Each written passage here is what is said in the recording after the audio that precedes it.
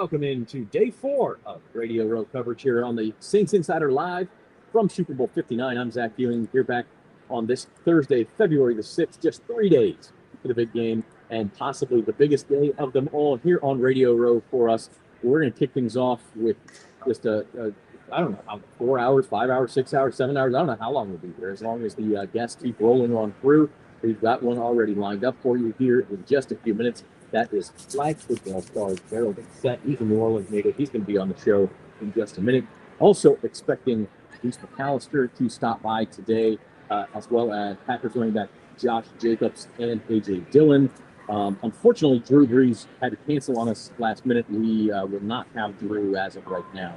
We were expecting him today, but probably not going to be on the stream today. We'll see. Maybe he's walking by. Maybe we can grab him for 5 minutes, but as of right now, it does not look like he'll be on, but still a great list of guests. I know Joe Burrow's in the house today. Jay Daniels in the house again. Maybe we can get one of them to stop by. We are going to do our level best to get them all for you. And we're going to start. We will wave over our first guest, Gerald Doucette. He is a flag football star from New Orleans. See if we can get him doing this live all day here. How you doing, man? Yeah. Gerald Doucette, sometimes known as Douche, I think. You hear any championship from fantasy football? You know what I'm talking about? Yeah. The old who's your mom? Yeah. Well, hey, thanks for being here. I know it's a big time in the football world because of the Olympics in LA in a couple of years. Has the attitude towards flag football changed as you walk around Radio Row in the Super Bowl? Yeah, I think guys are a lot more proud, a lot more respect. He's on here. They see how fun it is and the different skill sets that we display. So yeah, I definitely think flag football is changing the kind of perception. Talk about that, because like you kind of infamous for these comments like, hey, NFL players can't just step right in and play like football teams, like different skill set. What is the difference in your eyes, and why is it? So the guys in the league, they're trained all their life to be a certain type of player. They're trained all their life to be physical, muscular, and hit players hard, tackle hard. They're also taught to, run over defenders, stiff arm defenders. I'm really total opposite. We're more of the elusive guys. We're trying to run away, get away, make people miss our flags. On the defensive side, you can't jam. So it's more of a finesse type of game. And when you taught all your life to be this way, it's not a switch you can just flip. I imagine growing up in New Orleans, you played regular high school football. Well, no, I played flag growing up. You did? Okay. And elementary and middle school, I played flag. Did you ever play tackle football? Yeah, I played and then you get to Xavier University in New Orleans, and that's where your flag career really took off. Yeah, so I started playing intramural, and I ended up saying that we had an adult league. I didn't know that. I went out there, competed. And then I made a travel, we played tournaments. I never knew this going on. I just thought it was a kid's game. So then I traveled. I noticed that they have tournaments all over the U.S. And I started playing there. And as time went by, they had something like the NFL. Because I think I do get you have a grand prize of $1 million. I never thought that was real. And I think that was some guys who said, "Man, let's give it a shot. If it's a real thing, you see if I can advertise it. Found out it was a real thing. But I was telling you, we won. After that, I saw that they had a USA national team. I was like, damn, I could get that a shot. And then I tried out, made the team in 2020. We won 4 gold medals.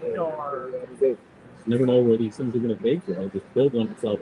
And then I have to imagine the last couple of years when you were the Olympic announcement, the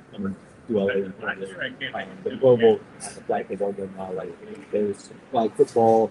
High school programs popping up, especially on the girls' side. Like this thing has just exploded in the last 3 to 5 years. Yeah, I think it's going to become a varsity sport. I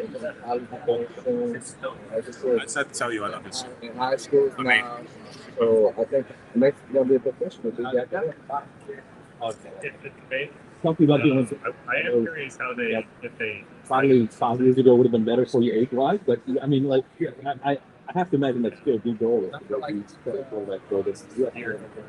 Yes, of course. Yeah, I'm an agent, but I feel like I just slowed down enough to where I'll probably learn scoring more within the next few years. When I'm getting smarter, the coaches help me a lot more, and I love to be coached. That's the main thing, being able to understand what my coaches are looking for, and everything. So I just feel like I'm getting better IQ wise as the days go by, and I think I'll be better in 2028. And it seems to me that you kind of embrace your role as an with the cloud. Yeah, with all my accolades, everything like football, I have a lot of respect amongst my peers, and it's like I was the perfect person to speak out, to speak for them, and that's what it was all about. Just making sure all my peers get their chance to make the opportunity. You start around NFL, like the people know who some of the NFL guys know who you are now. So yeah, I was very surprised with him yesterday. I was walking around, and a few guys walked up to me that I never would have thought to this one. Even like when I was there, the head coach, he walked up to me. I was just standing there, and he approached me. So that kind of had me with a good feeling. Russell Okung, same thing, former offensive tackle. I was just standing there. I didn't even recognize him because he's not the big offensive tackle anymore. He kind of slimmed down. So he kind of approached me. Brandon Marshall called me over. So it was just like guys are noticing who I am, even by me not trying to get attention. Yeah, a lot of validation from that review. Game on Sunday. Give us a quick breakdown. Who you think's going to win and why? I think Chiefs. I think Chiefs won our field goal.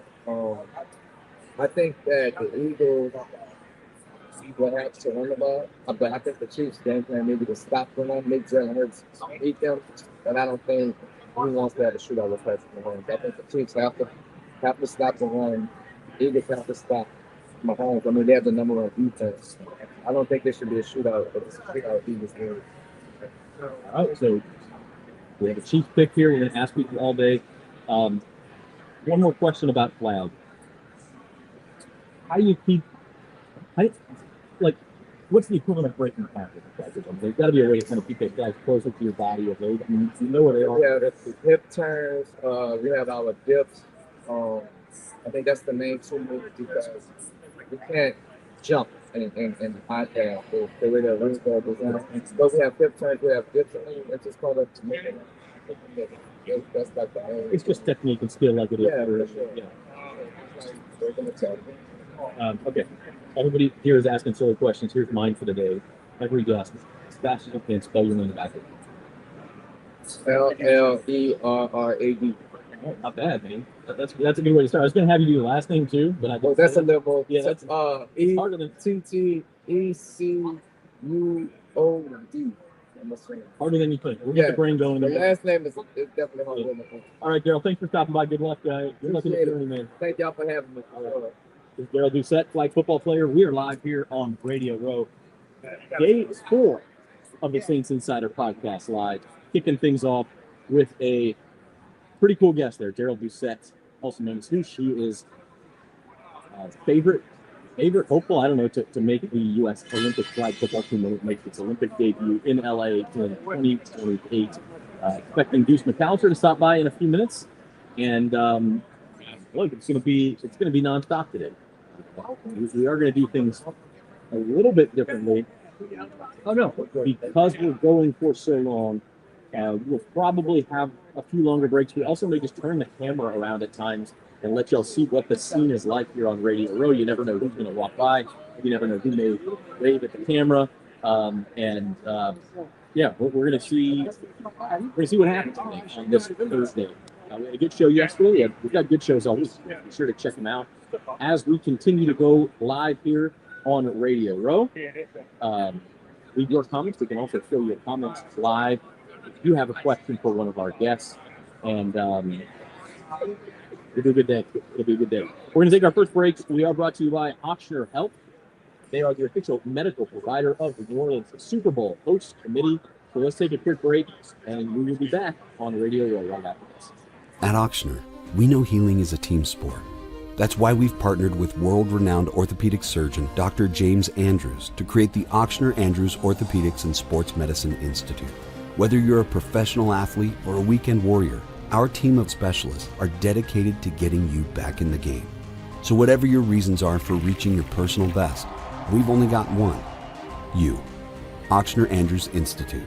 Long live you. Hey y'all, I'm Robin Barnes, the New Orleans Songbird, and we are here for the making of Super Bowl 59 at the beautiful Superdome.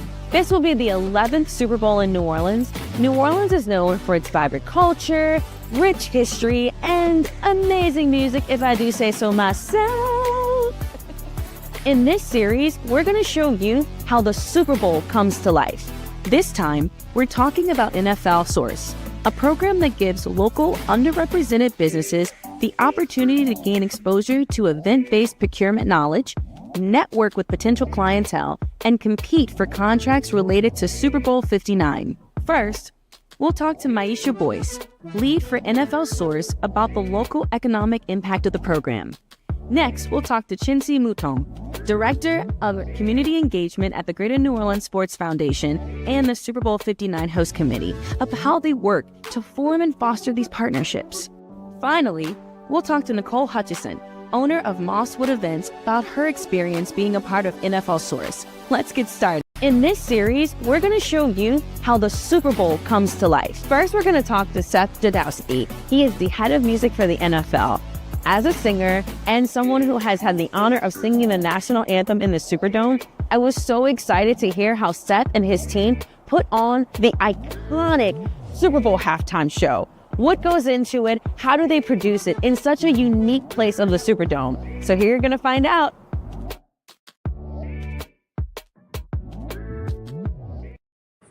Welcome back to the Saints Insider Podcast live from Radio Row here at Super Bowl 59 in the New Orleans Convention Center. Thanks to Daryl Doucette for stopping by. He was our first guest this morning. Expecting Deuce McAllister here in 20 minutes or so. We had it stayed at 10 a.m.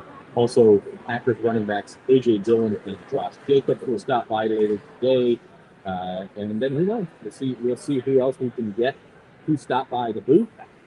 And we're going to have one more show for you tomorrow as well on Radio Row. And that one may be some more of our staff guys, maybe our big predictions segment. Start asking everybody for their picks for Super Bowl 59, which of course comes to a 5:30 p.m. on Sunday. Chiefs and Eagles. As Daryl Doucette picked the Chiefs. Chiefs are a 1-point favorite. I think that's going to be kind of the common pick, but I don't know. Starting to hear some people say the Eagles can get it break the Taylor Swift momentum. I saw the Chiefs are like 9-0, and she attends games in person over the last couple of years, and so it may not be easy for the Eagles to break through the Taylor Swift flow. They're going to try on Sunday, and they've got a guy named Saquon Barkley whose birthday is on Sunday, so he may also have a pretty good birthday.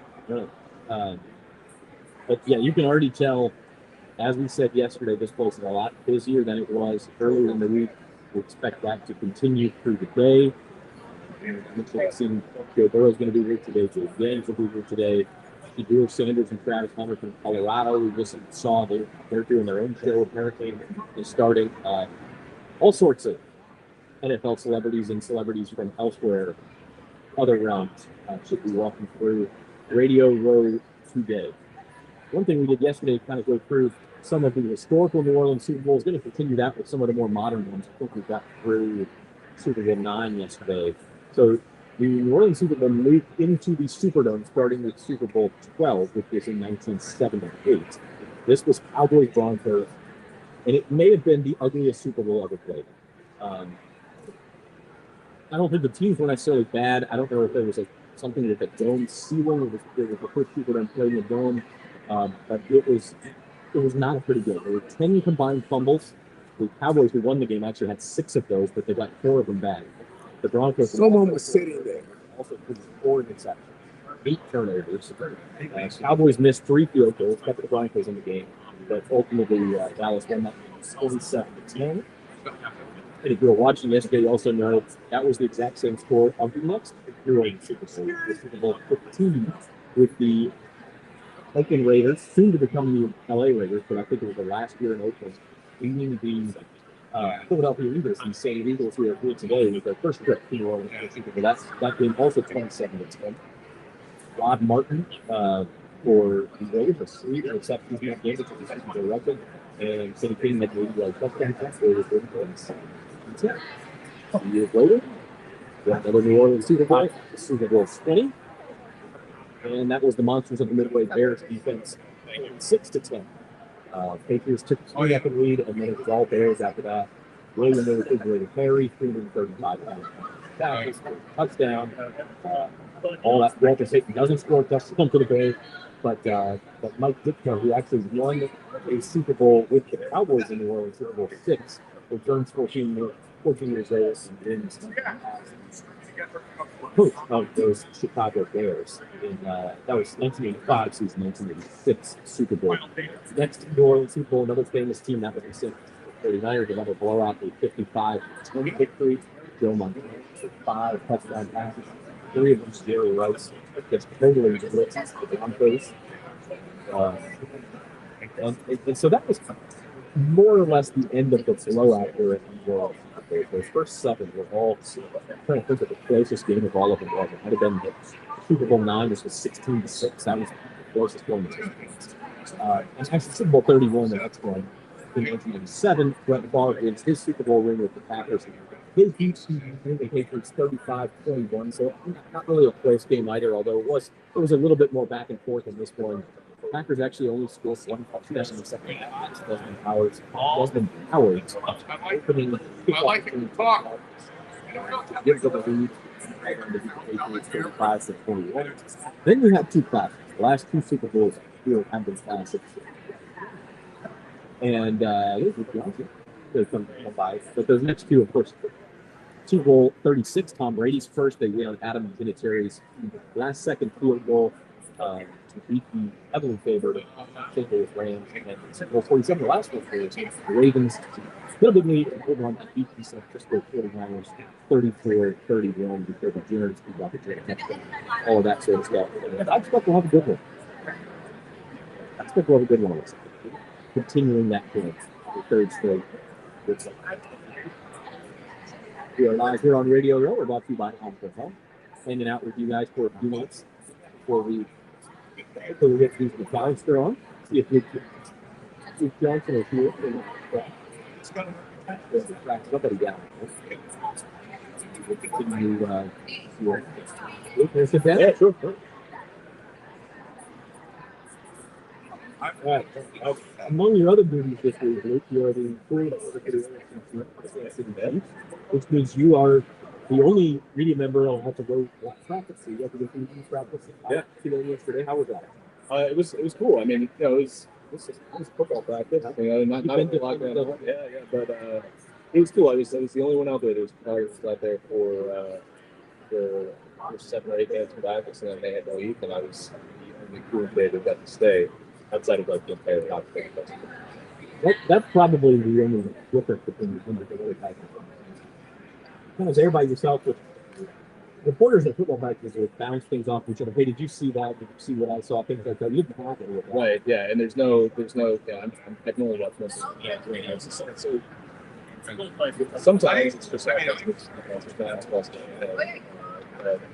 sometimes they're working on both ends of the field, and they're like wiggle technique and do that effort like through trying to catch all of that.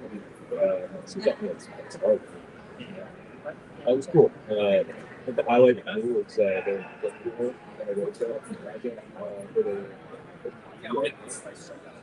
yesterday,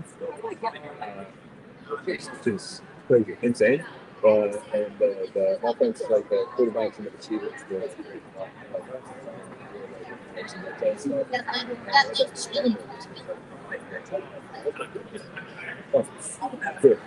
All right. So you've been hanging out with the Chiefs all week. Yeah. Has your opinion of their vibes or anything going into Super Bowl Sunday changed, or has it been pretty much what they think? It's pretty much it.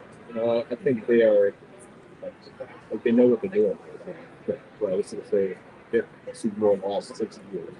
They know how this process works. It's really amazing. There's so many media obligations this week. These guys are all available for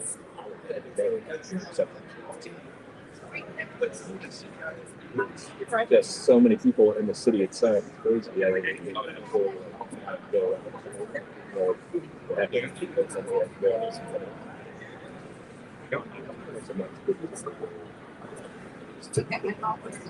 No, I. Better guess. Not okay. No, but it's it's they know what they're doing. They're playing fun. Even the guys who are new, but they know when you scream. It can be a lot of wide-eyed. Sometimes the Super Bowl storyline is consistent in the world. We know the Chiefs are good. On the flip side, I mean, a lot of it is good. So I would, it's a little bit unique in that way, but these are two experienced Super Bowl teams who can deal with that. Just focus on the game as much as I still have to think. Hey, you're staying in a hotel, and it's a hotel where in a city where all of the NFL media, all of the people here, like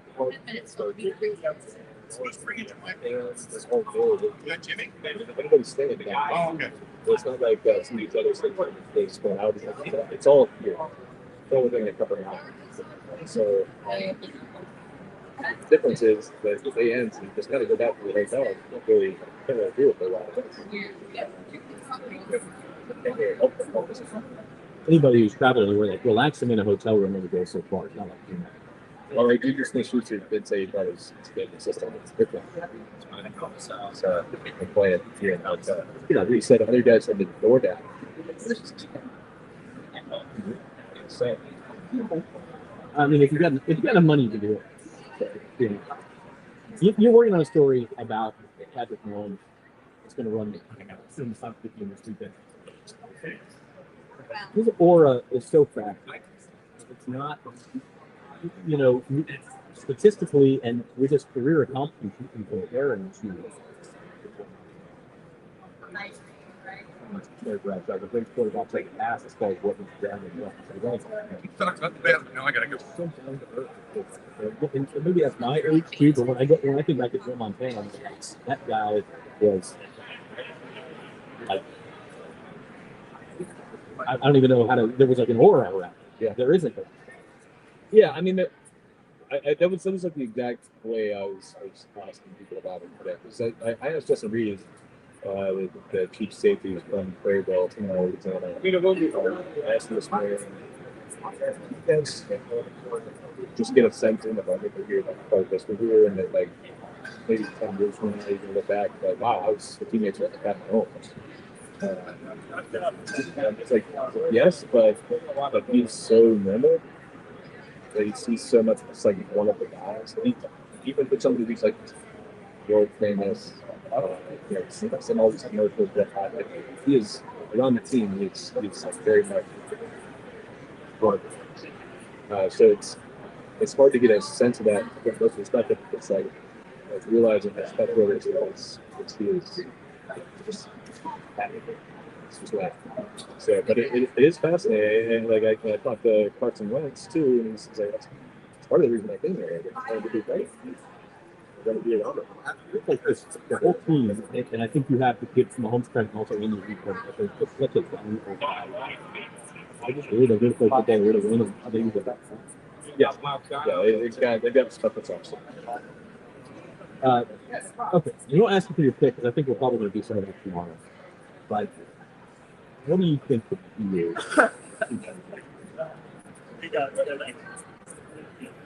Well, to me, it's just thing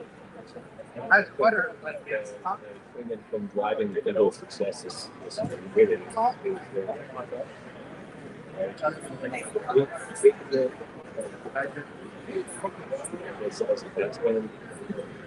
even though like they've got AJ Van, Michael Smith, Dallas Goddard, do it as a passer.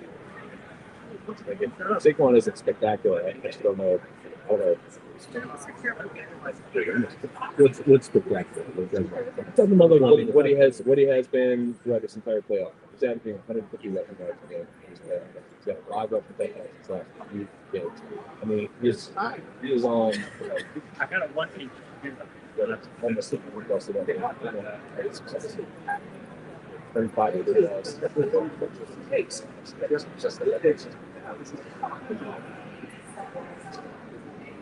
He's really special, especially considering the offense.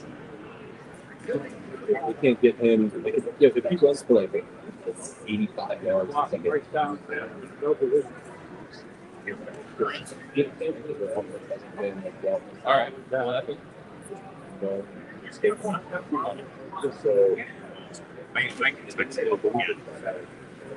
I think normally he does NBA games on the What's going on? I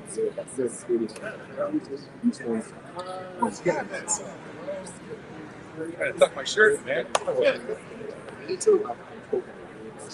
Okay.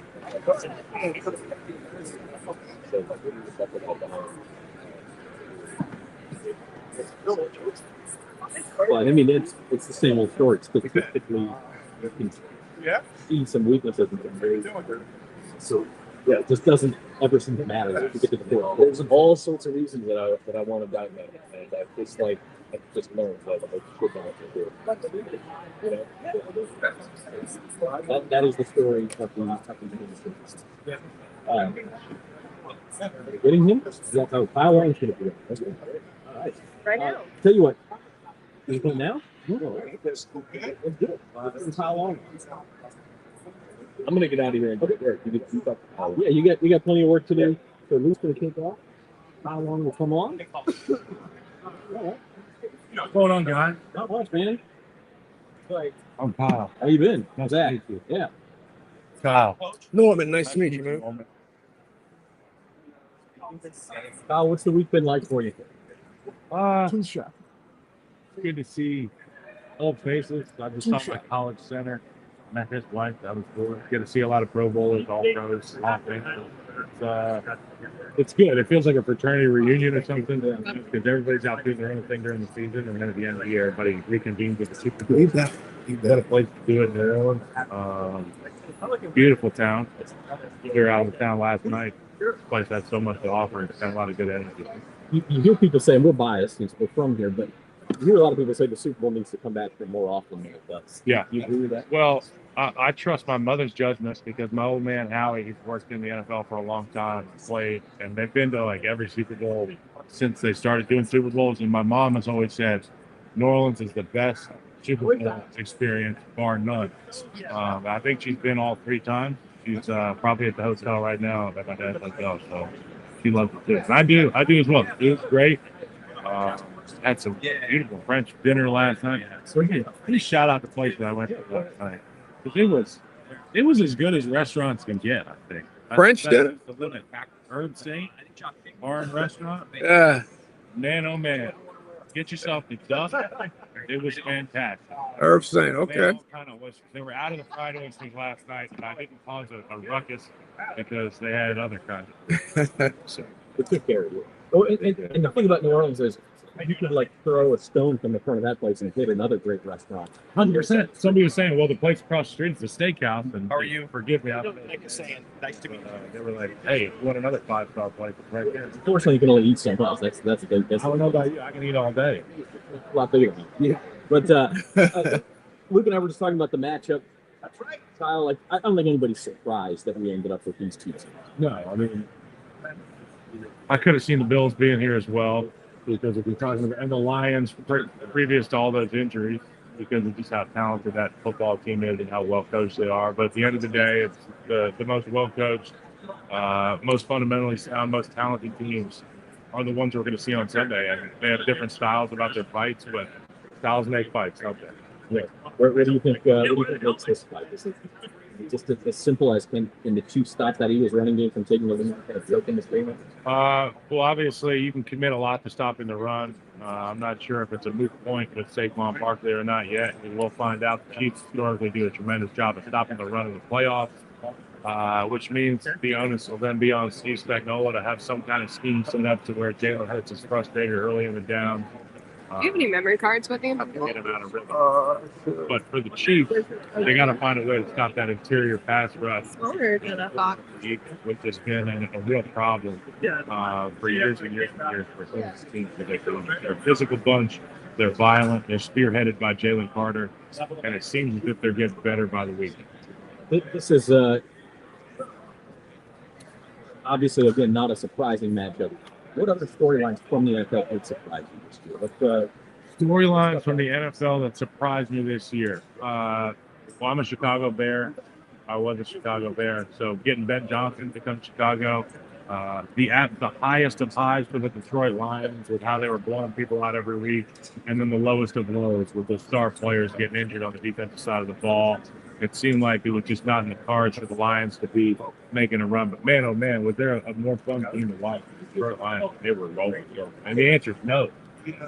I mean, it's the only competition, and I don't want to bring up the full subject, but the Washington Commanders won some games they had no business winning. Jaden Daniels, obviously, with some Louisiana connections. I mean, what a future they made. You know, it's funny. I work at CBS Sports Network, and we do a show called Tops, and it's out of New York. It's a pregame show, and every year we get the Heisman winner to come by our set. And it was Caleb Williams one year, Jaden Daniels the year before, I believe. Year after, yeah. Yeah, I think it went Jaden and then Caleb, or the other way around. Caleb won as a sophomore. Yeah. So when Jaden came to our studio, the first thing I thought he was, I said, dude, you got to go get you a cheeseburger right now. And I was like, did you go to school in the state of Louisiana? They let you leave the state being that skinny? Did I tell you about the duck in New Orleans? The duck. Go get the duck. Jaden, you got the bread now? And what a season for him. I mean, I guess that would be another storyline. How unbelievable his season was. Storybook. There's a lot for it. All right, Kyle, before we let you go, do you have a pick for Sunday? Have you revealed this yet? Well, it's tough to pick against Patrick Mahomes. I say my heart says Mahomes and my head says with the best offensive line in football, that's Philadelphia Eagles. So it's going to be tough. I guess we'll find out on Sunday. All right. You kind of hedged there, but that's okay. All right. Asking everybody, yours is easy, but starting with your last name to your first, how fast can you spell your name backwards? GNOLELYK. That's hard. If I get arrested, if I get pulled over and that's the field sobriety test, just send me to jail. Right? Call my lawyer for me. All right. All right. How long you got? Thank you for stopping by. Appreciate you, man. Nice meeting you. I met your brother up in Baton Rouge. He's a good kid. LSU Alabama kid. Oh, he loves the SEC now. Because he went through the game. We're going to get another guest right in here, and it's the Old Spice. What's that? I'm good. I'm doing good, brother. Have a seat. Hope you right in here. Jumping in. So is it with the time? Don't worry. All right. I've been told that I've got some words here. Are we going to let him look at the words? Or? Okay, you can look at the words. These are Louisiana words. We're going to start with this. So we're going to boost the font point. Zoom in. All right. Okay, got you. Let's start at the top. How do we pronounce that word? Related dudes. Like, Capatulas. Okay. All right. we got to keep up with the time. Is this The Tuesday? street is right outside. Right there. She goes up. Calliope. Am I saying that right? Yeah. Calliope. Calliope. Calliope. I'm sorry. I mean, okay, that was easy. Indeed. I'm not from Louisiana. We don't have to say it. Melpomene. Melpomene. Okay. No, no. I know a guy. Melpomene. I know. Like Mel from The Simpsons. Yeah. All right. How about Trez? That'll be Lanyap. Having the Old Spice man on the show, a little Lanyap. A little something extra. A little something extra. I see. Lanyap. I love that. All right. How about the lake? Right now, all the time. The long one with the peak. Raylene. No, above that. Entrepreneurs. LC. Wonderful flavor. Yes. You're supposed to come on at 10. I don't know what I'm doing either. So LT. That's why I'm here for you. What is Bucare? It's a play. By Tennessee Williams. It also means the old square. Yes, Yeah. yes. Okay. Let me ask you. Oh, I'm sure Old Spice has a new commercial in the game. You always have something new. Can you give us some sort of a hint? Yes. To what people are looking Yes, Mandarin and sandalwood. That's the hint I'll give you. All right. Yeah. for? Is it cold in here? I don't know. I mean, I thought it was cold yesterday, but I had a shirt. He's got it. And Henry told me late last night when I got to the house that Sebastian had that he needed to do. But no, he's All got right, it. man. I don't even know how to top it. How Why don't you untop this? let's smell it. Let's have a Yeah, he got it. Now smell I got it out there. Mandarin and sandalwood. Yeah. Very nice. Not bad. Not bad at all. That's it's one of our meat sets. All right, Isaiah, we appreciate Let you me stopping give you by. my 2 cents. Okay. Who's winning the game on Sunday? Oh, you want a prediction? I do. No predictions here. Just bring it up. You heard it. You heard it here first. Can you spell starting with your last Oh, name? here we go. Spell it backwards. I'm backwards. I only ride horses. I don't spell backwards. How dare you? Spell Old Spice backwards. How dare you? Isaiah Mustafa, the Old Spice man, stopping by. We appreciate you for being here. Thank you. What a character. You want him on that side? What a Yeah, character. just him right here. We got Deuce. One after the other. I don't know how you're going to top the Old Spice man, dude. Well, that's what I wanted to, make sure I'm not taking off my shirt. The Old Spice man. I thought you were gonna, get into that contest with it. And, not very many people are as confident as he is walking around, with no shirt on. That is true. That's an interesting character or persona that he's kind of created there. I have seen you walking around with Lombardi a couple times this week. How cool has that been that you've been kind of the steward of the Lombardi Fair? Making sure it gets from point A to point B, and it's been pretty unique and pretty awesome. I mean, for me, I've been fortunate enough and blessed enough to be able to do some stuff with FedEx in that manner, and so for our city to kind of welcome it in and kick off the Super Bowl week with the trophy, kind of only as New Orleans can with the second line, and then having the opportunity to kind of bring it to the convention center on yesterday, so all of the fans can take pictures and be amongst it, and a part of that has been pretty cool. We got to get this game back in my office. I mean, this is pretty awesome. Well, you've had it 11 times. I mean, New Orleans has had it, but it definitely needs to be in a rotation at least every 4 or 5 years, and not every 10 or 11 years in a sense. And so, having to walk the city, being able to feature the city and some of the things that it brings has been pretty good. As most of you know, just the radio analyst for the Saints. You've seen the Saints play against both of these teams this weekend, this year. What sticks out to you about what you saw in those games and what it means for this team? Well, one team you led with less than kind of 2 minutes to go in the game, and so from that aspect of it, you're not as far away as maybe you think, but there is some work to do with this team as far as the New Orleans Saints are concerned. Both teams, a ton of talent, Kansas City as well as the Eagles, a ton of talent across the board. Not only just all pro players, but you have Pro Bowl players, but you have all pro players, and so that's the best of the best. And it's really unique matchup. I think they're both coached really well. You've got playmakers at every level, whether you're talking D-line, offensive line, secondary, as well as on the receiver standpoint. But I think both teams kind of go as their quarterback goes. From Kansas City standpoint, if Mahomes doesn't even have his top weapon in Kelsey, he's been able to get the rookie Worthy involved a little bit more. And, so I want to see how the defensive coordinators, how they kind of counter what both teams kind of like to do. It's unique because you have really a 2-week build-up to kind of prepare. What you don't want to do is over-prepare. And both these teams have been in this situation as far as a big game before, so they kind of know the routine. I don't think the game would be too big for either one of them, but the question would be who can make the play when the play has to be made. You mentioned the Saints led the Eagles in the final minute, and they were 2-0 at that point, looking for 3-0. Winning from Dallas beat the hell out of the Cowboys. Is this team closer to that? Or I know there was a bunch of injuries, but then the team that finishes 5-12. How do you attack this offseason if you're the Saints based on where you think that? I think you have to be able to be honest with yourself in that aspect of it. There's some pieces. You're not a you're 5-12. And that was your record, but you're better than that. And so injuries played a part in it, but they have to execute a lot better. And so a lot of it will be the philosophy of your head coach. I need to see what they do defensively and to be able to give you a better understanding of, hey, this is how I see that unfolding. Because when I understand and know what they do defensively, then that kind of determines a little bit the direction offensively you can go. And who has to be the strength? Coming into the season, this team was one from a defensive standpoint. The defense had to be elite. No, they were not elite. No, special teams had to be elite. I think that they were probably elite or good. Offense, you had to be able to be at worst average, and you probably below average, if you're being honest. And so those things can't happen next year. And if they do, it's going to be in the same situation. What do you make of this coaching search? And the first job's open now with the last job. I think you were meticulous. I think that you kind of checked off some boxes. There were probably a guy or two that you wanted to talk to.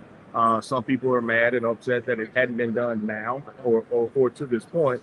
But I think that they are, in a pretty good position. I don't think they rushed through the situation just to hire a coach, just to hire one. You could have did that. I'm sorry. If that's truly what you wanted to do. I think that they wanted to get away, make sure that they were doing right by the plan, or understanding and knowing that they do have a plan in place, and be able to get the guy that they probably wanted, whether it was 1A, 1B, 1C. I don't think that it was hey, we just settled for a guy. It looks like they've landed on Kellen Moore. Obviously, no agreement can be made until after the season. But if that's where they do land, do you think that's the right place? What do you think? I like what he's been able to do. With Jalen, he did a pretty good job as well with Dak, and then when he was out in LA with the Chargers, he did a pretty good job early on in Justin Abrams and Justin's career. And so he's worked with different quarterbacks offensively. He can run it.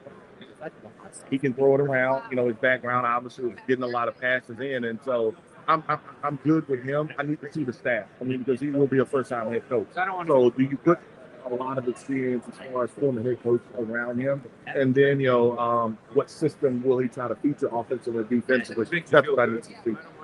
Just before we let you go, you got to pick for the game on Sunday, or you're staying out of that game? Staying out of that game. I want a good game. I think you have two really good teams, but I will tell you this: if it's close, it's probably going to get to the experience of Mahomes and being in tight situations, won 4 games. I think they've won 13 or 14, something ridiculous number.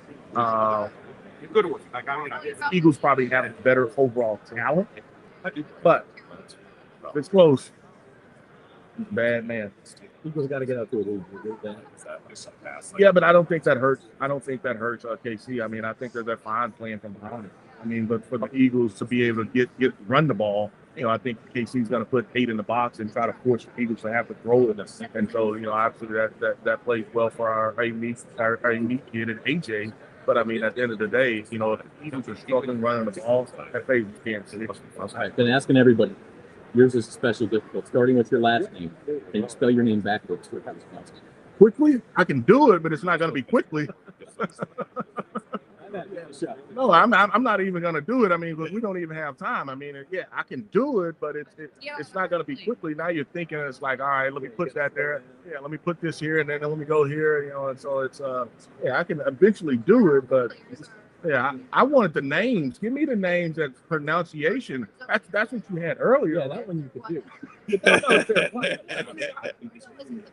It's fair. It may be said a little different. I was doing worse than he was, so I had to stop the game. Really? Yeah. Well, I knew some of them, but the others, you read them all the time. You just don't say it. So, I will ask you this then. If you were Jeff Duncan's boss, as I am, for a day, what would you have Jeff do? Jeff? To do, and you only doing it for a day? Yeah, you get to be Jeff Duncan's boss for a day. That's a deal. I need coffee every 45 minutes, and it's from the farthest coffee shop that I can think of. And so if we're located here today, I'm having Jeff probably go over to Slidell, and it's a specific coffee shop that I need him to go get me. And I want 2 packs of sugar, and it can't be just any old sugar. It has to be a specific type of sugar. And I'm sending him through where I know the worst track is gonna be. But don't be late. I need my coffee here by X amount of time. And it better come back hot. Oh, my coffee better be high. I don't want cold coffee. I mean, it's not to the level that it needs to be at. No, this isn't right. You gotta go get it. You gotta go. Hughes McAllister, Saints legend, radio analyst, and box analyst also. So we appreciate you stopping by. Thank you. All right. Thank you, Deuce. We're going to take a quick break here on the Saints Insider live from radio. Thanks, dude. Hey y'all, I'm Robin Barnes, the New Orleans Songbird, and we are here for the making of Super Bowl 59 at the beautiful Superdome. This will be the 11th Super Bowl in New Orleans. New Orleans is known for its vibrant culture, rich history, and amazing music, if I do say so myself. In this series, we're going to show you how the Super Bowl comes to life. This time, we're talking about NFL Source, a program that gives local underrepresented businesses the opportunity to gain exposure to event-based procurement knowledge, network with potential clientele, and compete for contracts related to Super Bowl 59. First, we'll talk to Maisha Boyce, lead for NFL Source, about the local economic impact of the program. Next, we'll talk to Chincy Mouton, Director of Community Engagement at the Greater New Orleans Sports Foundation and the Super Bowl 59 Host Committee, of how they work to form and foster these partnerships. Finally, we'll talk to Nicole Hutchison, owner of Mosswood Events, about her experience being a part of NFL Source. Let's get started. Welcome back to the Saints Insider podcast live from Radio Row today. Day 4 here on Radio Row. Gerald Brunig, news anchor from up in Lafayette with us. Making the rounds down here. What's the week been like for you? Yeah, so little context. So I still work in local TV. I'm originally born and raised in New Orleans. Grew up on Franklin Avenue on top of the Full Boy Bakery, 5319 Franklin Avenue. My dad's got cousins in Harahan. Lived on the North Shore after Katrina. Played football at Nichols. Lived in Alexandria for my first TV job. Been working on TV now since 2014 at KLFY News 10. Started posting on my social pages back in 2021. Really focusing on that. My videographer and myself now, who's Mr. Weatherall, John Weatherall, have been making our way across the state, cutting up on social and doing all the things. So yeah, the last couple of days have been good. I'm actually working with Blue Plate Mayo the last 2 days. I'm excited. I don't know if y'all heard, we got gumbo, potato salad, the whole thing right around the corner. Oh, yeah? Today, bro. All right. Yeah, no doubt. Here in a little bit, bro. And we're gonna try and see what the difference is, or what the voting tally ends up being between potato salad or rice, or both. You know what I'm saying? Like, do you like potato salad? I gotta go with the rice. Yeah. See, but dude, I'm seeing both off camera, which I love. I'm a huge potato salad and gumbo guy. So, but yeah, bro. So we're cutting up and yeah, no, dude, we'll be setting up and doing the whole thing, man. I mean, I guess it's Go no one more surprise. time. Okay. Just go. Grew up above a full bakery. Yeah, correct. You were destined to get into food. Yeah, so I will tell you, when I started working at the television station in Lafayette at KLFY, I was sitting there, and we were kind of hanging out while you were taping and talking with Deuce. I grew up on top of the Full Boy restaurant in New Orleans. Went to Christian Brothers, went to Brother Martin, bobbed around schools all over the city, went to Capdo on Franklin Avenue, baby, you heard me with Zam. Anyway, something a food scene in Lafayette, though, when I was just working on TV. I was actually in sports. So, I'm super tight with a bunch of the New Orleans sports media guys, because that's how I kind of got my start in television. One of the things I wanted to do was really jump into the food scene in Lafayette and really showcase what that area had to offer, because I remember growing up, whenever my dad got impressed in the Times Picayune, whenever my dad got impressed from the local television stations here, it always made an impact. So that's kind of the seed that started it all. My social media content is different than what I do on TV, but at the end of the day, it's all just like most people who do what I do on social, most people who do what I do on TV, it's all about just, trying to back out these restaurants. Yeah, absolutely. So Monday night was the media night. Yeah. And Travis Kelce, among other things, said that he did not dig New Orleans food, specifically gumbo. He called it brown soup or something. Yeah, he called it. Yeah. I'm not a huge fast food guy, so I'm gonna stay away from it. Yeah. Look, we gotta fix this. How do we fix Travis Kelce's opinion of gumbo? Maybe he's trying to potato salad. Yeah, no doubt. So look, here's the deal. I think one of the things that I've noticed, even being here today and yesterday, hanging out with the Super Bowl host committee, a lot of people giving me their opinions on wet food, what kind of food they do like to eat, what kind of food they don't like to eat. And I think it's very easy to have a New Orleans or South Louisiana meal or what you think it is. And if it's not good, you and I both know, like jambalaya, gumbo, red beans and rice, that, like, you know, I have an affinity for dishes here that I grew up eating, but they also have bad ones. So if you don't eat the best of, I had gumbo, I don't like it. I had jambalaya, I don't like it. Well, it's like, bro, it's just like anything else. I love steak, but I like steak that's football. You know what I'm saying? Football, but I'm not going to go watch anything. Exactly.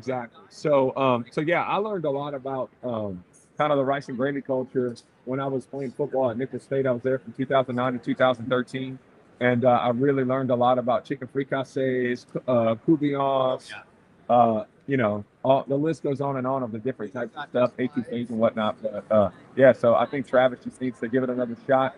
There's also some different things he can try as well. Okay, so Travis and Taylor are coming over to your house for dinner. What's on the menu? What am I cooking for? You know, one of my things. Well, you know, so here's what's funny. When you come by my house, bro, it ain't just me. I got my beautiful wife. I've been together with her since high school. High school sweethearts, all gas, no brakes, baby. Love to say it. And she's gorgeous, which is just like, you know, I jumped on and held on for dear life in high school. So we've been together for 17 years. That all being said, we've got 2 kids, a 4-year-old and a 2-year-old. So I'm not just cooking for them two, I'm cooking for everybody. Okay. And my kid's favorite meal right now is a green onion pork sausage, rice and gravy with sweet peas and potato salad. So yeah, I can absolutely. You got a 2-year-old to eat that? Oh, bro, wait there. My kids eat, man. My daughter will sit there and she'll eat a cheeseburger with Swiss cheese, mushrooms, spinach, tomato. Oh yeah, bro. Like mayo, tomato, all the things, bro. Dressed all the way. We knocking it down at the Glennick house for sure. Right. Gerald, man, I don't know how we top that. I appreciate that. Do you have a pick for the game on Sunday before we let you go? Yeah, you know, it's been funny. Everybody, you know, I run into, we're kind of talking about food. I honestly forget that the Super Bowl is on Sunday. I'm here just to talk about Louisiana food, which has been awesome. But I will tell you, I think I want to see the Chiefs win 3 in a row more than I want to see the Eagles win right now. Little history. Yeah, that, and 2, I just remember vividly, so I'm 34 now, I remember vividly the early 2000s watching the Patriots go on that run, and I think it would be cool just to kind of see another run similar. I know not the same, but similar run to that for sure. Absolutely. Yeah. We got to put you to the test. We'll put everybody. Starting with your last name, how fast can you spell your name backwards? Ginneurd.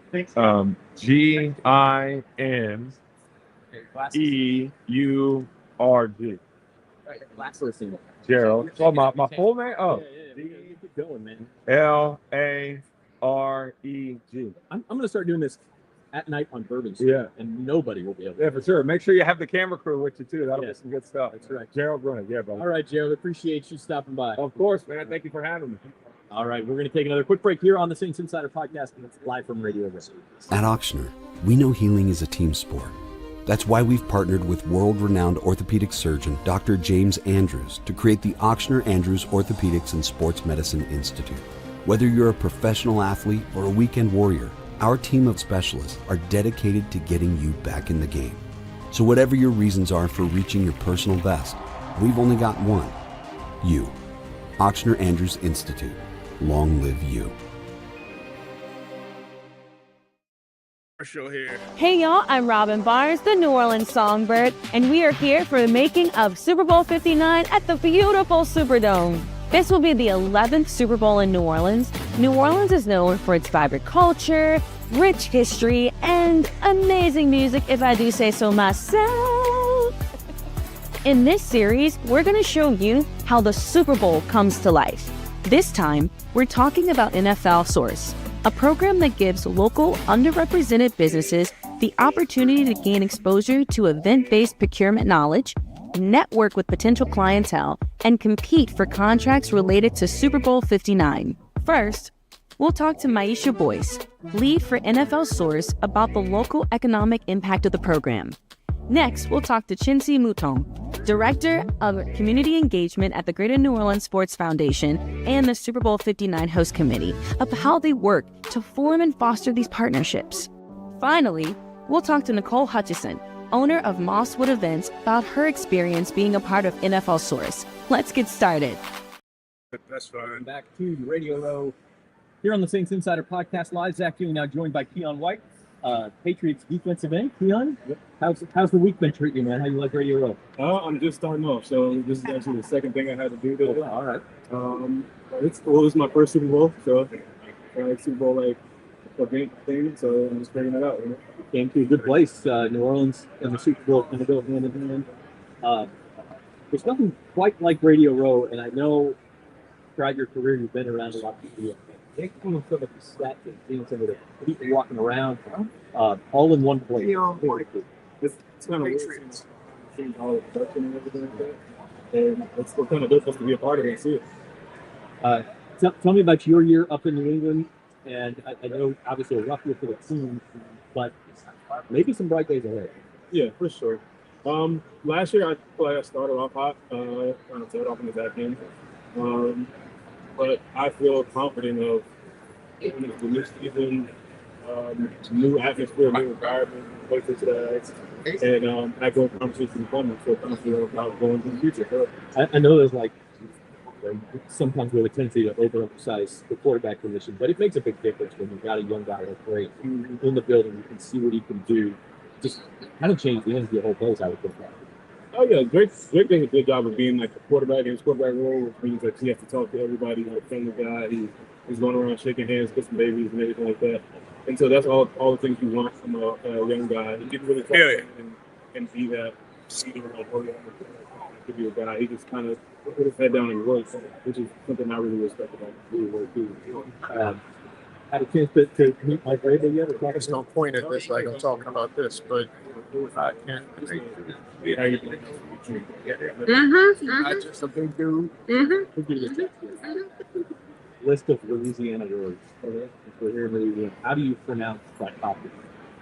Yeah, it's not bad. Chocopoulos. How about we go down to this one with the L?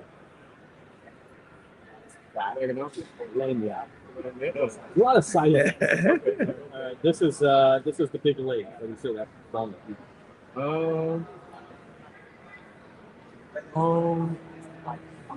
Sorry. I'll play a bunch of training. It's always a lot of fun to get with you, man. But some of these are not. Who came up with it? Who did come up with it? Who came up with these names? That's ChatGPT.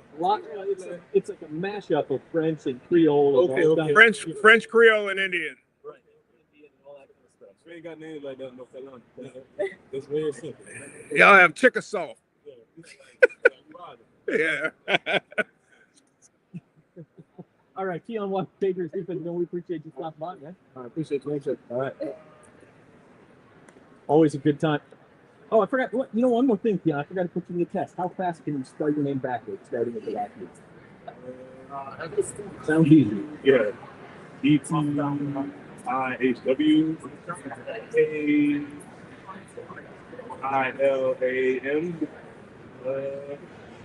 AILAM NOLA.com. That's right. You get the middle name too. That's me. Of course. Thank you, man.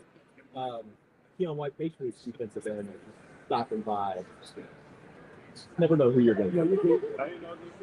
Never know who you're going to get here on Radio Row, and Keon finishing up his third year in New England, second year in New England. I think it's the second year. So one of the parts of a young Patriots team that may be back on the come up. So high draft pick, lots of salary cap space, and Mike Vrabel. Keon White is there. I think we could have asked him for a pick for the game. Now he probably knows a lot better than a lot of us who's going to win that Sunday. But we are rolling on Radio Row. And again, our thanks to Mr. McAllister, Keon White, Daryl Groening stopping by. We had Daryl Doucette earlier this morning. I'm already forgetting the names of everybody who's been on. And we've only been on the air for like an hour. So, tell you what, we're going to take one more break just for a second. See if we can figure out something. You need me to remove any cameras? At Auctioner, we know healing is a team sport. That's why we've partnered with world-renowned orthopedic surgeon Dr. James Andrews to create the Auctioner Andrews Orthopedics and Sports Medicine Institute. Whether you're a professional athlete or a weekend warrior, our team of specialists are dedicated to getting you back in the game. So whatever your reasons are for reaching your personal best, we've only got one. You. Ochsner Andrews Institute. Long live you. In this series, we're going to show you how the Super Bowl comes to life. First, we're going to talk to Seth Dudowski. He is the head of music for the NFL. As a singer and someone who has had the honor of singing the national anthem in the Superdome, I was so excited to hear how Seth and his team put on the iconic Super Bowl halftime show. What goes into it? How do they produce it in such a unique place of the Superdome? So here you're going to find out. In this series, we're going to show you how the Super Bowl comes to life. This time, we're talking all things Superdome. First, we'll chat with Steve Farrago, NFL Director of Event Operation, about how he and his team start work way ahead of time to make sure the Dome is game day ready on Super Bowl Sunday. Then, Evan Holmes, the GM of the Superdome, talks Dome renovations and takes me on the coolest escalator ride of my life. So, stay tuned in.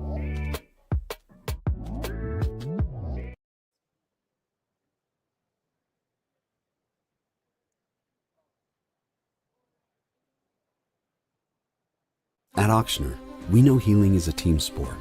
That's why we've partnered with world-renowned orthopedic surgeon Dr. James Andrews to create the Ochsner Andrews Orthopedics and Sports Medicine Institute. Whether you're a professional athlete or a weekend warrior, our team of specialists are dedicated to getting you back in the game. So whatever your reasons are for reaching your personal best, we've only got one. You. Ochsner Andrews Institute. Long live you. Hey y'all, I'm Robin Barnes, the New Orleans Songbird, and we are here for the making of Super Bowl 59 at the beautiful Superdome. This will be the 11th Super Bowl in New Orleans. New Orleans is known for its vibrant culture, rich history, and amazing music, if I do say so myself. In this series, we're going to show you how the Super Bowl comes to life.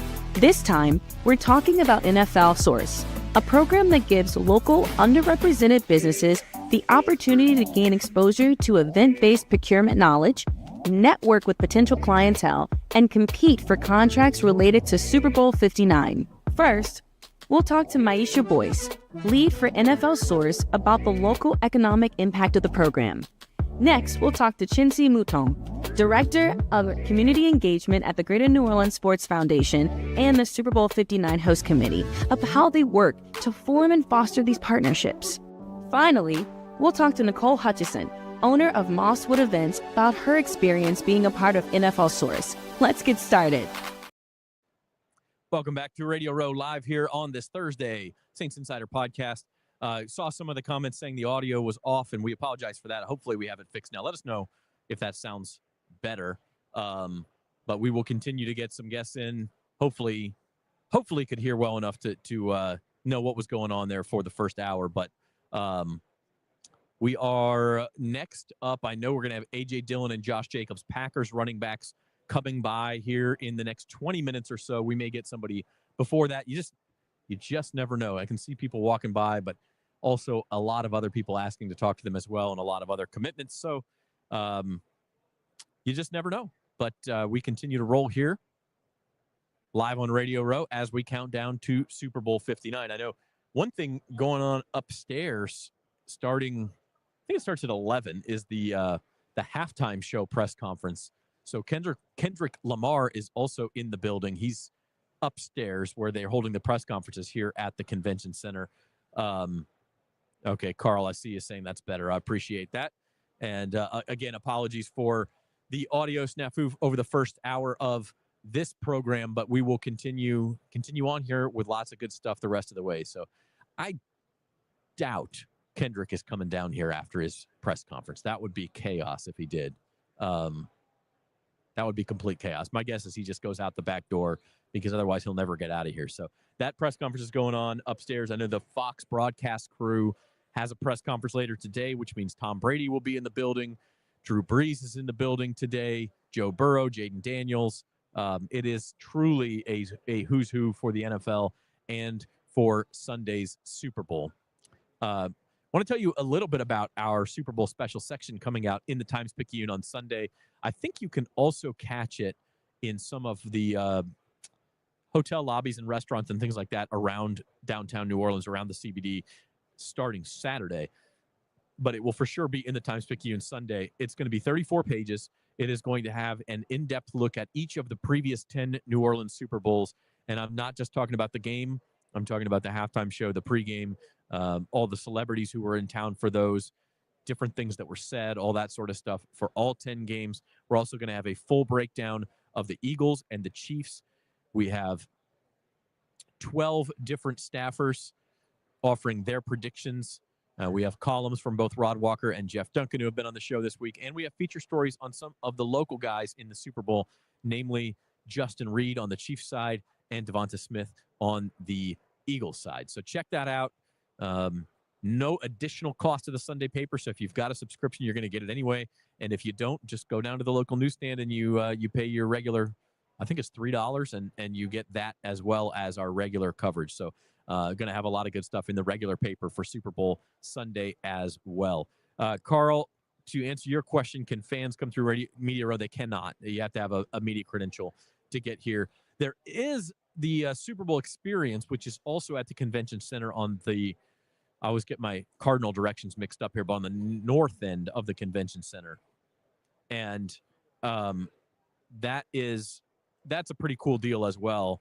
There's going to be some play. I know Jaden Daniels was there yesterday. Deuce was there yesterday. They got a lot of different guys coming through and signing autographs. Cam Jordan was there yesterday. I don't know who's there today. It goes from 3 to 10 each day and then 10 to 10 on Saturday. So if you are looking for sort of a thing to do as a fan, obviously short of springing for tickets for the game, I would check out the Super Bowl experience down here at the Convention Center one of the next 3 days. They'll have all sorts of autograph sessions and photo sessions, as well as they've got like a mobile display of the Pro Football Hall of Fame down there that you can walk through. If you've never made it up to Canton, it's kind of like a mini Hall of Fame. They've got all of the Super Bowl rings on display and what they looked like. They've got the Lombardi Trophy on display for photos. They've got games for kids. They've got all sorts of different stuff. I was walking through yesterday. It's pretty cool. Giant helmets of each of the 32 teams. Each team's got its own display. Photo ops. Kids can go through and do like their own 40-yard dash and their own vertical leap and things from the NFL Combine. You get to go like announce yourself as an NFL draft pick. All sorts of cool stuff down at the Super Bowl experience. Also, the biggest NFL shop I've ever seen. It might be bigger than the one that's actually in New York.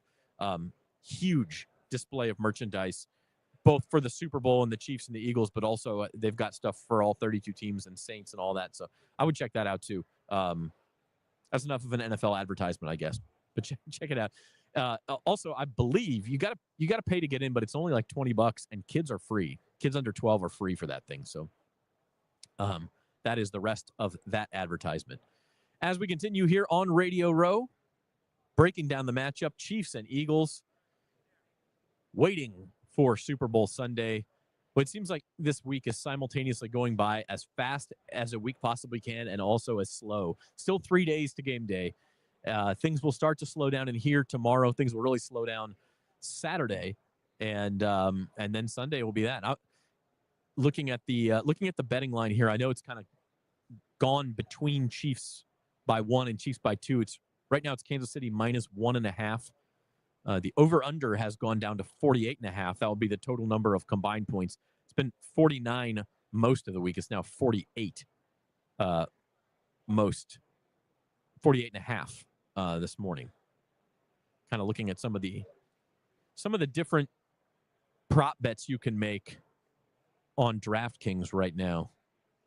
Very curious to total players to have a pass attempt over or under 2.5.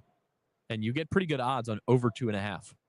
So that would be, do you see you get almost 2 to 1 on over 2.5. Do you get a trick play with a running back or a wide receiver?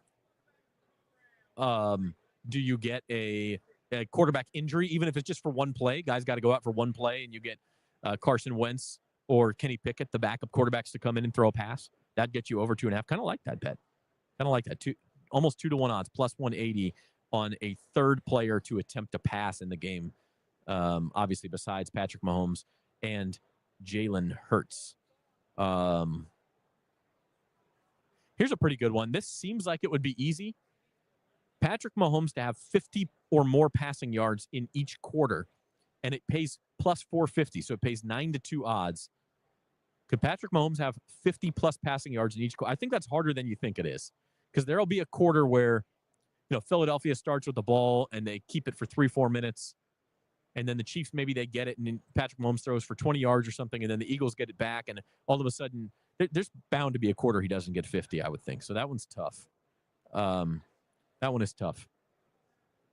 Let's see if we can get the fastest ball carrier by NFL Next Gen Stats. Who will be listed as the fastest ball carrier in Sunday's game?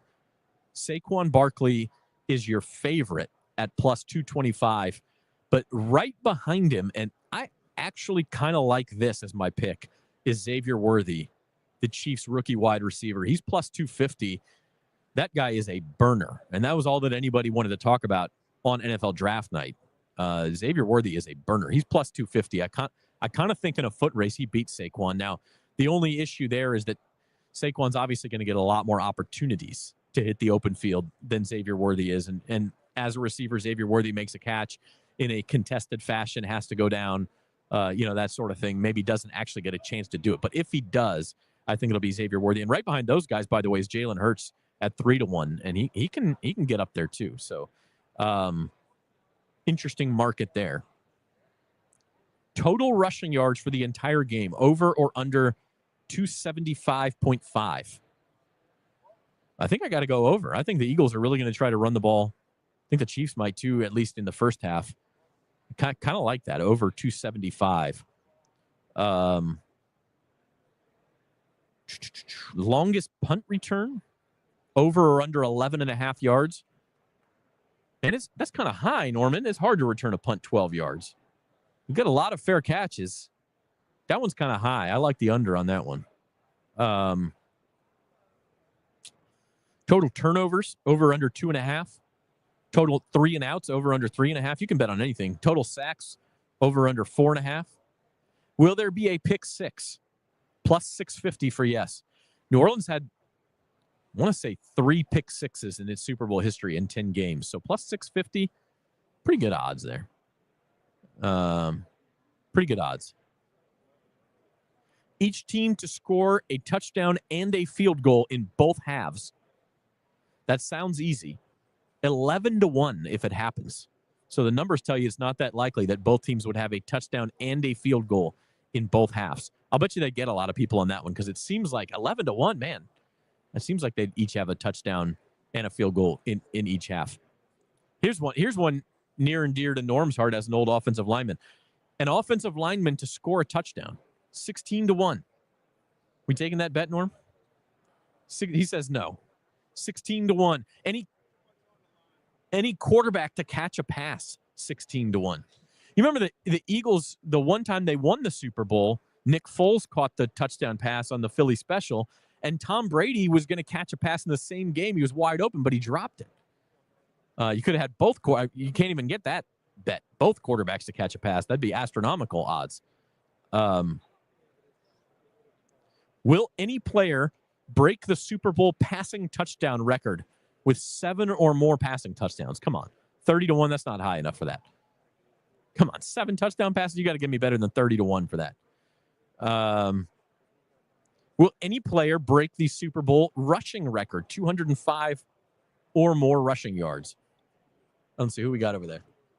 Oh, Drew Brees is walking by. Okay. Now he's got a crowd of people around him, as you might expect here at Super Bowl Radio Row. But any player to break the Super Bowl rushing record, which is 205 yards, 11-1 odds. That's not too bad. 1 out of 11 times, I think Saquon Barkley maybe gets up to 205 yards. They may feed him a lot, especially if they get out to the lead. Yeah, I think Bryce Young is here. Panthers quarterback. Oh, Bryce Young is coming on. Okay. All right. That sounds good. And we're a few minutes away from Josh Jacobs and A.J. Dillon. They're going to be on here in the next 5 to 10 minutes as well. Is Bryce coming on now? Or should we take a break first? Okay. Okay. We'll throw it to a quick break here, and we'll be back. I don't know if Bryce Young will be on or if we'll have A.J. Dillon and Josh Jacobs here in about 5 minutes, but we'll take a quick break and see who we get live on Radio Row right after this. At Auctioner, we know healing is a team sport. That's why we've partnered with world-renowned orthopedic surgeon Dr. James Andrews to create the Auctioner Andrews Orthopedics and Sports Medicine Institute. Whether you're a professional athlete or a weekend warrior, our team of specialists are dedicated to getting you back in the game. So whatever your reasons are for reaching your personal best, we've only got one: you. Auctioner Andrews Institute. Long live you. Hey y'all, I'm Robin Barnes, the New Orleans Songbird, and we are here for the making of Super Bowl 59 at the beautiful Superdome. This will be the 11th Super Bowl in New Orleans. New Orleans is known for its vibrant culture, rich history, and amazing music, if I do say so myself. In this series, we're going to show you how the Super Bowl comes to life. This time, we're talking about NFL Source, a program that gives local underrepresented businesses the opportunity to gain exposure to event-based procurement knowledge, network with potential clientele, and compete for contracts related to Super Bowl 59. First, we'll talk to Maisha Boyce, lead for NFL Source, about the local economic impact of the program. Next, we'll talk to Chincy Mouton, Director of Community Engagement at the Greater New Orleans Sports Foundation and the Super Bowl 59 Host Committee, of how they work to form and foster these partnerships. Finally, we'll talk to Nicole Hutchison, owner of Mosswood Events, about her experience being a part of NFL Source. In this series, we're going to show you how the Super Bowl comes to life. First, we're going to talk to Seth Jadowski. He is the head of music for the NFL. As a singer and someone who has had the honor of singing the national anthem in the Superdome, I was so excited to hear how Seth and his team put on the iconic Super Bowl halftime show. What goes into it? How do they produce it in such a unique place of the Superdome? So here you're going to find out.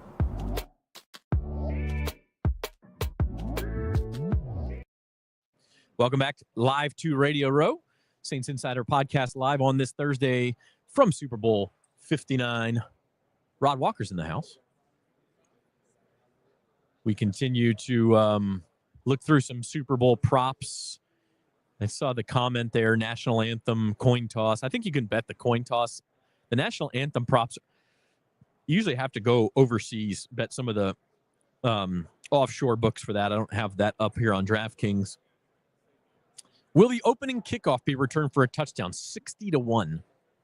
I don't think that's high enough. Will there be any kickoff return for a touchdown? 22-1. I don't think that's high enough either. Will there be a doink? Will any kick hit the uprights? Plus 550 for yes. How about a blocked punt? 18-1.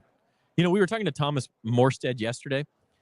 Thomas Morstead, in his entire career, which is now 16 years, he was drafted in 2009, so maybe 17 years now, one blocked punt. He has had one punt blocked in 17 years in the NFL. Pretty amazing statistic for Thomas Morstead. Will there be a walk-off field goal at the end of regulation? Plus 650, only 13-2. So that's maybe more likely, according to the sports books, than you might think. That's, you know, like if you played the game out 13 times, that would happen twice. That seems pretty high. Seems pretty high to me. Going through some of these prop bets as we wait.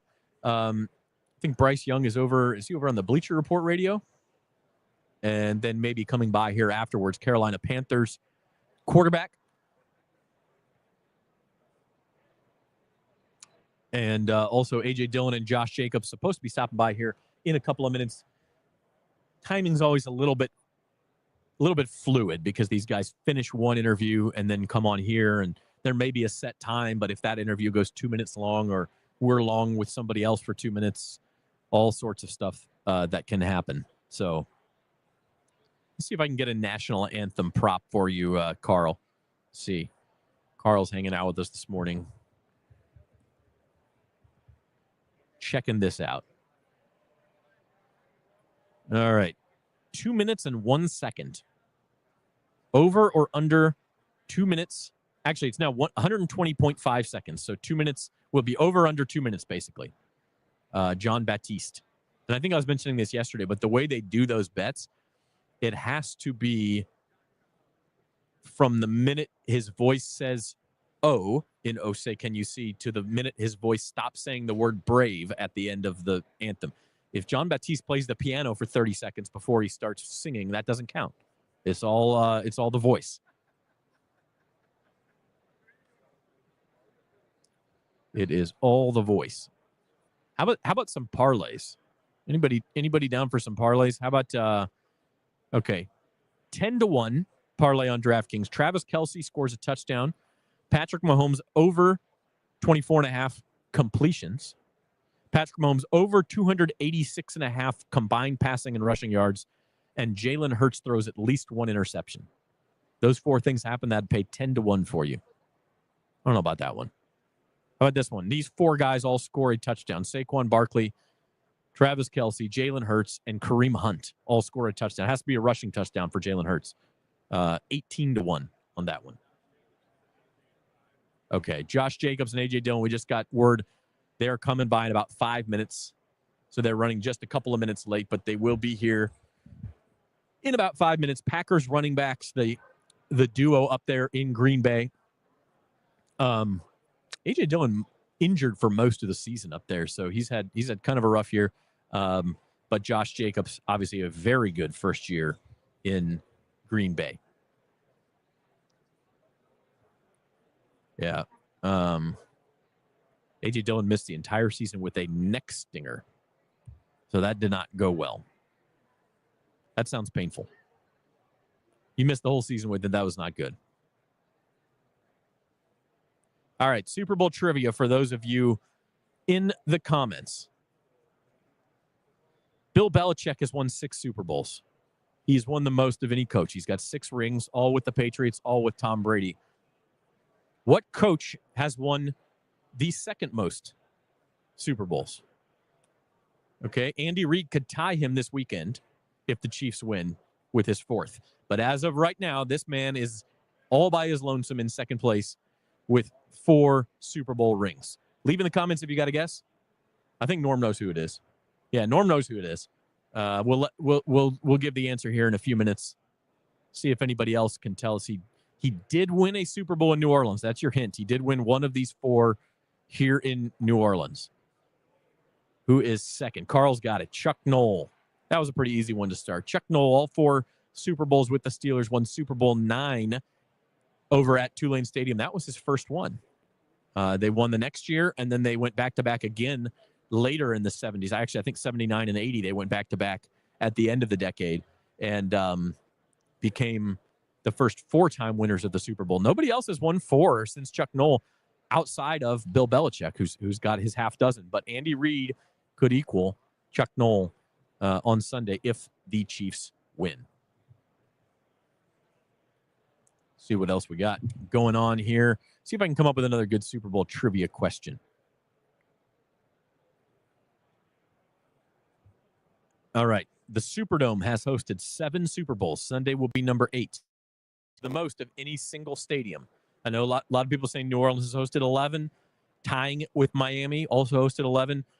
But those games have been at different stadiums. So what is second place? What stadium after the Superdome has hosted the most Super Bowls? So curious to see what you guys think on that one. In fact, I got to double check my own answer here, but I do believe I know the answer. And I think I know third place as well. So pretty interesting. The Superdome, hosting its 8th Super Bowl here on Sunday. That's first place. What stadium, not what city, but what stadium sits in second place? Yeah, we are live. Waiting on A.J. Dillon and Josh Jacobs. Carl guesses the Rose Bowl. That is not correct. Good guess. It's a good guess. The Rose Bowl had several early, but they stopped hosting them. The last Super Bowl hosted at the Rose Bowl was Super Bowl 17 back in 1983. The Rose Bowl has not. I missed one. They've hosted 4, but they're still not second place. The Rose Bowl did host Super Bowl 21 in 1987. That was Bill Parcells and the Giants beating the Broncos. No, I missed another one. It's still not second place. It's tied for third, but they also hosted Dallas and Buffalo in 1993. Okay, so the Rose Bowl had 5, but there's one other stadium that has hosted 6. Haven't been back to the Rose Bowl since 1993. That was the Cowboys' first Super Bowl in the 90s. So good guess. Better guess than I thought even, but not correct. And by the way, yeah, well, I won't say it because that could be somebody else's guess, but there's another stadium with 5 also tied for third there with the Rose Bowl. So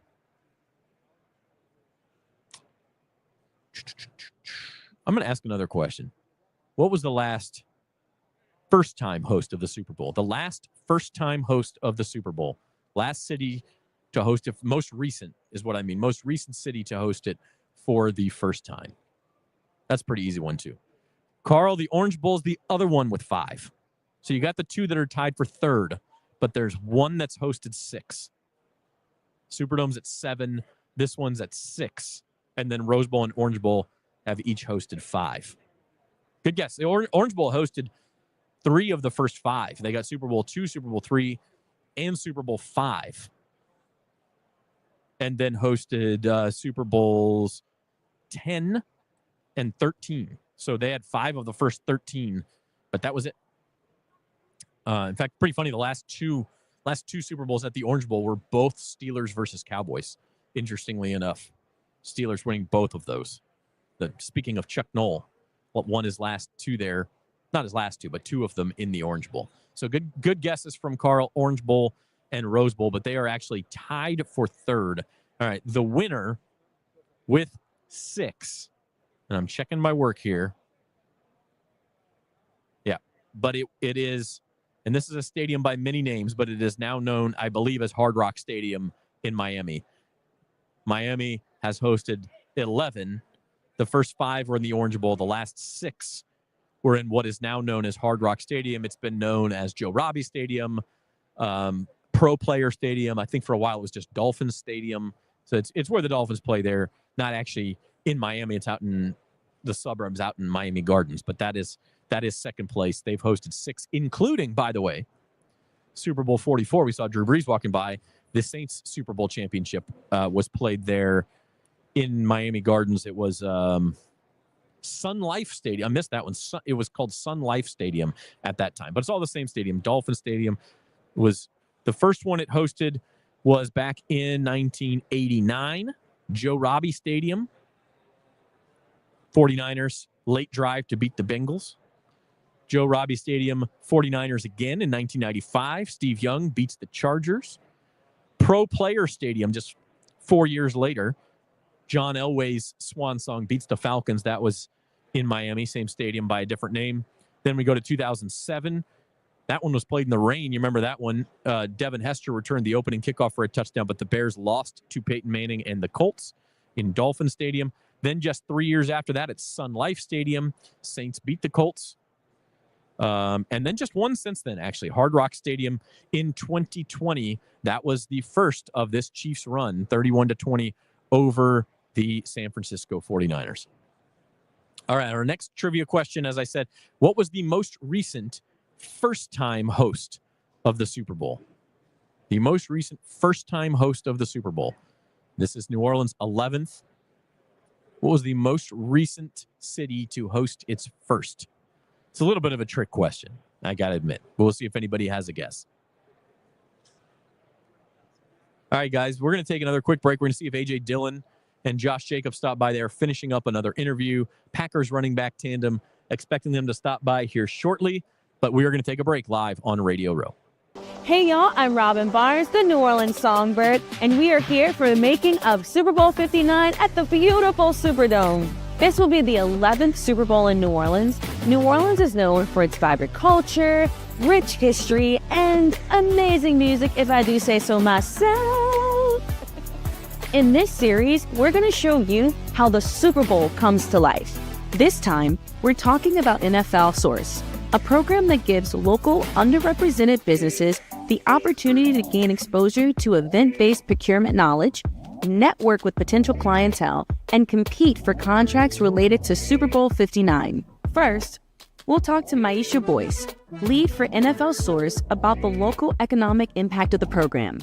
Next, we'll talk to Chinsi Mouton, Director of Community Engagement at the Greater New Orleans Sports Foundation and the Super Bowl 59 Host Committee, about how they work to form and foster these partnerships. Finally, we'll talk to Nicole Hutchison, owner of Mosswood Events, about her experience being a part of NFL Source. Let's get started. At Auctioner, we know healing is a team sport. That's why we've partnered with world-renowned orthopedic surgeon Dr. James Andrews to create the Auctioner Andrews Orthopedics and Sports Medicine Institute. Whether you're a professional athlete or a weekend warrior, our team of specialists are dedicated to getting you back in the game. So whatever your reasons are for reaching your personal best, we've only got one: you. Auctioner Andrews Institute. Long live you. Hey y'all, I'm Robin Barnes, the New Orleans Songbird, and we are here for the making of Super Bowl 59 at the beautiful Superdome. This will be the 11th Super Bowl in New Orleans. New Orleans is known for its vibrant culture, rich history, and amazing music, if I do say so myself. In this series, we're going to show you how the Super Bowl comes to life. This time, we're talking about NFL Source, a program that gives local underrepresented businesses the opportunity to gain exposure to event-based procurement knowledge, network with potential clientele, and compete for contracts related to Super Bowl 59. First, we'll talk to Maisha Boyce, lead for NFL Source, about the local economic impact of the program. Next, we'll talk to Chinsi Mouton, Director of Community Engagement at the Greater New Orleans Sports Foundation and the Super Bowl 59 Host Committee, about how they work to form and foster these partnerships. Finally, we'll talk to Nicole Hutchison, owner of Mosswood Events, about her experience being a part of NFL Source. Let's get started. In this series, we're going to show you how the Super Bowl comes to life. This time, we're talking all things Superdome. First, we'll chat with Steve Farrago, NFL Director of Event Operation, about how he and his team start work way ahead of time to make sure the Dome is game day ready on Super Bowl Sunday. Then, Evan Holmes, the GM of the Superdome, talks Dome renovations and takes me on the coolest escalator ride of my life. So, stay tuned in. In this series, we're going to show you how the Super Bowl comes to life. First, we're going to talk to Seth Jadowski. He is the head of music for the NFL. As a singer and someone who has had the honor of singing the national anthem in the Superdome, I was so excited to hear how Seth and his team put on the iconic Super Bowl halftime show. What goes into it? How do they produce it in such a unique place of the Superdome? So here you're going to find out.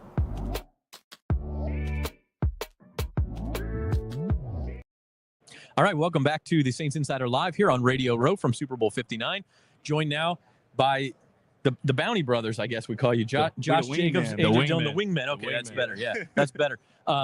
Bounty Paper Towels has a huge booth here at Radio Row, and they've been feeding us all wings. So this is like my favorite guest. You guys brought them by.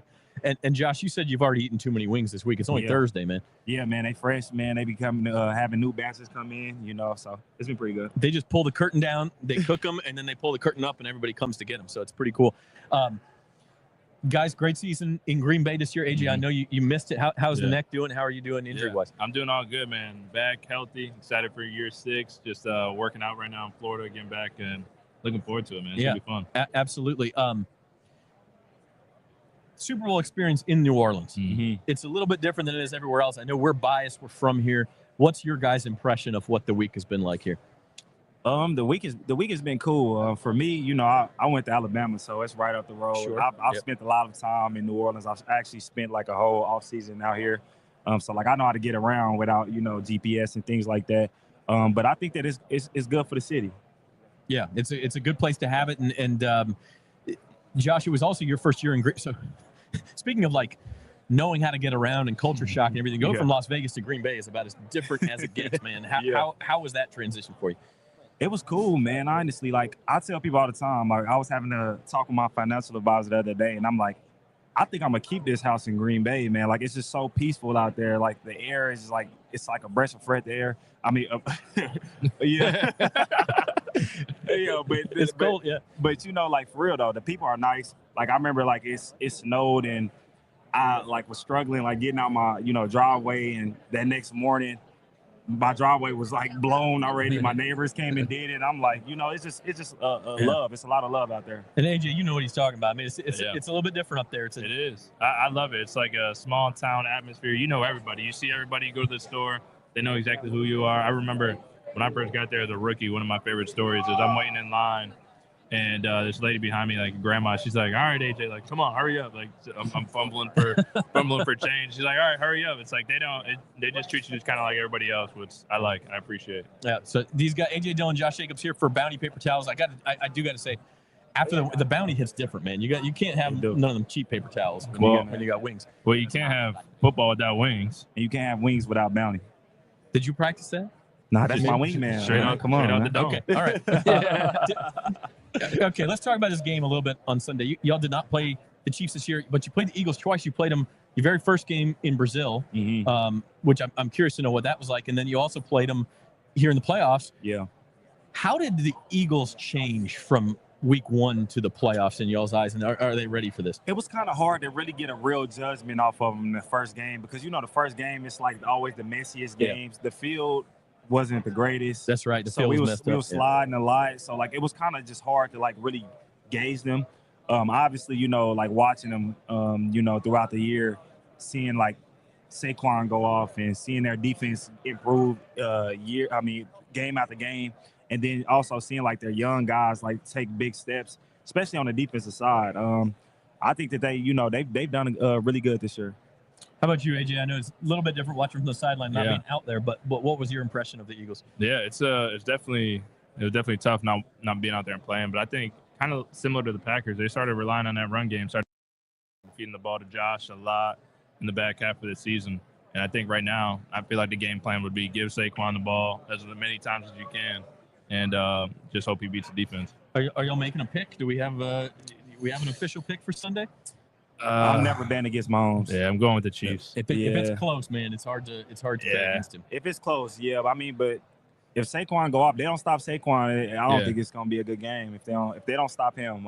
But if it's any type of game that's real close or a point, a score or two away, I think the Chiefs gonna win. Yeah, I also though, like, if it's a close game and they're in that 4-minute drill, it might be tougher. It all depends. It's Saquon's game, honestly. That's my take. It's gonna come down to Saquon. Eagles got to get out to a lead. Agree or disagree on that? Yeah. To win. Yeah, early. Got to get out to a lead. Okay. Most controversial question I will ask you as the wingmen: are boneless wings real wings? Nah, they're nuggets. They're nuggets. That's a good answer. I've never even thought of it that way, but I like boneless wings though. I like boneless wings because they're less messy, but I don't think they're real wings. Nah.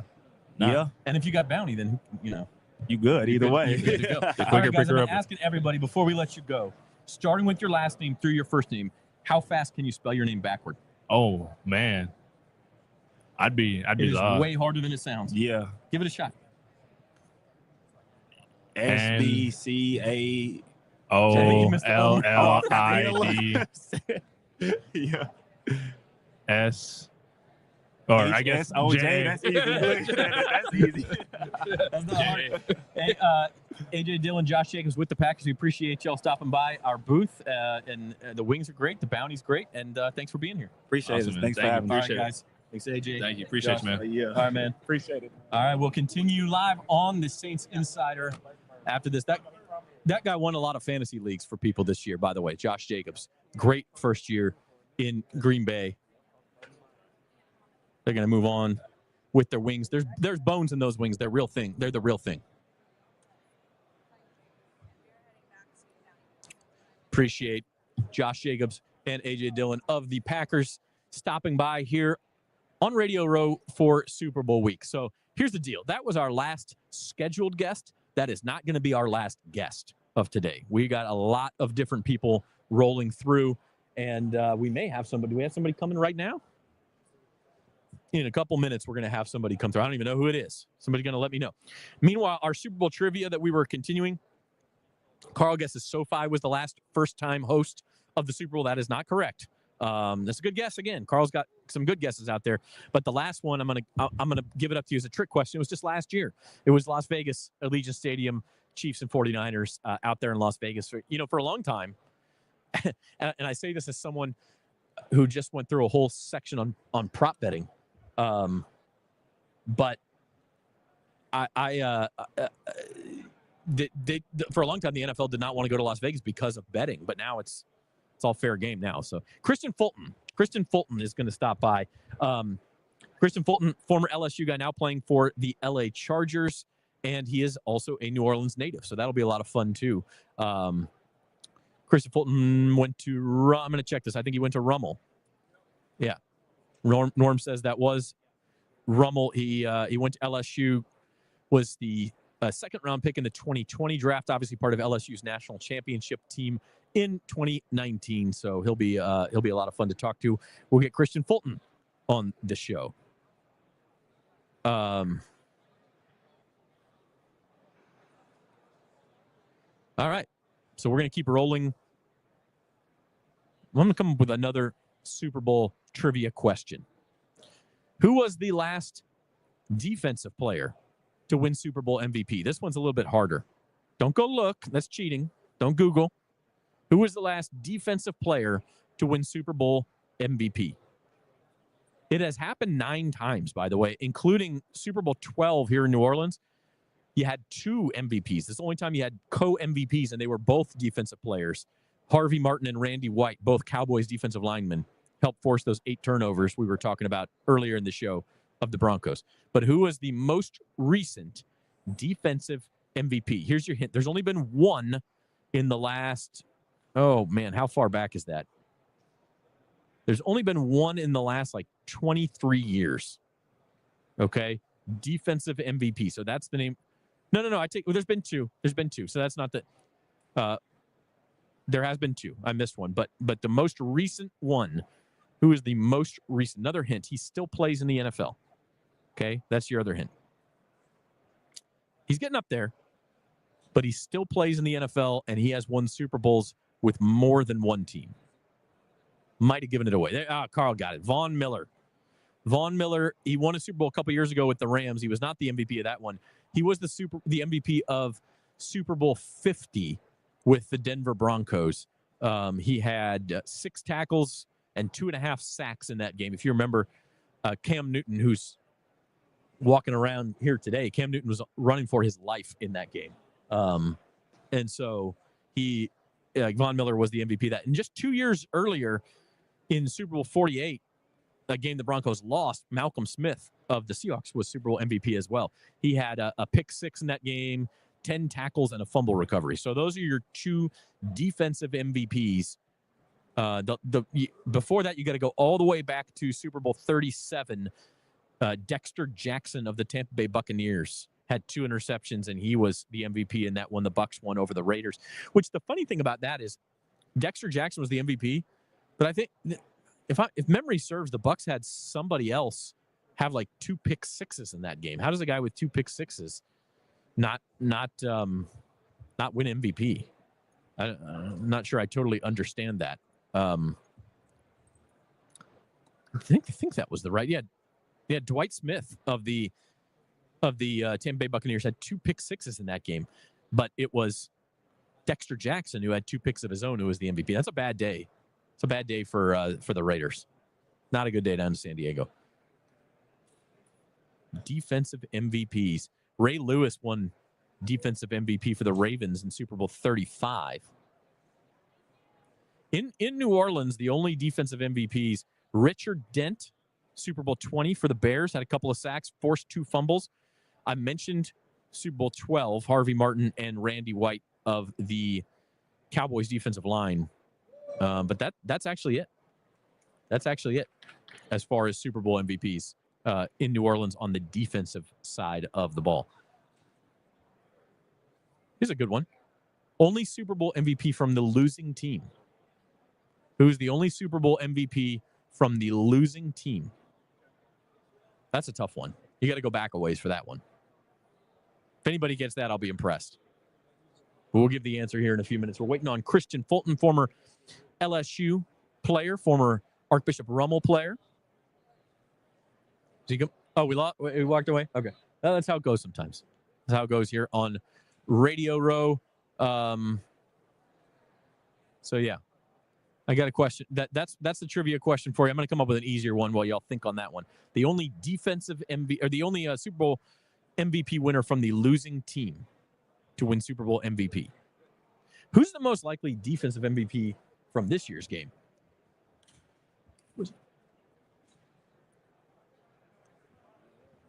Yep. We're ready, yeah. Tyler Warren, Penn State tight end is here. How you doing, Tyler? Good, nice. Have a seat, man. We're live here on the Saints Insider podcast. Tyler, appreciate you taking the time. A little break from draft prep here to visit New Orleans again. You were just here a few weeks ago too. No, you weren't. Somewhat close and down in Miami Yeah. for the Orange Bowl. But yeah, this is my first time in New Orleans, so I'm enjoying a little bit, taking it all in. But it's been great so far. Talk to us about Penn State's season. Obviously, a great season. Everybody but one team ends with a loss, so I know it's a tough finish, but I think you guys accomplished a lot this year too. Yeah, it was awesome. Having the opportunity to play in the 12-team playoff obviously was great for us, and obviously we came up short. But I mean, it was a great season, and being able to have that much extra time with my team and being able to play games like that was awesome. And I was obviously came up a little bit short, but it was a great season overall. Of course, NFL fans, after you get done with the Super Bowl, attention immediately goes to the draft. You got the Combine in Indianapolis later this month. I think goes into March, and then we all start doing mock drafts and all those things. How are you preparing, let's say physically and mentally, for the Combine? Yeah, I think physically just doing whatever I can to make sure my body's in the best shape it can be. With a longer college football season this year, it was more important than ever to try and get on top of that. And then mentally, just doing whatever I can in the classroom. Getting all the football knowledge I can leading up to it, and just trying to be the best football player I can be. Without actually playing football, doing all the other stuff that I can do. How did this opportunity come about to come to Radio Row? You don't see a lot of guys getting ready for the draft here, but here you are making the media rounds. How did the opportunity come about? Yeah, I think that was just kind of something that came to us as an opportunity where it'd be something we could do, and that was kind of we thought it'd be a good idea to be able to come down here and talk to people like this. So it's been fun. Who do you model your game after?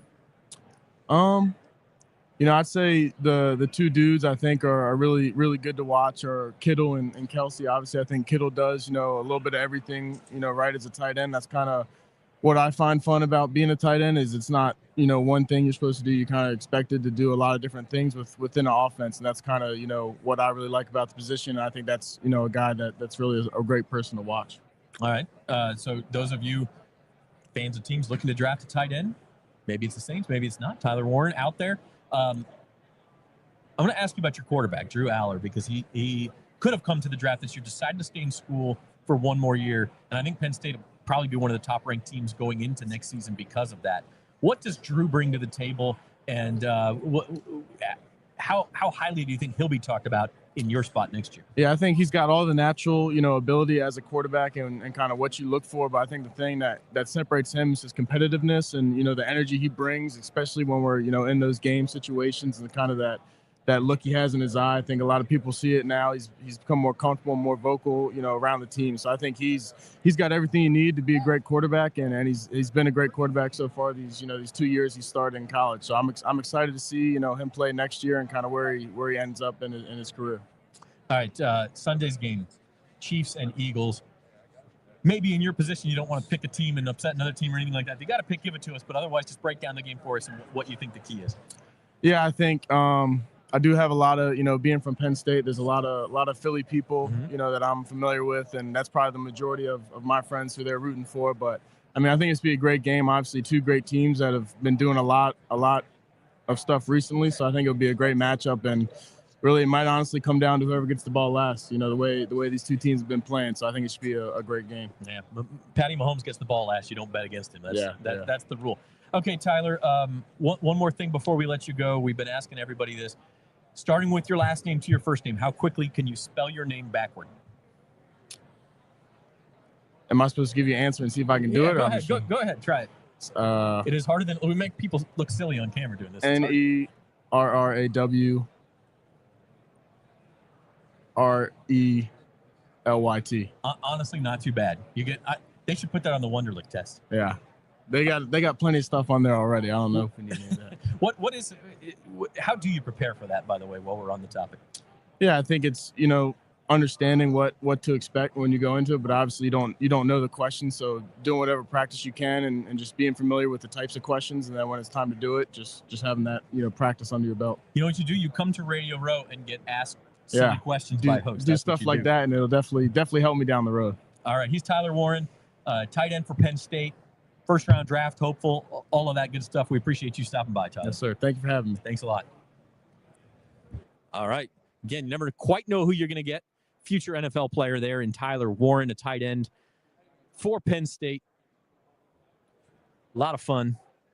And I'll tell you what, we're going to take a quick break on Radio Row. And one thing we might do is just we'll turn one of the cameras around for a little bit and let you guys see what Radio Row is like as people walk by, and just sort of what the scene is like here. Right behind us is the big, giant Sirius XM radio set. So you're going to see a lot of that. Bleacher Report is behind us, too. We might just turn a camera around and let y'all watch just for a little bit while we turn the mics off and take a break here as we continue live on Radio Row on the Saints Insider Podcast.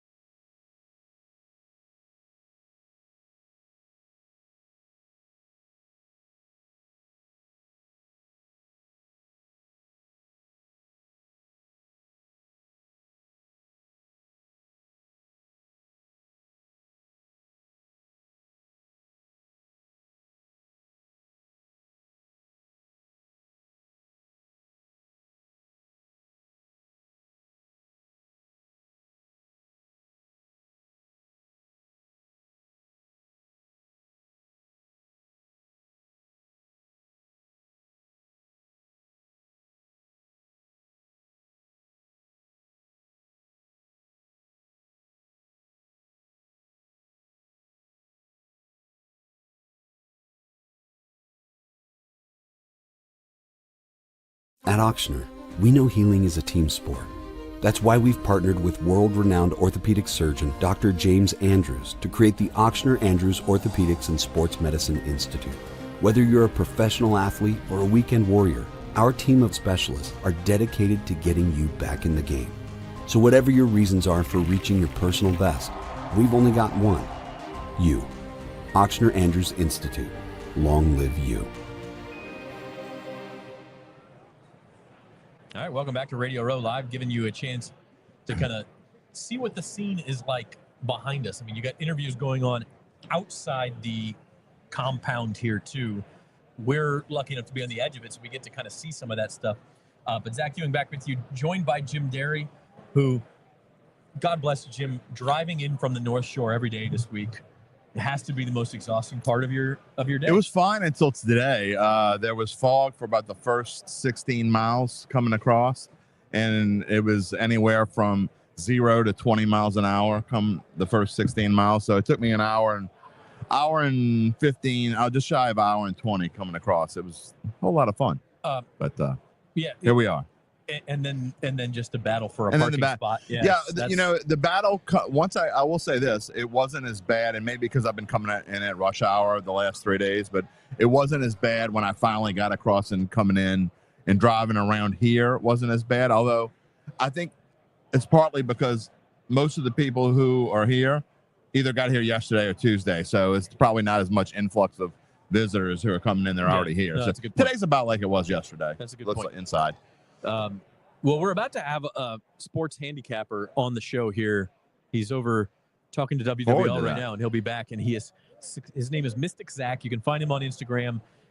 He has successfully predicted the winner of the last, 5 Super Bowls and the last 6 college national championships. So he knows what he's talking about. So we're going to get his pick. It's probably already out there, but I don't know what it is. And I don't know what it is either. We're going to do most of our pick shows tomorrow, but you're not going to be here tomorrow. So no, but we are also doing our pick show tomorrow as well. Yeah. But I'm doing it from my home studio tomorrow. We're back at home tomorrow. 4 drives across the bridge for Super Bowl week is enough, and another one coming Sunday. Yeah, sure. So we're starting the countdown here. I was looking at some prop bets earlier, Jim, and there's like some fascinating, and I don't necessarily mean as like who to bet as much as I mean what they think is likely versus isn't likely, just looking at the odds, right? Like there's this is probably not the best example, but like Patrick Mahomes to throw for 50+ yards in every quarter, and you go, oh, that's only 200 yards. That's not that. It's like 6 to 1. I mean, it's not that likely that he's going to do it in every quarter. It's not, because if you think about it, and especially where the Eagles run the ball, they could have an 8-minute, 9-minute drive, right? And so then there are lots of times a team gets only one drive in a quarter. So if you only get that one drive, even if it's successful, even if you go 60 to 70 yards down the field, what are the odds that he's going to throw for 50 on that one drive? Not great. So, I mean, yeah, I wouldn't advocate betting that. But, on the Datitude podcast earlier this week on Tuesday, we had Adam Chernoff, who I consider the number one, and not just that, he's from Canada, so I can't even say national handicapper. I mean, to me, he's the top handicapper that I've ever talked to. And we've had, through our times of Bayou Bets, we've had dozens of handicappers on, and he's by far my favorite. But he had some interesting takes and looks, and you and I were talking about one, but he likes a lot of the number 3 and number 4 receivers for this weekend on both sides, and specifically he was talking about Jahan Dotson, who I don't know what his number is now. Let's see I got it up right here on DraftKings, so let's have a look. So he's not even listed anymore. He's not even listed. You can find it. Yeah. You might have to search around books, but he got it at 1.5 over under 1.5 yards. So basically, he's just got and you and I were talking at the party the other night.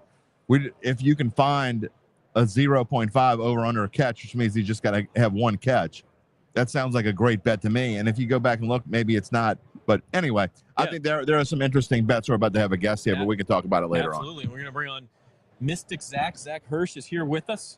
I'm Zach Olsen. Zach Ewing. How are you, man? Yeah, how do you spell it, though? With an H. Awesome. You can't. I couldn't trust you if not. But believe me, my wife, anytime anybody spells it wrong, I had it spelled wrong on the front page of the newspaper before. Yeah. And she was more pissed about it than I was. So I would be pretty pissed, because that's an insult.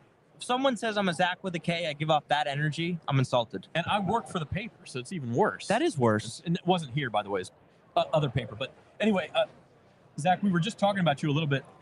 Obviously, famous handicapper. Do we call you like an Instagram handicapper? You can call me an influencer handicapper. Okay. I'm in with the kids. The point is, put your money where your mouth is, and you have successfully predicted the winner of the last 5 Super Bowls and 6 college national championship games. So before we ask for your pick, we'll lead into that. How do you break these games down in a way that makes you successful? Yeah, so I watch a lot of football. I have an eidetic memory, and I have a background in the game. So I was the youngest Division I coaching intern in the country. I worked with Coach DJ McCarthy, who was the wide receivers coach for LSU when they won the national championship. Okay. We worked at FAU together under Lane Kiffin. And so I have that real hands-on football experience combined with an eidetic memory and a lot of analytics, things like that. I mean, I have a PFF premium membership for sure. I was going to say, I mean, there's a mixture here, right? Like a lot of people, there are handicappers who will just look at analytics and say, these are the numbers, these are my numbers, it's off, I'm making the bet, period. But then there's also people who say you have to watch the game, and obviously you're a mix of those two. I'm a mix, and I think you have to mix. And there has to be something about the way you analyze it that gives you an edge. And for me, it's coaching. So I take coaching into account a lot more than most people. I've actually flirted with doing like a coaching analytic. I think that would be really strong. And I think it's so important. Like when I look at Andy Reid calling plays versus Kellen Moore, I think it gives me a pretty good insight into how the game's going to go. Okay, well, I was going to ask you something else, but since you mentioned Kellen Moore, what is your opinion of him since he looks likely to become the next Saints head coach? I'm not a fan of the hire. Oh, wow. Okay. I'm not. I know he looks like Boy Wonder, and we want to appoint him as that. And I know he had some high-ranked offense for the Cowboys, but if you kind of peel the curtain back and look at what they were doing in the red zone, you look at the lack of motion. I don't see a guy who's as modern as like a Sean McVay or Kyle Shanahan, even though he looks like he should. And I feel like I could call plays for this Eagles team. I really do. You call halfback power, Saquon Barkley breaks it for 60 yards. How hard can that be? All right. No, I mean, I think it's a decent point. Now, the other thing I was going to ask you, you mentioned analytics. Jim and I, my co-host here, we have had a long-standing argument. Jim Derry, how you doing? Nice to meet you. About the impact of analytics. Specifically, Jim is the old school. You see the gray in my beard. You should punt 95% of the time on fourth down. Oh, that's a little much. That's a little much. Maybe not 95. Come on. But it's whenever there's a gray area, I'm always on the side of go for it, baby. Have to. And you can't play scared to lose. He accuses me of being a Madden player, and I accuse all of you who think that way. Not just you. Anyone who thinks that way, to me, it's like you grew up playing Madden football. You know nothing else, so that's the way you like to see it. And I get that it's fun, but he's exaggerating. By the way, I don't always think that way, and there are definitely times when I think there are times I'm not quite Dan Campbell level, but I'm close. Okay, well, then you don't want to know what I think about Dan Campbell. What did you think of the move against the Packers where he goes for it just to run the clock down further before kicking the field goal? That was insane, but there's something to the confidence that he instills in those guys when he's going for it that consistently. I think the team becomes so confident on fourth down that it might be worth it. But the worst call I've ever seen was when they were playing the Cowboys and they were going for the 2-point conversions and there was an offensive penalty and they pushed it back. Yes. I think it got to the 9 and he still went for it. Correct. I was like, dude, that's the dumbest thing ever. Yeah. That was so We stupid. talked about that one 100%. I think he was pissed about the penalty and lost his mind. That was literally the equivalent of playing blackjack and hitting on 20. And Zach, I will say this. You have one point that if the one thing I do understand and do agree with, even though that, I'm old school, whatever, I do think that it instills confidence in players, and players love playing that way. Yeah. So that part of it is definitely true. But my problem is just the over exuberance. And you bring up a great point. They're not all like that. But there's sometimes when they go for two and there's just absolutely no. I'm not a go for two guy anytime before the fourth quarter, because we saw in the playoffs this year it's come back to bite people. So I think it's a little bit overdone that I'm not always going for two or always punt. There are definitely more times that I'm open to it. And look, it also depends on who you're playing. I mean, if you don't feel like you're going to get the ball back, I mean, there are times, look, I don't want to give it to, I used to say all the time, if I were the other team, I wouldn't want to give it to Drew Brees again. Absolutely. I don't want to give it to Tom Brady. Totally. Like the Cowboys had a game against the Packers with Aaron Rodgers, and Jason Garrett spikes the ball when there was a minute left. And I'm screaming at the screen, why would you give Aaron Rodgers time? Here's another one for you. And this is what coaches who play for overtime. Overtime is still a coin flip. You can still lose in overtime. You absolutely go for 2 every time. You I mean, can unless lose- you have a very bad offense and a very good defense, you have to go for 2. Or the one, and Jim hates this one. You're down by 14 and you score, you go for 2. You're right. I hate it. Because And if then you know- if you get it the first time, you can go win the game with another touchdown. If you And don't if you don't get it, there's you more go- pressure you go on you. for 2 again, and you're likely to get at least 1 out of 2. Right? You know, we're going to see a team that goes for We're 2 bullying every you single here. time. I know, that's right? okay. I'm used to it. We're going to see a team that goes for 2 every single time eventually. Soon- it's happened like in high school football. It'll happen. Yeah, sooner or it'll later. happen in the NFL. There's going to be one coach that says, okay, the analytics says going for 2 is better than extra points. We're Oh, gonna it's go for already 2 happening in every high single school. time. I do play-by-play. I do play-by-play for high school football, and it's already happening, Yeah. Zach. And look, if that's the way you can. Here's the thing: just because I'm sitting here and I say I don't like something, or you say you love something, or you might say you don't. Look, that's the way they coach.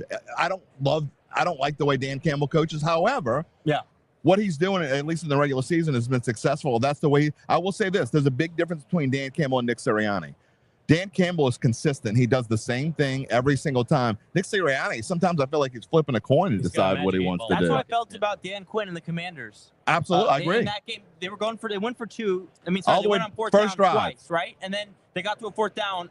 And then it kicks and the they field go goal. to the field goal. Against And Tampa Bay, right? Yeah. Yes. But what's your method No. here? Like you're just going off of vibes. Yeah, you're talking about the playoffs in the Yeah, NFC Championship game. That first drive, they drop. Okay. They did go. the same thing in the wild card game against Tampa It's Bay. like That's he why I'm got thinking. scared at the end. Yeah, I don't understand. He's just going off of vibes. Only Like, so many good 2-point plays, or I mean, 4th down plays. Yeah, I don't know what he looks out in the field like, You I'm got feeling all like the we're way to not the. gonna get it. You Kick got all the way to the field goal. 12. Now you're gonna kick the field goal. Yeah, and then the players thinking, oh, you don't think we could get that?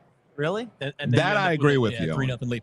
Okay, so all of that aside, break down this matchup on Sunday for us. You mentioned like Saquon's kind of a cheat code. He is the biggest difference in this matchup as opposed to 2 years ago. Not the only one, but the biggest one.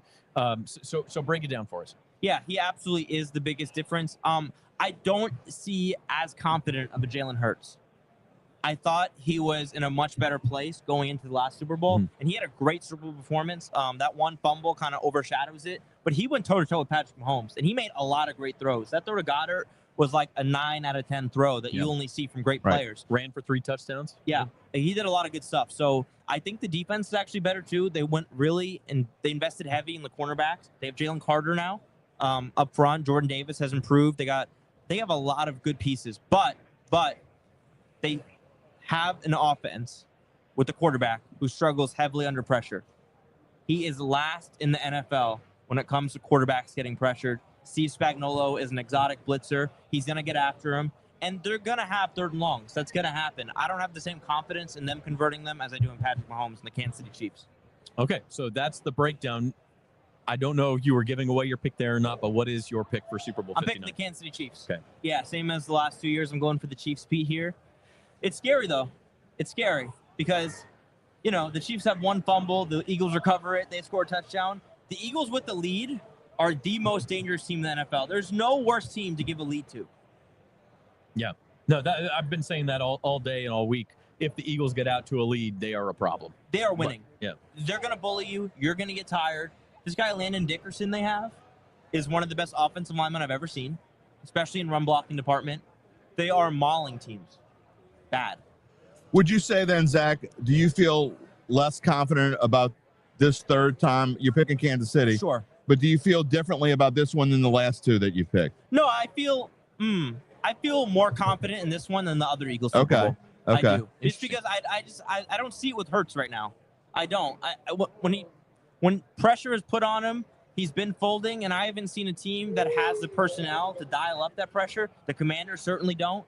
They don't have a defensive line. They really don't. So, and they avoided the Lions. If they went against the Lions with Aiden Hutchinson and they beat them, I would have said that was a great litmus test. They can go in there, they can beat Kansas City, but they didn't do that. You don't feel any differently about a Vic Fangio-led defense for Philadelphia? I mean, do you think it's going to be a low? I mean, obviously 38-35. You're not going out on a limb to say it'd be lower scoring, but does Vic Fangio and how about the total? 48.5, over or under? Over. Okay. I've been going over all week. I like over, Fangio is 0-8 against Patrick Mahomes. I saw that stat. Might make me feel even more confident that he's there. I don't know. Okay. I'll give that one away. I like the over too. So Mystic Zach, handicapper, where can people find you and get more picks? You can find me on Instagram at iPickWins. I'm really staking my reputation here. Who are you guys picking? I picked the Eagles, but I've gone back and forth all week. I finally landed on Philly. My official pick, I don't want to give it away just yet because it comes. Okay. We're going to give it tomorrow, but I will say that I love your over pick. I think there are so many people picking the under and saying it's going to be a game in the mid-20s.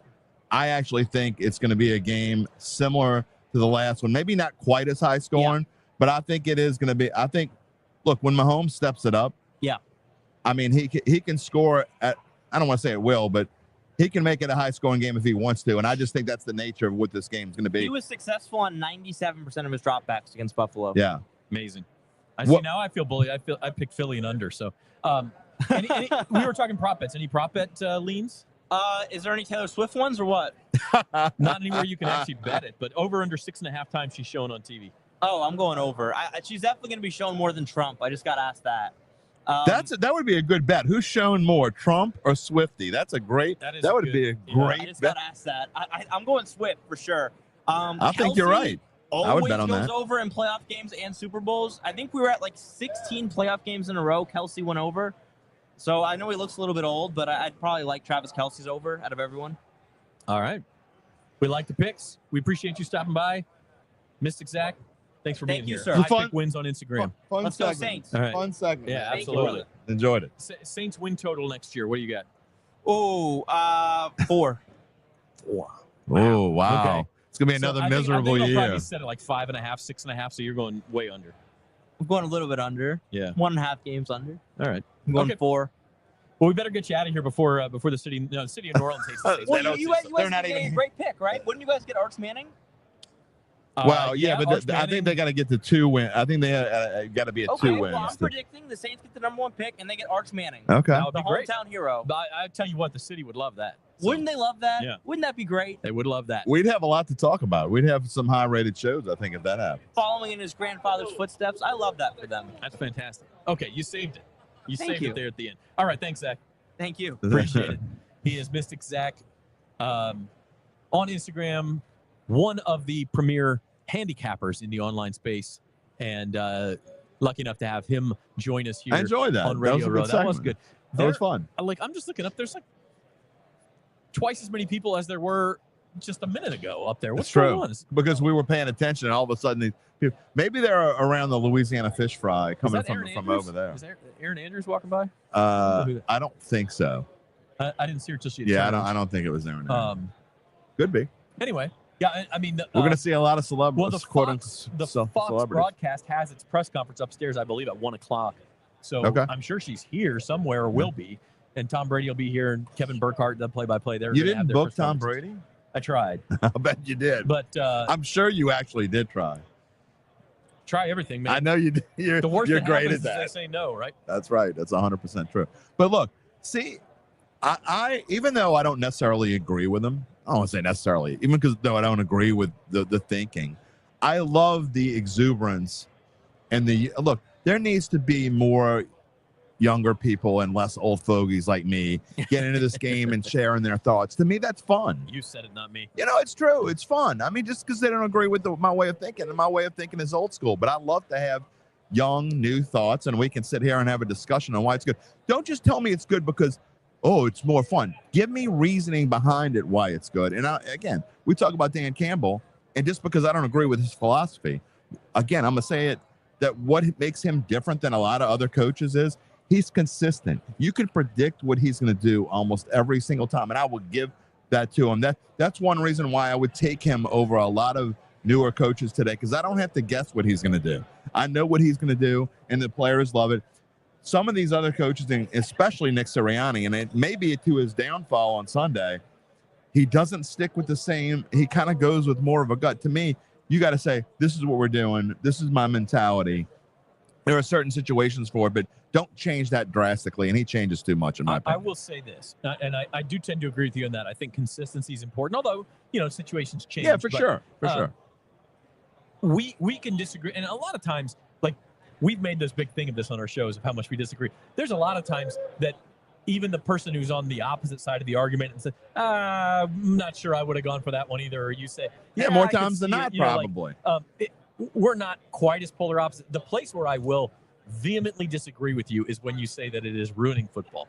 I think it makes football better to have all of these varied methods for managing the game, and no one's doing the same thing, and everyone's a little bit more aggressive or a little less aggressive than others. I think that's great. I think everything in life, in sports, and everything is a cycle, right? I'm not good at saying the word cyclical. It's not, that's really the word. But I think just like, how the running game kind of went out and it was fun to pass, and the running game is slowly starting to creep its way back in. I think it's the same thing with the way that people are coaching now. I think that we're going to see this. I think it's a fad.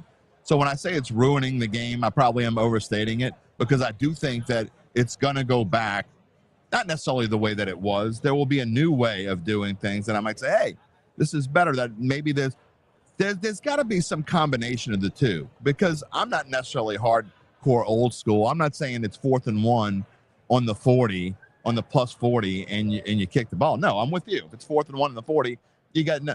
There's nobody who punts in that situation anymore. No, and there shouldn't be. Ron Rivera did, but there shouldn't be. But what I'm saying is there's got to be some.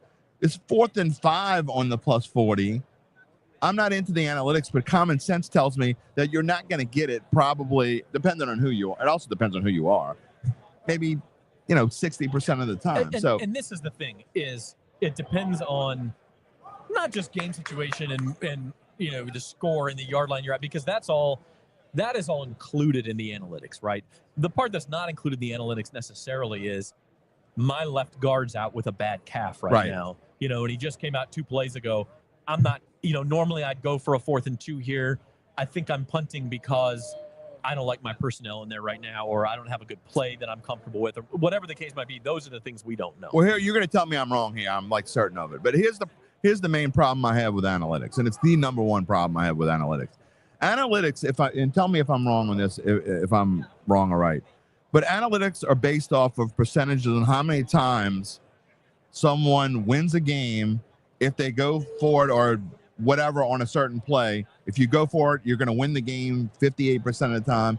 You're going to lose 42% of the time. Okay. But it's based off of a league-wide. It's not based off of your team. And so to me, there's no way of saying you can't compare something that's done league-wide to what your team is doing. So I would probably not have as much of a problem with analytics if it's based off your team in the second half of a season compared to you're telling me what analytics are in week 1 on 4th and 4 from the 43 that's based on historical league-wide or whatever the last 5 years or whatever you want to use. And it doesn't apply to your team. So to me, analytics are worthless in those situations. I think though, in order to make analytics worthwhile, you have to have a big sample size of occasions. I also think I agree. Some of them are not. That's why they're not worthwhile. Yeah, some of them are not historically based. They are projections based on what we do know about teams in the NFL today, and they project a team will win this percentage of the time. Not necessarily what happened, because as you said, football is a lot different than it was 10 or 20 years ago. Very. And so you can't base it on that. But I do think, some of these systems are probably a little more sophisticated than you give them credit for. Now, does that mean that they account for every variable? No, they don't. And that's why I do think that there's some gray area here in pretty much in every decision. Now, some of them are, again, if it's 4th and 1 from the plus 38, you got to go for it, right? I mean, unless you're a dome stadium and you're down by 3 or less and you can kick a field goal maybe. But like in certain situations, it's obvious. If it's 4th and 15 from your own 20 and it's not the last drive of the game, you're punting. I mean, Zach, you're using a computer to tell you whether it's time to go for it. I can get a computer to make me look like I weigh 200 pounds and in the hottest thing since sliced bread and make myself desirable by a computer. For more variables than a human brain can at the same time. Like they are useful. That's where I'm going to push back. Not saying they're not useful. Do they account for every variable? No, they don't. Do they account for the weather in this specific game? Do they account for, again, do you have an injury on the offensive line? I mean, like there's things that go into some of these decisions that computers can't account for. But I do think for the most part, they're more sophisticated than you give Here's them my credit for. thing. I am okay with an analytics person saying, being in a coach's ear saying, this is what the number is. Where I have a problem with is the the coach saying, this is my guideline, this is what I'm going to use. And there are so many people out there that are now advocating for, you have to have an analytics person. Don't even let the coach make it. They actually want the analytics person to make the decision. Like the coaches, like I could see Bill Belichick looking over the sideline saying, hey, Joey Z, you've been working that computer over there. My percentage is 54.3% against 46.7. I mean, that's just, it's idiocy. The head coach always has to have the veto power, okay? I'm not saying the analytics. No, I'm saying no coach does that. There are coaches that use those things like the Bible. I think there are coaches who probably do, but that's their decision. They've always got the veto power. If you say, okay, coach, it's 52-48, your call, it is going to make the call. But if they say it's 72-28, okay, well, my gut is not important enough. My gut is not reliable enough for me to go with a 28% choice when I have maybe a 72% chance on the other side. I guess my biggest problem of it all is like, I can't stand when they show ESPN analytics say, go for it. ESPN analytics, they never show when it says don't go for it. They only show on the screen when it says true. That's it not is true. My wife hates when I use this word. It is absolutely true. That's not true. They say I want you to go find on YouTube where it's up a lot of the time. You see them say toss up. Maybe it says toss up. It never says don't go for it. They never. Even in Dan Campbell games, it never says. Well, they don't show it when it's kick 4th and 9 from your own 37. Well, why not? They show it when it's 4th and 1 on the 37. We have been conditioned as football fans over the only years. ones that condition people my age. You're more conditioned. You've been watching football for 40 years. You're more conditioned than anybody. That's what I'm saying. I'm the only one that's you're not conditioned for anything. No, yes, I am. I've been watching football for 30 years. Like but you're already changed. Your mind, your brain has already changed. But you go into these thinking the default is be conservative and keep playing the game because that's what NFL coaches have done for so long. So in your brain, you think that's the right move. Does that make it the right move analytically? We're starting to find out that if you are going to optimize strategy, then you should go for it a whole lot more than we're used to seeing teams go for. But my main problem with analytics, besides all the points that I said, I really think that this is either number one or number two. My problem with analytics is you can have something, and you don't do it as much as like my son. My son does this all the time. You don't get into it unless I start it usually. You got to have your son on the show, man. I really should, because you want to talk about somebody who knows everything. It's my 26-year-old son. He knows everything. But I mean, it would probably be a comical if I had a segment with him every week. But my problem is going for it or whatever can work 3 or 4 times in a row. And the time that it doesn't work, it can kill you, man. It can be the death of you. Now, sometimes it's great and you look like a genius and whatever, but that one time that it kills you, it can wreck an entire. I mean, it didn't happen for the Saints this year, but think about the Saints in 2023. And I'm not using Dennis Allen as an example because he's an older school coach and he didn't really go for it that much. But I'm just saying, a team that was like goes 9-8 and you miss going to the playoffs by a tiebreaker or whatever, had you gone through a game and decided you're going to go for it 4 times in a row and 3 times it works, it's like going all in poker. It's great. It works every time until it doesn't. Right. And it can ruin everything. So I guess my problem with analytics is more of the times that it doesn't work, it has a much bigger effect. And I know you say it's baked in and you win the game. That's a whole league-wide thing. It doesn't work for every coach. It works for Dan Campbell to a certain aspect, but Dan Quinn was never that coach until this year. Well, the other thing that I think happens is you hear a lot about it when teams go on 4th down and fail. And why did the coach do that? And how could he do that? You don't hear as much about it. I agree with it's like that. 4th and goal when, I agree with that. The Packers scored a touchdown. They went for 4th and 1 twice on that drive, and nobody was paying any attention because that's just what you do. And had they not done that, they would have punted. Maybe they'd lose the game. Like you don't. That I definitely agree with. I agree with that. Brian, I don't mean to pick on you because I appreciate you hanging out with us this morning, but like computers are, I hate this line too, are only as good as the info inputted by a human. Again, yes, that technically humans input the info. Humans are putting in way more info than a human brain can account for at one time. The computer can account for it all at one time. We're sitting here trying to remember who the last, and by the way, you got, Carl got the question right. I had the trivia question. The only Super Bowl MVP on a losing team. Do you know who it was? It was a while ago. It was a defensive player, wasn't it? It was. It was a linebacker. Chuck Howley for the Cowboys. Yeah, I was going to say it was a Cowboy. It was Super Bowl 5? Super Bowl 5. Colts had beat the Cowboys. but it was a sloppy game. I think it was played on a muddy field, that sort of thing. Yeah, the year And, after was in New Orleans. So I think that game was at Rice Stadium in Houston. I think you're right. Yeah. I think you're right. And Chuck Howley did get the MVP for the losing team that year. So, Carl, if you didn't Google for that answer, that's good, man. That's a good poll. Unfortunately, I know way too much Super Bowl history than I probably should. Okay, well, I'm going to ask you because Jim was driving; he wasn't listening to the live All stream. right. So we're going to ask you some of the trivia questions. Put we me had on the earlier. spot. All right. We'll start with the easy one. Okay. Bill Belichick has 6 Super Bowl titles. Yeah. Andy Reid would tie for second with his 4th if he wins Sunday. Who would he tie? Well, it's not Bill Walsh because George Seifert won. Yeah, Well, is it Bill Walsh? Bill Walsh only had 3. Okay. Yeah. Chuck Noll. Chuck Noll, and he won his first here in New Orleans, as did Bill Belichick, by the way, won this first Super Bowl Right, in New Orleans. 2002. And so Andy Reid could win his 4th and tie him up. So that one was the easy one. All right.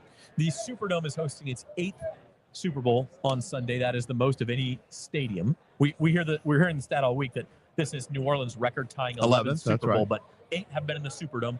That is the most of any single stadium. What is second most?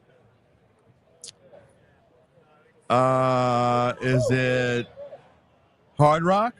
It is Hard Rock / Pro Players / Dolphin Stadium / Joe Robbie, all the things they've called it.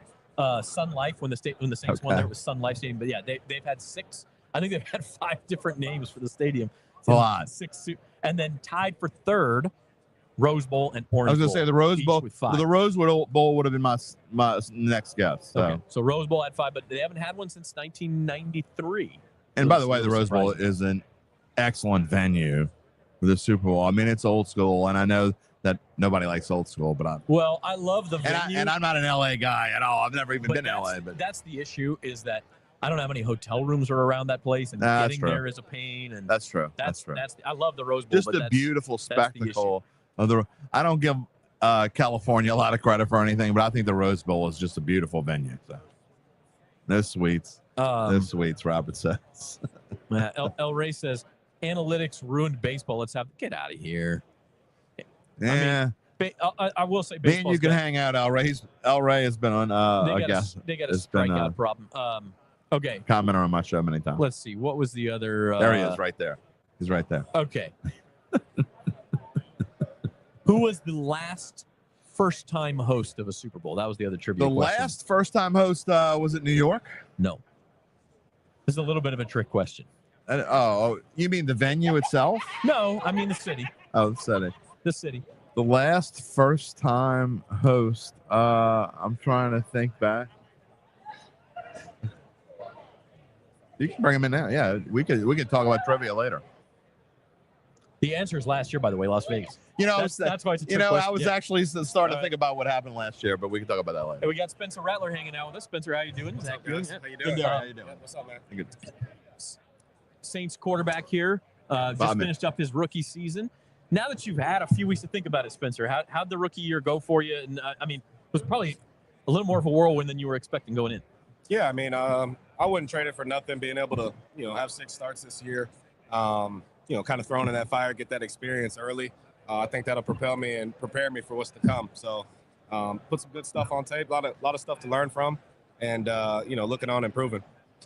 The NFL is such like a dog-eat-dog world where a couple of injuries can really turn a team's season around, which happened to you guys this year. When you look back and say, okay, we were 5-12, but if you look back at those first couple of weeks when we were 2-0 and had a chance to beat the Philadelphia Eagles in week 3, do you still think that your group is closer to that team than maybe it was to the 5-12 team? I mean, we have the pieces. We definitely got the talent, the players, but injuries, a lot of stuff happened, and it's hard not having all your pieces out there. Receiver up front, you guys know. Yeah, no doubt. Offensive line, all of those guys. So, as you head into the offseason here, obviously, the biggest question is who the head coach is going to be. I don't know how closely you follow the tweets and news reports and all that kind of stuff, but it's been a long process. What's that like, just kind of waiting and not knowing? Yeah, definitely a first time for me going through anything like this. I think it's kind of exciting, to think about the unknown and what's about to happen. But my job is to keep my head down and just keep working, control what I can. You talk about that. Have you been studying any Kellen Moore offenses? No, not particularly, but they do some good stuff. He does some great things and played the position. Obviously has a good mind offensively. Last year at this time, you didn't know where you're going to be. You're going through the draft process, the combine, all of that kind of stuff.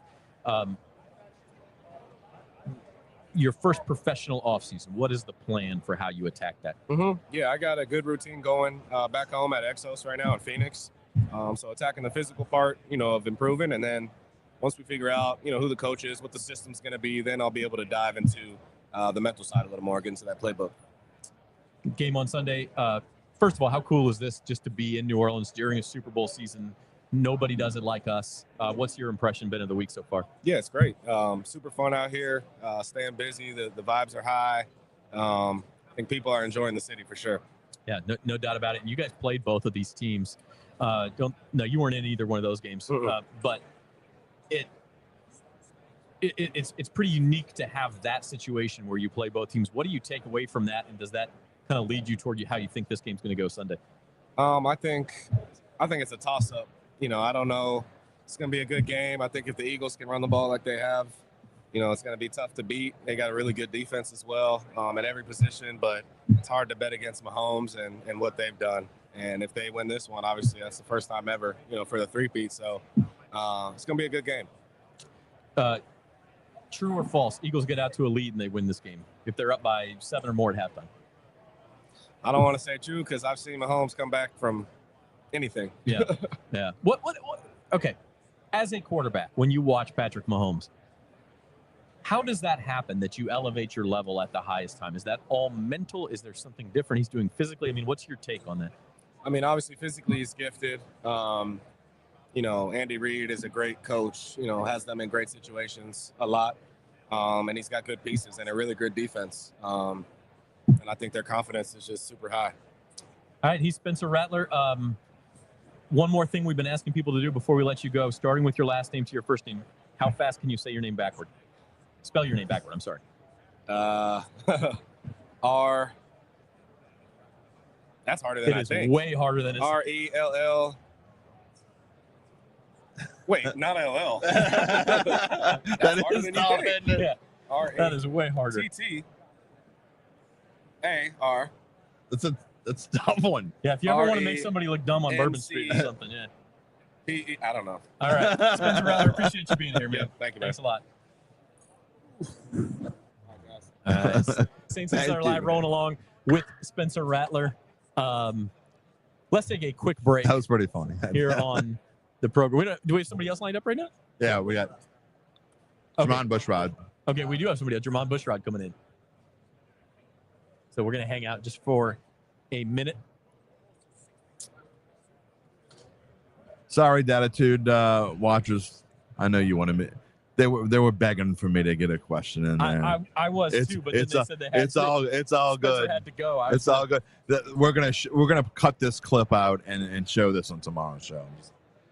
Jim sitting here while Spencer Rattler sat there. Oh, I was ready to ask him a question. And you were the end of the rat train. I was the end of the rat train. There's no question. Oh, that's pretty good. My viewers were definitely waiting for me to ask a question. We're gonna cut that out. Looking to see the last year Jermon was in New Orleans, because I always forget 2012. Okay, Jermon. I'll say right around that. Hey y'all, I'm Robin Barnes, the New Orleans Songbird, and we are here for the making of Super Bowl 59 at the beautiful Superdome.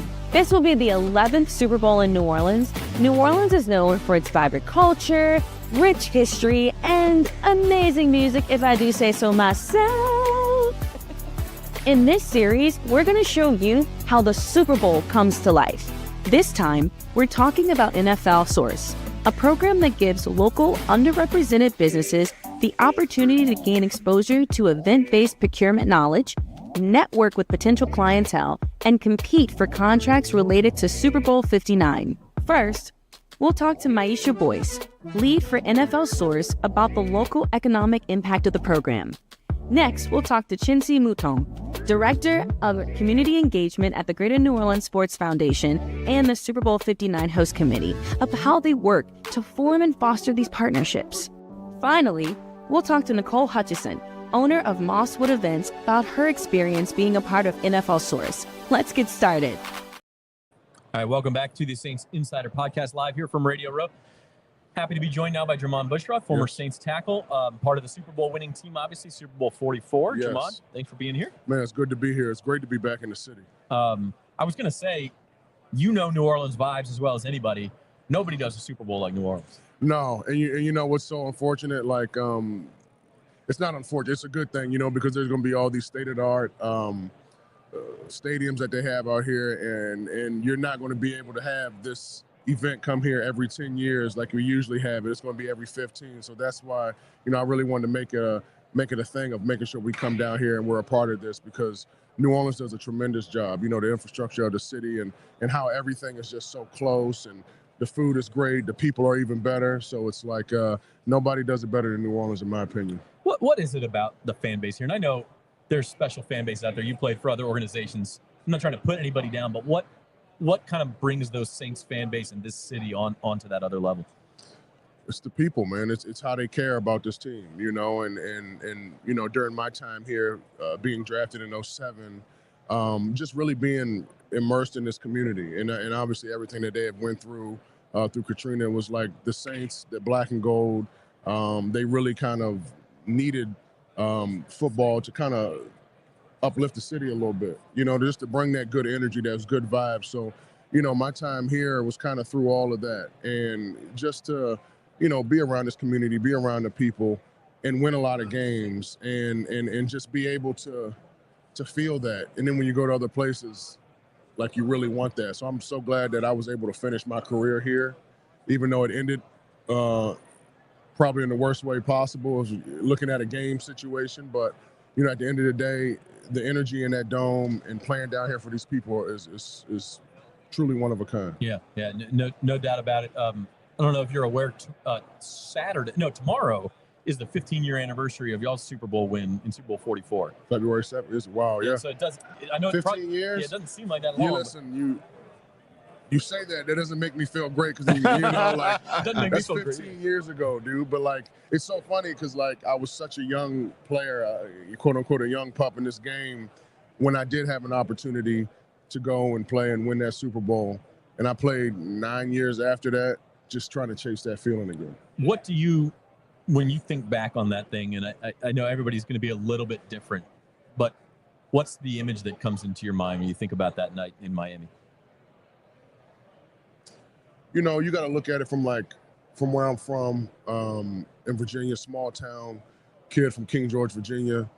You know, being able to have my family, my grandparents, my coaches, all in that setting, to experience that, the excitement around the city from the people there, and honestly, just the love that team had for one another. You know, that was a special year. Like, we were truly destined to win that game, and even though we did lose those 3 games at the end of the season, we never felt like we weren't going to go and finish the job. Jermon, what do you remember most about, not necessarily the game, but this week has become, look, I've been doing this for a long time, and every year it's more and more of a quote-unquote circus. What do you remember about the whole week with you guys in Miami and doing what you had to do? You know, for me, it was, I had my fun for one night.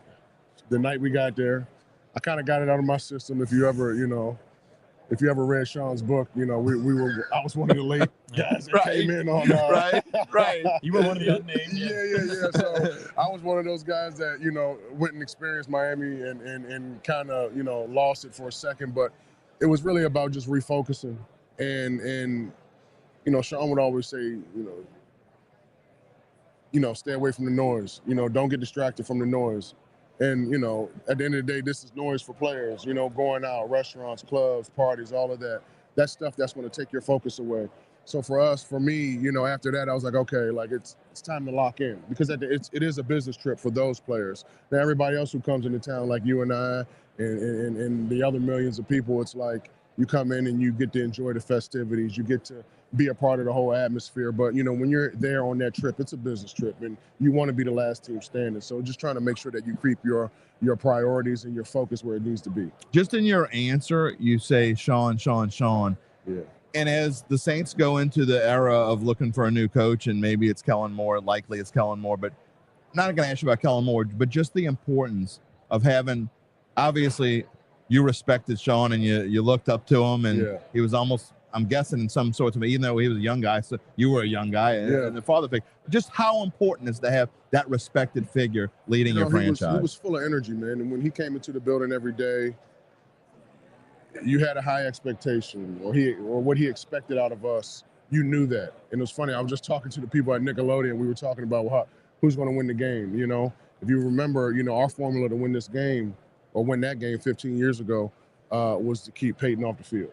And, he would always do a great job of kind of foreshadowing how we're going to be successful in certain games. You can visualize it. So we can visualize it, and I think that's important. But it goes to show you that when you have a well thought out plan and you go out there and you execute it, it came to life, and we did that. We stole a possession, which we were practicing all week.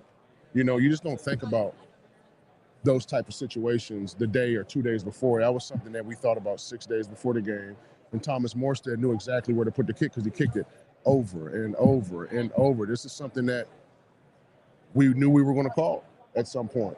And then we were able to keep that dude off the field, talking about Peyton Manning, right? Like, because he would light you up, just like a guy like Patrick Mahomes. So, like, I'm excited to see this game on Sunday, but, like, just being here, being around this area, around this time, it just brings back a lot of great memories. Do you have a pick for Sunday's game?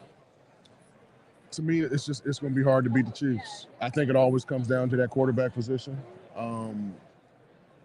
Don't bet against God. That's what we said. Man, listen.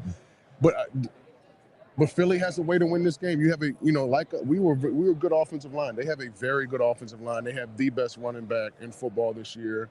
Ground it, pound it, stay ahead of the sticks, short yard. If you're in 4th and 1, you can push. You might as well use the tush push until they ban it. That's right. Because I'm pretty sure it's coming.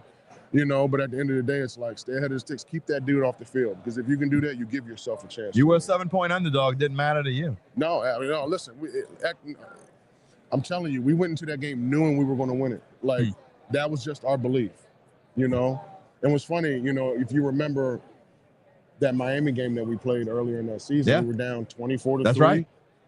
And when we came back and won that game, that was Drew spiking it over the goalpost. Yeah, he went over there. Yeah, because I remember to play the goal line play. I think both our guards, John Carl, pulled out. Right. And me and Stench cut the guy, and then Drew just went right behind Goody for the score. And when he went up and dunked that, I was like, yeah, it's over for these dudes. Right. No, it was like I was like, hold up, like we seen this dude just go up, go crazy. And what was wild is you might not have saw it, but the ball hit like hit some lady like almost in her head. So it's like the energy was crazy right there. And that game right there kind of proved to us we're going to be back in the stadium. Do you guys know what you were doing for the city at that time? I don't know that. And I know you had the parade after and all that, and saw the people, how cold it was that night. But it was cold. I don't know. I had a couple things in my system.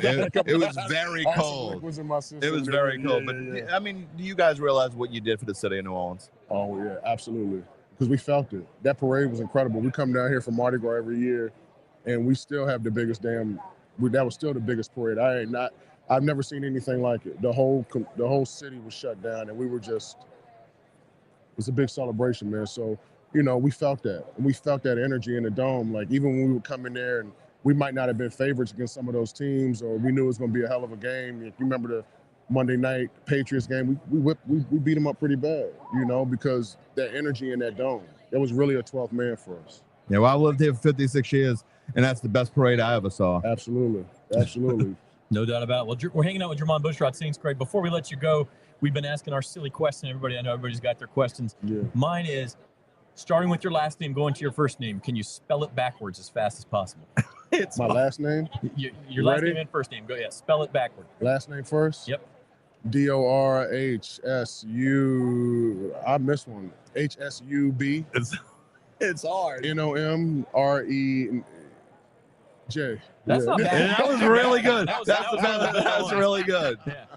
No, you almost got me though. I'm like, yeah, that was kind of really good. That was no doubt. All right, Jermon Bushrod, appreciate you being here. Thank you, man. You got the ring on. Yeah, Listen, I don't wear it much. I don't wear it much. Man. We hold that up to the camera. Yeah, let's do that. You can Let's hold that up.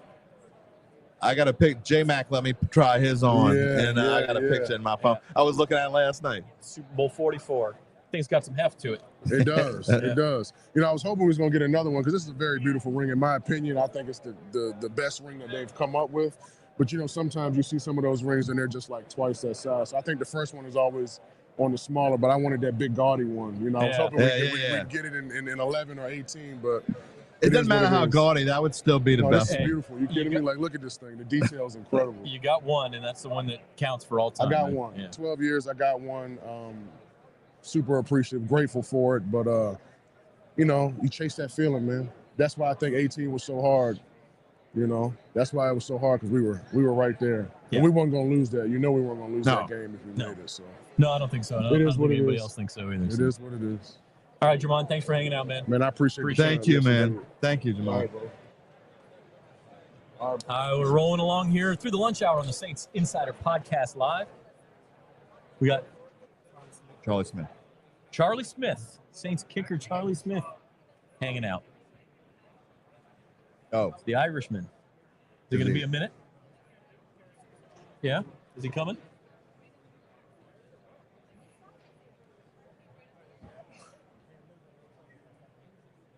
The NFL Ireland booth is just like 2 booths down, so I'll bet you he was hanging out there. Charlie Smith, of course, the Saints kicker from Ireland. We had Blake Grupe on the show on Tuesday. Was that Monday or Tuesday? I can't even remember anymore. I think that was Tuesday. And so now the other Saints kicker spent the year on their practice squad in Charlie Smith. Great story. It really is.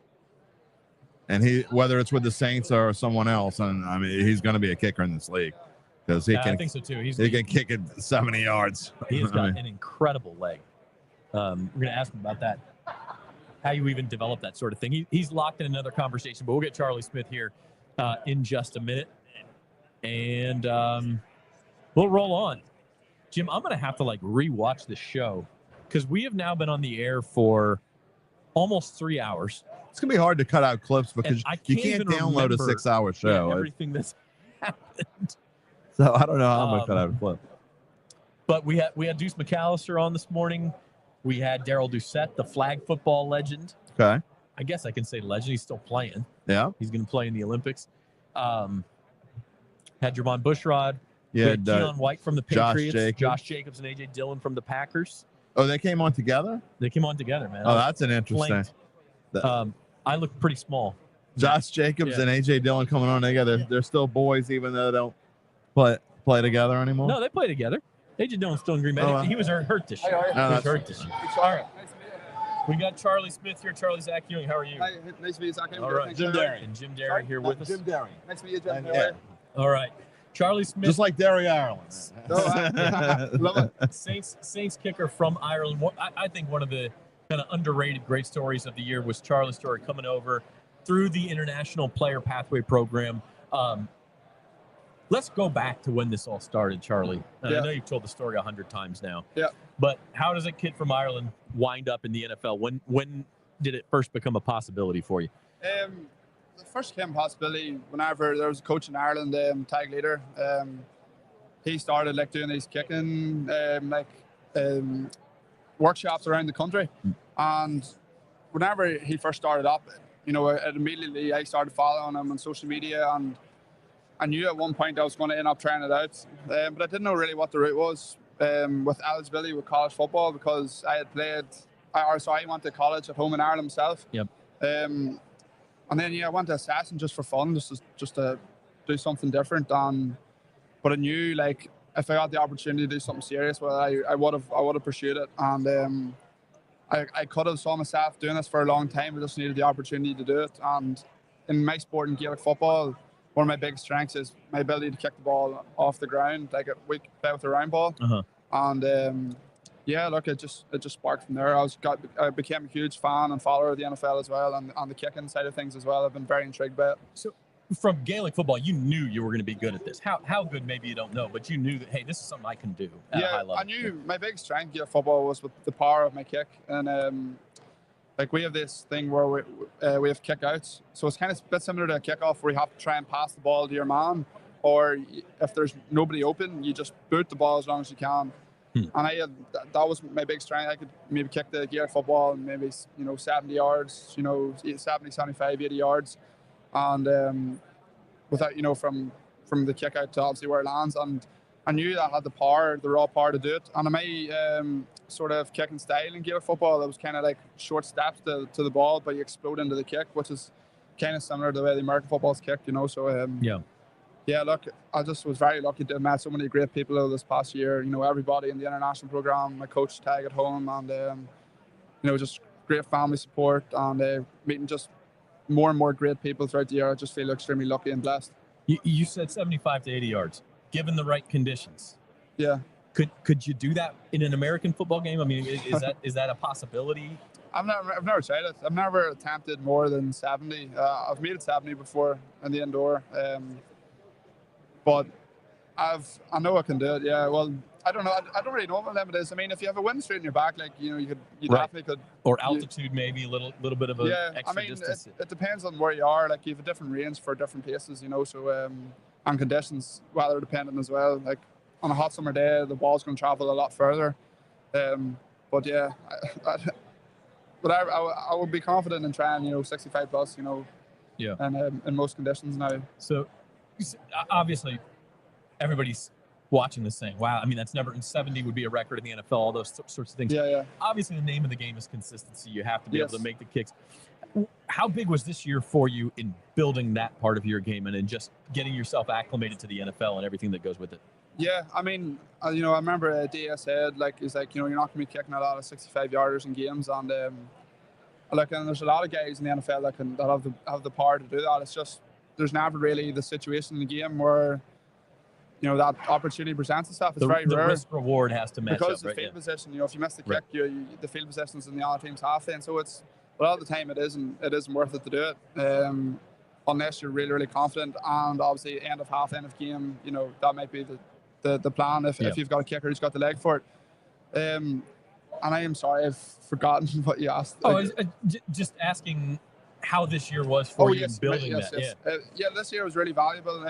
The name of the game is consistency, and look, in training camp, I felt like I showed a huge improvement from OTAs in terms of consistency, and I was really, really happy with how it went. Obviously, there's a few kicks you'd like back, but at the same time, it was my first year, first training camp, you know, first time being part of a football team in general. So being on the practice squad this year was really good in terms of just focusing on the technical side of things, and then that'll lead me into a better way going into year two now. And let's see what happens. I'll just keep kicking the football as accurately as I can, and hopefully it will lead to something, you know.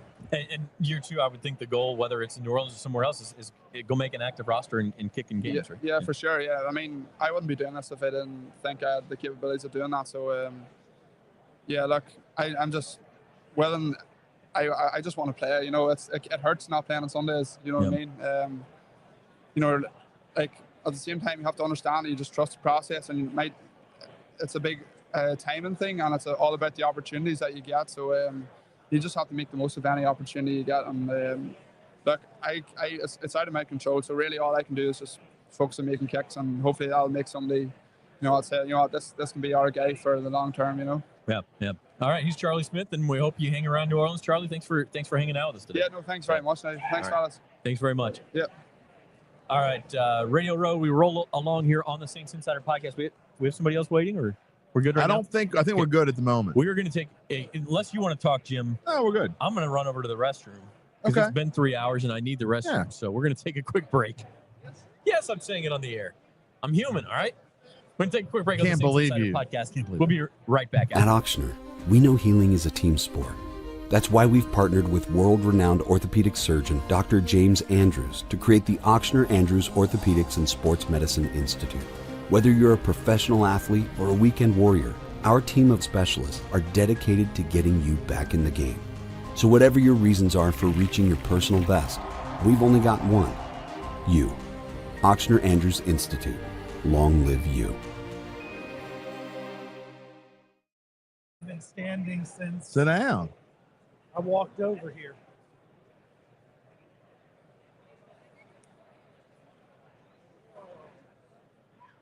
Oh my God. We have snacks over there if you want. We do? Yeah. I actually do. Where? Go. Perfect. I didn't eat. I just bolted out of the house. You're good. There's crackers. There's trail mix bars.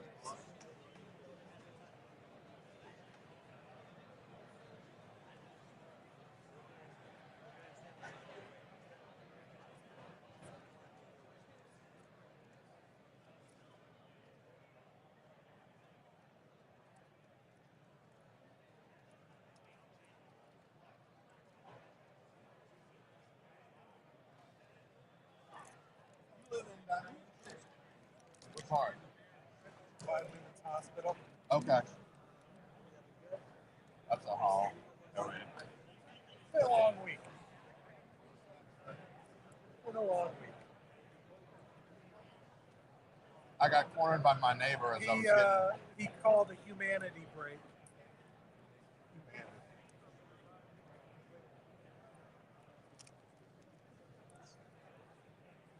We had the Old Spice guy.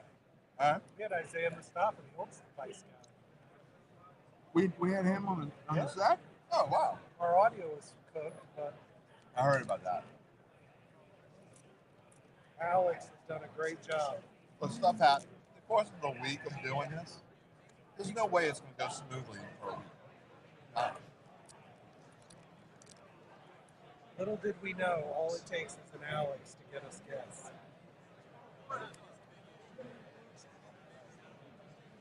Go the other way. Powering. All right, have fun. I'm going to sit here. Contemplate my life choices.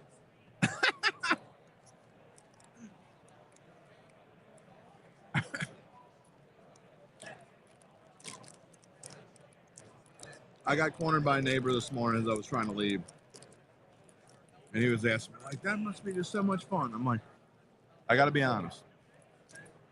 When it's over and I think back, I'll be like, this is one of the cooler experiences. Yes. But when you're actually doing it, Correct. and you're going through it day by day and you don't get any sleep and my back is killing me because I've been standing, walking, doing things I don't normally do, that I will appreciate it later, but right now, probably not as much as I would have 20 years ago.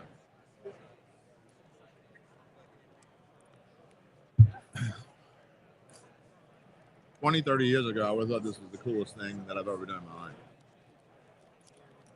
It's pretty awesome. It's pretty cool, but is that Cam Newton? Yeah. I think a picture. He's here. So. He's right there.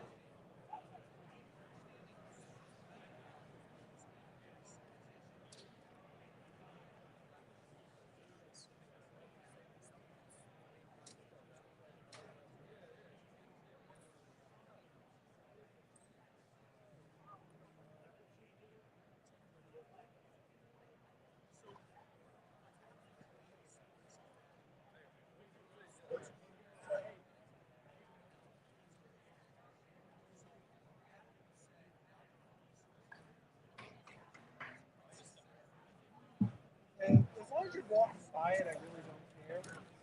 If you stand there.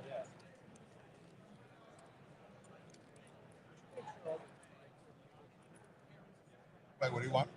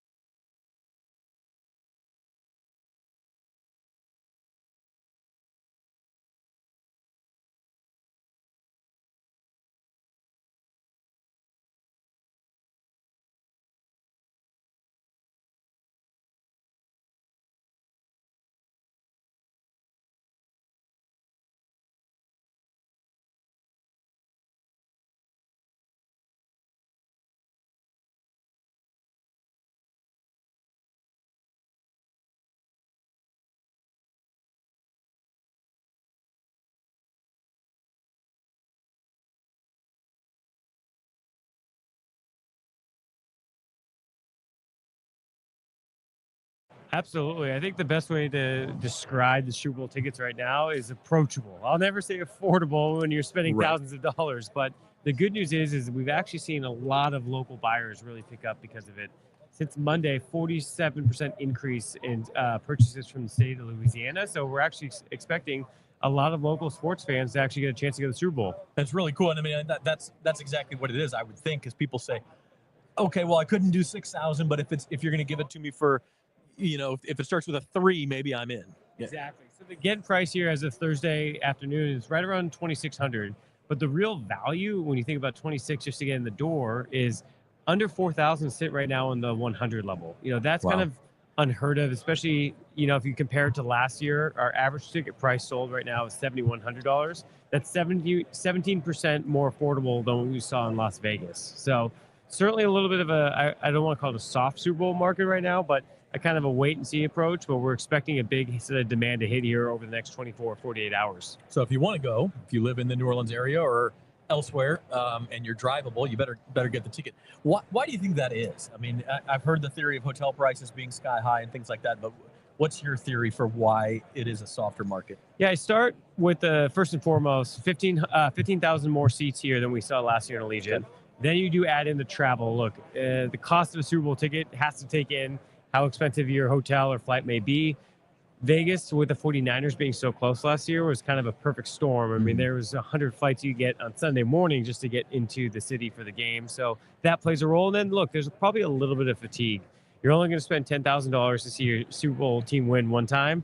Both these teams have won in the past 10 years. Chiefs, obviously, this third straight. So there could be a little bit of that factor. But historically, where we're at this week, this is more in line with where we see Super Bowl prices. Last year might just be an anomaly of how expensive that game got. Right. So it's not like nobody wants to go, but we're just talking like a supply and demand problem. Supply's a little higher, demand's a little bit lower, and it's going to drive the price down. Yeah, and I think as sports fans or live entertainment fans, we certainly get used to, hey, we're going to wait to the last minute. That's when tickets get more affordable. We're seeing that a little bit this week. I think the one difference, our data typically shows that prices actually go up for the Super Bowl. I mean, look, with Bourbon Street, a 15-minute walk or so from the Superdome, there's going to be thousands of people looking to score those last-minute deals, and that's what we saw last year. But the prices went up, where right before kickoff, about an hour and a half before the game, getting price last year ended up being about $8,000 per ticket. What would the dream Super Bowl matchup have been this year to get tickets as high as possible? I mean, in general, you'd always say the home team. So if the Saints are in it, if you can go to sleep. But from the last matchup, certainly I would say the Bills would have brought a whole different dynamic. They haven't been to the Super Bowl, I believe, in roughly 30 years. So that pent-up demand typically travels super, super well. So we have seen about 21% of our ticket sales come from the state of Pennsylvania, as compared to only about 10% from Kansas and Missouri. So I think the Bills-Eagles would have been an interesting matchup. But Bills, Commanders, two teams very hungry, haven't seen it. Would have been guaranteed first win in 30-plus years. Or Lions, too, yeah. If the Lions were still in it, that would have been obviously another massive story to follow. All right, super interesting stuff. Anything else, Adam, to share about ticket prices or tips for people looking for last-minute tickets, anything like that? Yeah, I was going to say, if you're still looking, I'd say a couple things. One would be, we'd love to go to games with friends and family, but sometimes if you're just looking to go to the game, a single ticket to the Super Bowl tends to be much more affordable than even a pair, but certainly better than a 4-pack. Another thing is it is a mobile-only event, so you want to make sure that you're purchasing through a trusted source that has a Fan Protect guarantee and not buying with cash off the street, because there are going to be people around there with fake Super Bowl stubs. Those don't exist. You need a mobile ticket, buy that, secure it in your wallet. Okay, so those are souvenirs only. Don't pay thousands of dollars. Exactly. Adam, we appreciate it from StubHub stopping by to chat ticket prices. Yeah, thanks for having me. Yeah, thank you. Perfect. Thanks, guys. Thank you.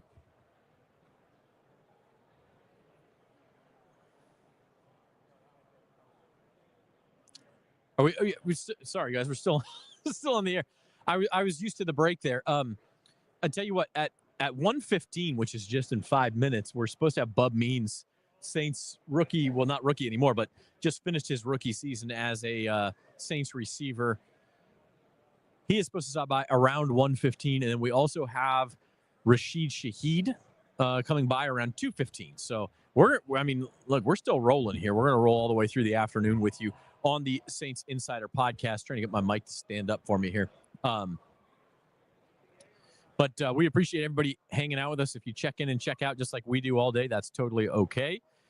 See who else we can get. I did see over at the Bleacher Report booth a few minutes ago, the one and only Joe Montana was there. You know, some of these bigger names who aren't interested in the publicity anymore, they're just going to duck in and duck out.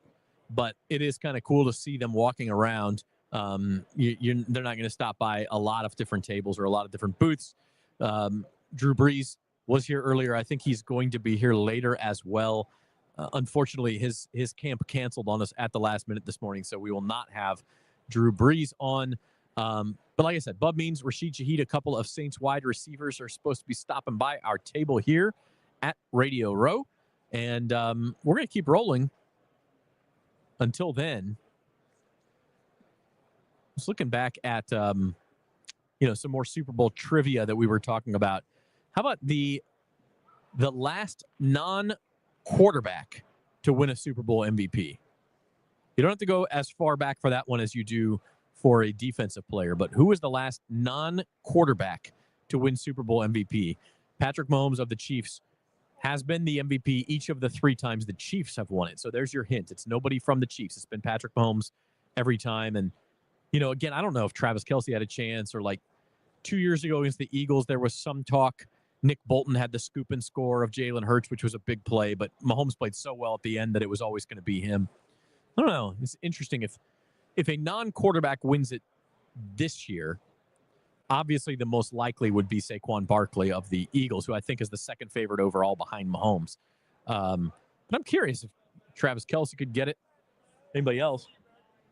I think we have Bub Means coming through here. I'll close my wings here. Yep. See Bub. Bub, Zach Ewing, how are you, man? Yeah. All right. Bub Means making the rounds here on Radio Row. Saints, I guess we don't have to call you a rookie anymore. You're done with that now. Done my rookie season. All right. Compare a year ago at this time, you're getting ready for the combine. You don't know where you're going to be, to where you are now, established with the Saints, walking around the Super Bowl. Oh man, I can't even tell you that. I would never have told you a year ago from today that this is where I would be. Like, I would never have told you, like, oh, I would have been at the Super Bowl events getting interviewed. Like, I would have never told you that. I had no idea that. I'm so grateful to be in this moment, man. I'm so grateful to have this opportunity. I'm so grateful to just be able to go through my rookie season. And even though it didn't go perfect or how I planned it, man, I'm just grateful to have that opportunity. And I appreciate all of it, man. I appreciate this opportunity to even get interviewed, man. Like, I'm blessed, bro. I cannot complain ever. Yeah, absolutely. It's a good attitude to have. And I mean, I know you said didn't go. You had some injuries. Yeah. You and everybody else on the team had some injuries, it seems like. So it was a rough year. I asked this earlier to a couple of guys. I got to think that in that building, there's a thought that, hey, remember those first 3 weeks when we were 2-0 and taking the Philadelphia Eagles down to the wire? Like, there is enough talent in this building to turn this around pretty quick. Is that the feeling? Oh yeah, it was never about talent. Like, it was never like, we never doubted our talent. It was just injuries, bro. Like it was our luck. You know what I'm saying? Yeah. Like, it was nothing like, we wasn't like we was just going out there trying to hurt ourselves. We was going out there, like, first 2 weeks we looked like we could be the best team in the league. Sure. 40 points a game. You get what I'm saying? Like, you can't beat that. We was beating arguably some good teams. Like, we beat Dallas Cowboys. We put up 40 on them second week of the year. You feel what I'm saying? So, like, we had enough talent to beat anybody. It was just injuries. You feel what I'm saying? The injury bug came around and kind of took its toll on us. Yeah, there's no doubt about it. And when things start snowballing, they don't stop. So as you enter this offseason with the coaching search still going on, it's been kind of a lengthy process. What's that like as a player? You're playing the waiting game with the rest of us, but this is the leader of your team we're talking about. Nah, I ain't even playing no waiting game. I ain't gonna lie. Like, I don't even focus on stuff like that. Like, that's out of my control at this point. Like, only thing I can control is what I do when he get here. Like, I can control what I'm doing on the field and how I'm producing and how I'm moving and maneuvering on the field when he get here. Like, so what I'm doing what I'm doing is right now is focus on working out, getting my body as healthy as possible, getting my mind as sharp as possible. So when the new coaches do come, I can be sharp enough and detailed enough to make sure that I'm on top of my plays, on top of the new playbook, on top of the new weight training, whatever. Like whatever I have to do, like I want to be able to be prepared. So when he get here, it don't matter who, but when he get here, I want to be prepared. Yeah. Speaking of which, the first half of last season, he didn't get a lot of playing time, but when you got out there, you were pretty productive until the injury happened, right? Showing a connection both with Derek and then with Spencer later. What's one thing you want to work on this offseason and say, I got to get better at that going into year 2? I just want to keep building a connection between me and all the quarterbacks. And I also want to work on my run after catch ability, like just catching the ball and doing more with it with short catches. You know what I'm saying? Like, I know I'm a vertical threat. I know I can take the top off the defense. But as far as, like, for example, like when I caught a screen against the Broncos, I want to, like, making those plays and the big plays and the big games. Like I want to be able to take screens, slants, and stuff like that. I want to work on taking those 60 yards instead of, you know what I'm saying, 15-yard gains. Right. Yeah, make one more man miss and see what happens. one more man right? miss, and then you feel me? Like, you never know. Yeah, no doubt about it. You guys I mentioned the Eagles game. You also played the Chiefs, so you spent a week studying each of these teams that are playing on Sunday. That gives you kind of a unique perspective for the Super Bowl. How do you break this matchup down, and how do you see it going? I'm not really. I'm not a football guru or nothing like that, but I can tell you from my perspective, the Eagles defensive line was so crazy playing them. Like they defensive front was just so crazy playing them. Like, don't get me wrong, they offense is productive, but they scary. But like they defense make like they good. Like I ain't gonna lie, they good. And then Patrick Mahomes in Kansas City, high flying, high scoring offense. You know what I'm saying? Like that's what to me. That's what the game is. Like a ferocious defense versus a very, very, very talented offense. You know what I'm saying? And then you got Patrick Mahomes. You know what I'm saying? You can't forget about him. Like he is in his category of his own. So you got Patrick Mahomes and a high scoring offense versus the whole defensive line. Their defensive line is monsters. All their defense. The Eagles' defensive line is crazy. No cap. Yeah. Like, but I mean, like if this game is within 4 points or whatever at the end of the game, Mahomes. You got it's Mahomes, right? I mean, it feels inevitable. If Patrick Mahomes has a clutch factor, he's clutch. Now, if the Eagles come out there and beat the brakes, like go up there and run off with the game, then I think, you feel me, the Eagles gonna win. But if they keep it close, if they keep it close, it's gonna be a hard one. That's a tough one to beat. It's tough to beat Patrick Mahomes in the late game situation. One score game, it's almost unlikely. Let's put it that way. Yeah, no, it's not going to be easy. One more, Bub, before we let you go. We've been having some fun with everybody. Now, yours a little bit easier than some, but starting with your last name, going through your first name, how quickly can you spell your name backward? SNAEMBUD. You got the palindrome going on, man. That's the best one we've seen so far. But when I had Deuce McAllister here, he didn't want to try it. He's oh no, I'm not trying. Deuce McAllister. Yeah. Man, I would not try to spell that backwards. All right, Bub Means, now second-year wide receiver for the New Orleans Saints. Appreciate you dropping by. Good luck in the offseason and go forward, man. Appreciate you. Thanks a lot. Thank you so much. Appreciate Bub Means here on the Saints Insider Podcast Live. And we have somebody else lined up? Oh, okay. Yeah, let's bring on... I don't know if I'm going to say this correctly, but I think his name is Charlton McGinley. Did I have that right? I'll ask him. He is the Secretary of the Louisiana Department of Veterans Affairs. He's making his way around the corner here. He's going to come around to the other side. All right. Mr. Charlton McGinley, Zach Ewing, how are you? Am I saying your name right? You are. Thanks, Zach, for having me. I tried my best there, so I'm happy to know that I got that right. Charlton, you are the Secretary of the Louisiana Department of Veterans Affairs. That's right. And you guys are going around the Super Bowl really just promoting veterans' rights. Absolutely. And veteran benefits and making sure understand that people understand what veterans bring to our community and how we really enhance the state of Louisiana. The Super Bowl is such a unique opportunity and a stage for you to get that message out. Is there anything special you're telling people this week because of the stage and you have so many visitors from outside the state? Well, the first thing I want to say is, thanks to the NFL for everything that they do for the military and veteran community. The service is amazing, and it really brings attention and awareness to a lot of the issues that veterans have. And the NFL being one of the most global platforms to ever exist, allows us the opportunity to promote our message. Second, the Saints. Saints have been amazing to our department. Veterans Day weekend, they allowed us to have a presence at the Atlanta game. Mm-hmm. And Good one to be at. Yep. Oh, it was great, right? Yeah. And but it allowed us to get our message out to the veterans who were coming to the game, and a lot of folks didn't even know that they were entitled to benefits through the VA because of their service. And so it was really we were really fortunate and very lucky to have them as a partner. How much of your job, Charlton, is just getting the word out about programs that already exist that people just don't know about, like you said? So it's crazy. A year ago, as I started talking to veterans throughout the state, and I've been on the job now for a year, I got the impression that a lot of folks didn't know we existed. And we had to change that very quickly. So we got LinkedIn pages. We started doing more robust Facebook pages. But the biggest one was actually getting out. I'm in Baton Rouge. Mm-hmm. I am never in Baton Rouge. You have to be out and be where the veterans are to talk to them and understand what exactly they may be entitled to. But also, and just as importantly, if they need help, what kind of help can I help foster for them, arrange for them, liaison with them? Oftentimes, vets just don't know who to contact. We know who to contact. We know how to get the help that they need.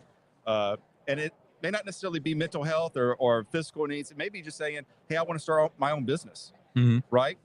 There's so many vets who want to be entrepreneurs and start their own businesses. There's so many programs that help foster that and really help bud those what they need oftentimes to be successful. Yeah. And when you do help somebody and change somebody's life, and we know these guys are the most deserving of any of us to get this aid, how inspiring is that to you? Oh man, I love seeing a veteran succeed. Let me tell you something. I'm retired Air Force. I did 20 years in the Air Force. I was a lawyer, and walking out of the military for the vast majority of us is very difficult.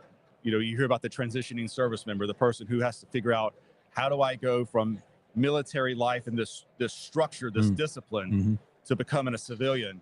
And some folks do a fantastic job of doing it. Others have it's hard to kind of let go at times.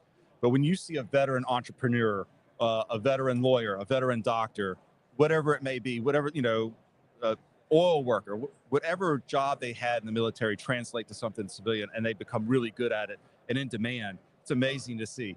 And it goes to show you the power that the military can have on the individual, the training, the expertise, the experience. It makes all of us better human beings. It makes us better citizens. And we have 261,000 vets in the state. We're a pretty strong population, and I think we provide a lot to our folks, the rest of the citizens. Great, just a great service the government provides. We're talking with Charlton McGinley, who is the Secretary for the Department of Veterans Affairs, state of Louisiana. How is the best way for a veteran listening to this to get in touch with you all and start to explore what there is? So we have 74 counselors throughout the entire state. Go to our website, veteran.la.gov. We can find you a counselor if you need any help. We have 5 veteran homes, so if you have elder veteran parents, we can find a place for you in our home. And if you have a 70% disability rating or higher, that home is free, actually. Wow. So you get to keep all of your money and your benefits. The VA covers the tab. At end of life, we have 5 beautiful cemeteries. But, for me, I want to focus a lot on how can we help the veteran become the best person of themselves. Oftentimes we forget about the fact that there's a lot of 22-year-old veterans out there. Sure. The 18-year-old who did her 4 and said, this was good. It's time for me to move on. What's the next thing for me in life? How can I build on my military time? And so you can contact us. You can contact our veteran legacy service organization partners like the VFW and the Legion. They all have incredible resources to help veterans become, again, the best person of who they can be. All right, so veteran.la.gov. We got to ask everybody, what's your pick on Sunday? Who's winning, Chiefs or Eagles? Ugh. Okay, so remember Willie Roaf was here for a very long time. Yep. And I was kind of a chubby kid. I played guard on the line. I appreciate linemen, and I loved Willie Roaf. And then he went to the Chiefs, and I kind of followed him a little bit in his career. Okay. So I lean more towards the Chiefs than the Eagles. All right. So everybody's got a connection. You got to make the pick somehow. It's going to be a good one. So we got a Kansas City pick. And then the other fun question we've been asking everybody, how quickly, starting with your last name, can you spell your name backward? How quickly? It would probably take me a second because I have 8 letters. Yeah, you got a hard one. So it'd be YELNIGEM. Pretty good. And first name? NOTLRAHC. See, this is a man who he takes a minute to think about it. That was very well done, and then just reels it off. So and I have a weird first name and a weird last name. So it's. I appreciate you getting my name right. That was actually incredible. Deuce didn't even want to try. So yeah, that's pretty funny. Charlton, we appreciate you stopping by and getting the word out there about our veterans. No, thank you for your time. Thanks for allowing me to spread our message. Absolutely, thank you. Y'all have a good one. Saints Insider Podcast. We continue to roll along through the afternoon hours here on this Thursday, live from Radio Row. And I guess we can take a quick break, and we will be back right after this. Hey y'all, I'm Robin Barnes, the New Orleans Songbird, and we are here for the making of Super Bowl 59 at the beautiful Superdome. This will be the 11th Super Bowl in New Orleans. New Orleans is known for its vibrant culture, rich history, and amazing music, if I do say so myself. In this series, we're going to show you how the Super Bowl comes to life. This time, we're talking about NFL Source, a program that gives local underrepresented businesses the opportunity to gain exposure to event-based procurement knowledge, network with potential clientele, and compete for contracts related to Super Bowl 59. First, we'll talk to Maisha Boyce, lead for NFL Source, about the local economic impact of the program. Next, we'll talk to Chincy Mouton, Director of Community Engagement at the Greater New Orleans Sports Foundation and the Super Bowl 59 Host Committee, about how they work to form and foster these partnerships. Finally, we'll talk to Nicole Hutchison, owner of Mosswood Events, about her experience being a part of NFL Source. Let's get in this series, we're going to show you how the Super Bowl comes to life. First, we're going to talk to Seth Jadowski. He is the head of music for the NFL. As a singer and someone who has had the honor of singing the national anthem in the Superdome, I was so excited to hear how Seth and his team put on the iconic Super Bowl halftime show. What goes into it? How do they produce it in such a unique place of the Superdome? So here you're going to find out.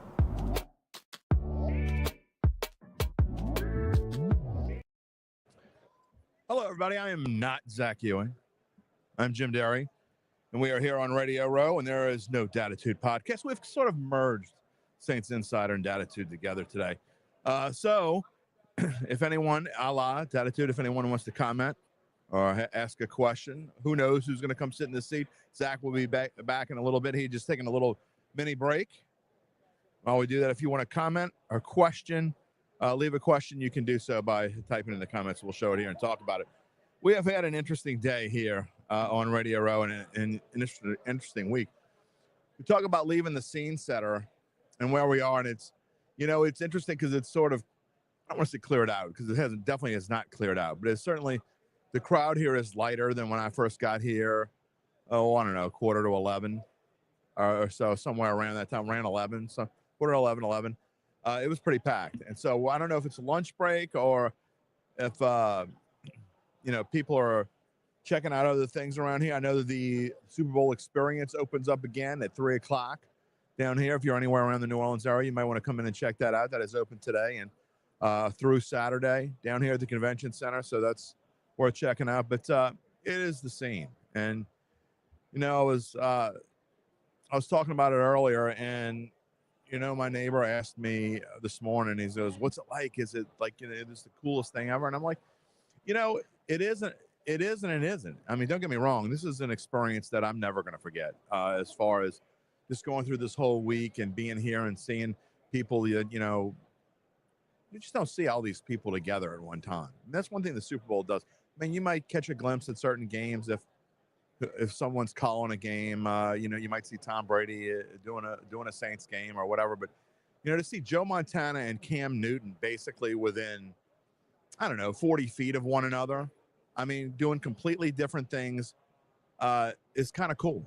And, when you go through your career and you spend all this time in sports and seeing some of the things that you see, it's a pretty cool thing. And then they have some of the people that we've had sit down this morning. So It's been a great experience. I can only imagine what the rest of the week is going to be like, and especially Sunday in the Superdome for the Super Bowl. We talked to a prognosticator, an odds maker, I guess in a way he's prognosticating what he thinks is going to happen. An internet sensation, so to be, a social media influencer, and about what his pick was for the Super Bowl. And I found it an interesting conversation that way. And you go back and look at it later on. If you haven't seen it, it was around, I don't know, about an hour and a half ago. And we're talking about, he's been right, I believe, the last five Super Bowls in a row and six collegiate national championships, which is hard. I mean, I don't care who you are, what you know. There's a lot of luck involved in that. But I mean, you got to be good and you got to be lucky. It's kind of like, to me, when you win a poker tournament that has like 500 people in it, you have to be lucky and you have to be really good all at the same time. And the different philosophies between the game of people of my age and people who are younger, and the way they see the game is completely different. And to prognosticate things, to make your predictions and go through, and the steps that you take are all different. I mean, even people, if you take the 5 best handicappers in the world, whoever they may be, and you put them all in the same room together, I would be willing to bet that all 5 of them got to whatever their prediction is in different ways. And to hear him say, I thought he was going to tell me that it was all about, going through these numbers. And he did talk about how he has a Pro Football Focus subscription and the premium. Well, so do I. That doesn't mean that I'm going to predict the next 5 Super Bowls correctly. But to go through the numbers, but he says, I used to play football, and a lot of it is vibe. So can you get 5 Super Bowl predictions right in a row and 6 college championship predictions right in a row? Even with my limited show, math skills tell you that's 11 championships without missing. It's hard to do. So how much of it is luck and how much of it is skill as we go into this week's game? And I think Zach is going to make his pick official tomorrow as we start really doing picks, and our people start making their picks as well. I will make my pick official tomorrow on the Datitude podcast. We're going to go live at 1. I think the picks segment is at 2. But when you look at this thing, I talk about Adam Chernoff, and in my world, Adam Chernoff is younger than I, but he is, I don't know, he's like 38, 40, somewhere along that line. But to me, he's the top handicapper that I've ever talked to. And we've talked to a bunch of them.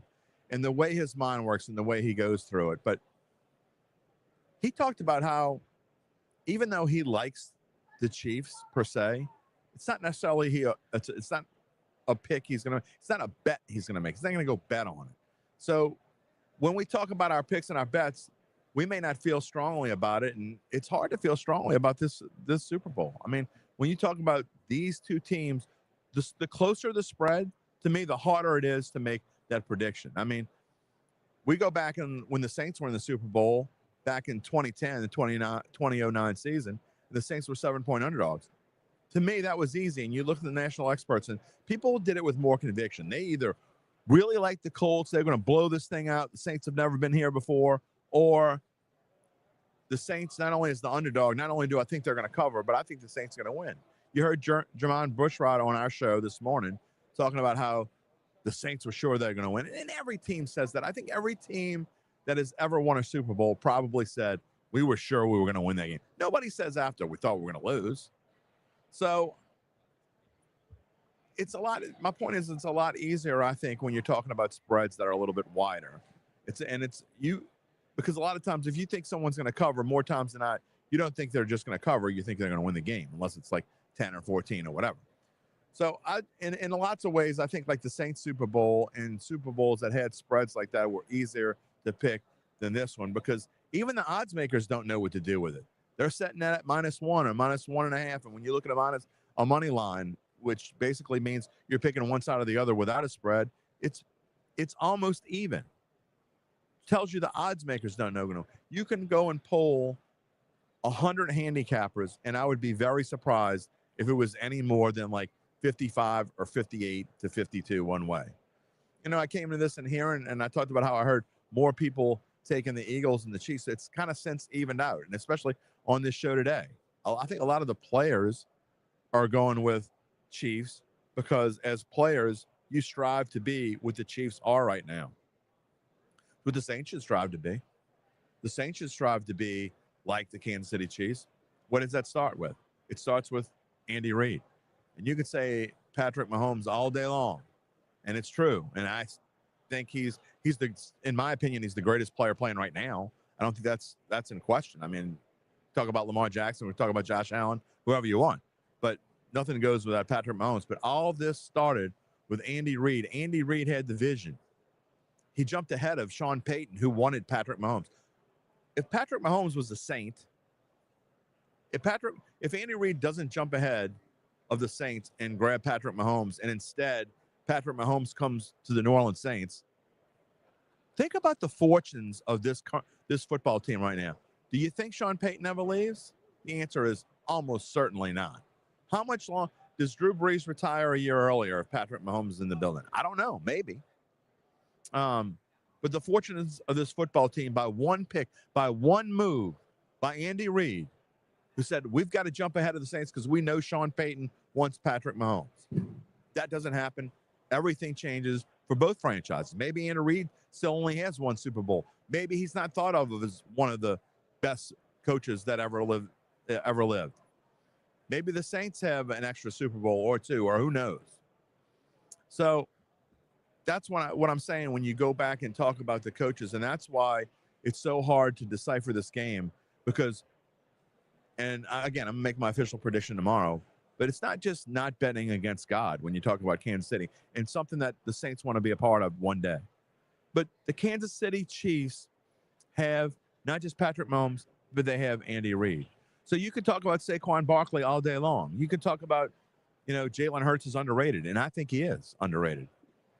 But what's the difference between Nick Sirianni and Andy Reid? It's immense. It's as wide as this table, as wide as this, this whole hallway here. It's that much different, and that's what the Saints need to work towards and think about. So when Kellen Moore, if it's Kellen Moore, comes in here, no matter what he does, he's going to have no matter how good he is, no matter how well his mind is shaped and his offensive prowess he's still going to have a long way to go, no matter how smart he is. No matter, we were talking with some people before, saying, I don't know about Kellen Moore. Maybe he's a little bit too cocky for my taste, or maybe he's not ready for this. He's 36 years old. How can he be ready? But again, no matter how well shaped his mind is, it's going to be hard to be that guy this early in his career. So we're going to talk about that a lot as we go forward. And as soon as the Super Bowl is over, I mean, there's no question where our attention here in New Orleans is going to turn to, right? I mean, the Monday shows that we have, Saints Insider, both in Datitude on Monday morning and Monday afternoon. Of course, we're going to talk about whatever we saw Sunday. But does Kellen Moore even get on the plane to go back to Philly? I would think not. I mean, if he's going to be the next coach of the New Orleans Saints, do they introduce him on, I mean, most likely it would be Tuesday if they agree. Does he stay here? They talk all day long. He's at the podium on Tuesday, being introduced by Mickey Loomis. Don't say it. I get it. I don't need to hear those comments again. Not today. But is he sitting at the podium on Tuesday? How do the Saints? That's what we'll be talking about. I guarantee you, more than 50%. Super Bowl, 40, 45%. Saints, 50 to 55%. Because that's what we want to talk about here in New Orleans. And I've noticed on my own show, we're sitting here at Radio Row with national people from all over the country and frankly all over the world. And we're saying all these big names, but you people, you want to hear about Saints more than you want to hear about Super Bowl. Now, of course, we're going to talk about both, and we have to talk about both. But it's quite a scene, and I think that it's going to show you how things can change just like that, because that's what we're going to be talking about next week. There's no transition period. You don't go from Super Bowl and you transition your way into Saints. It could be that quick. It could be most likely 2 days after the Super Bowl. I think on Tuesday, you very well could have a new coach of the New Orleans Saints. Where does the team go from there? You know, we had Spencer Rattler on the set a little while ago, and, you know, no player's going to tell you, you know, if they don't want someone or don't like someone, what are they going to do? Especially a guy like Spencer Rattler who's going to be, I mean, frankly, fighting for a job. Come back on in, Zach. You want me to move back over here.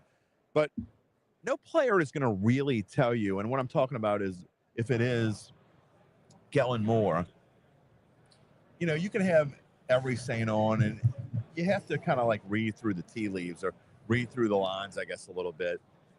No player's going to tell you exactly what they feel, because what if they don't like someone? What if Spencer Rattler thinks, oh, God, I think Kellen Moore is a bad fit for this? He's not going to tell you that. So you kind of have to read through it, especially a guy like that whose job very well could be on the line this coming year if Kellen Moore goes out, if the Saints go and draft another quarterback in the 3rd or 4th round or pick up some cheap free agent.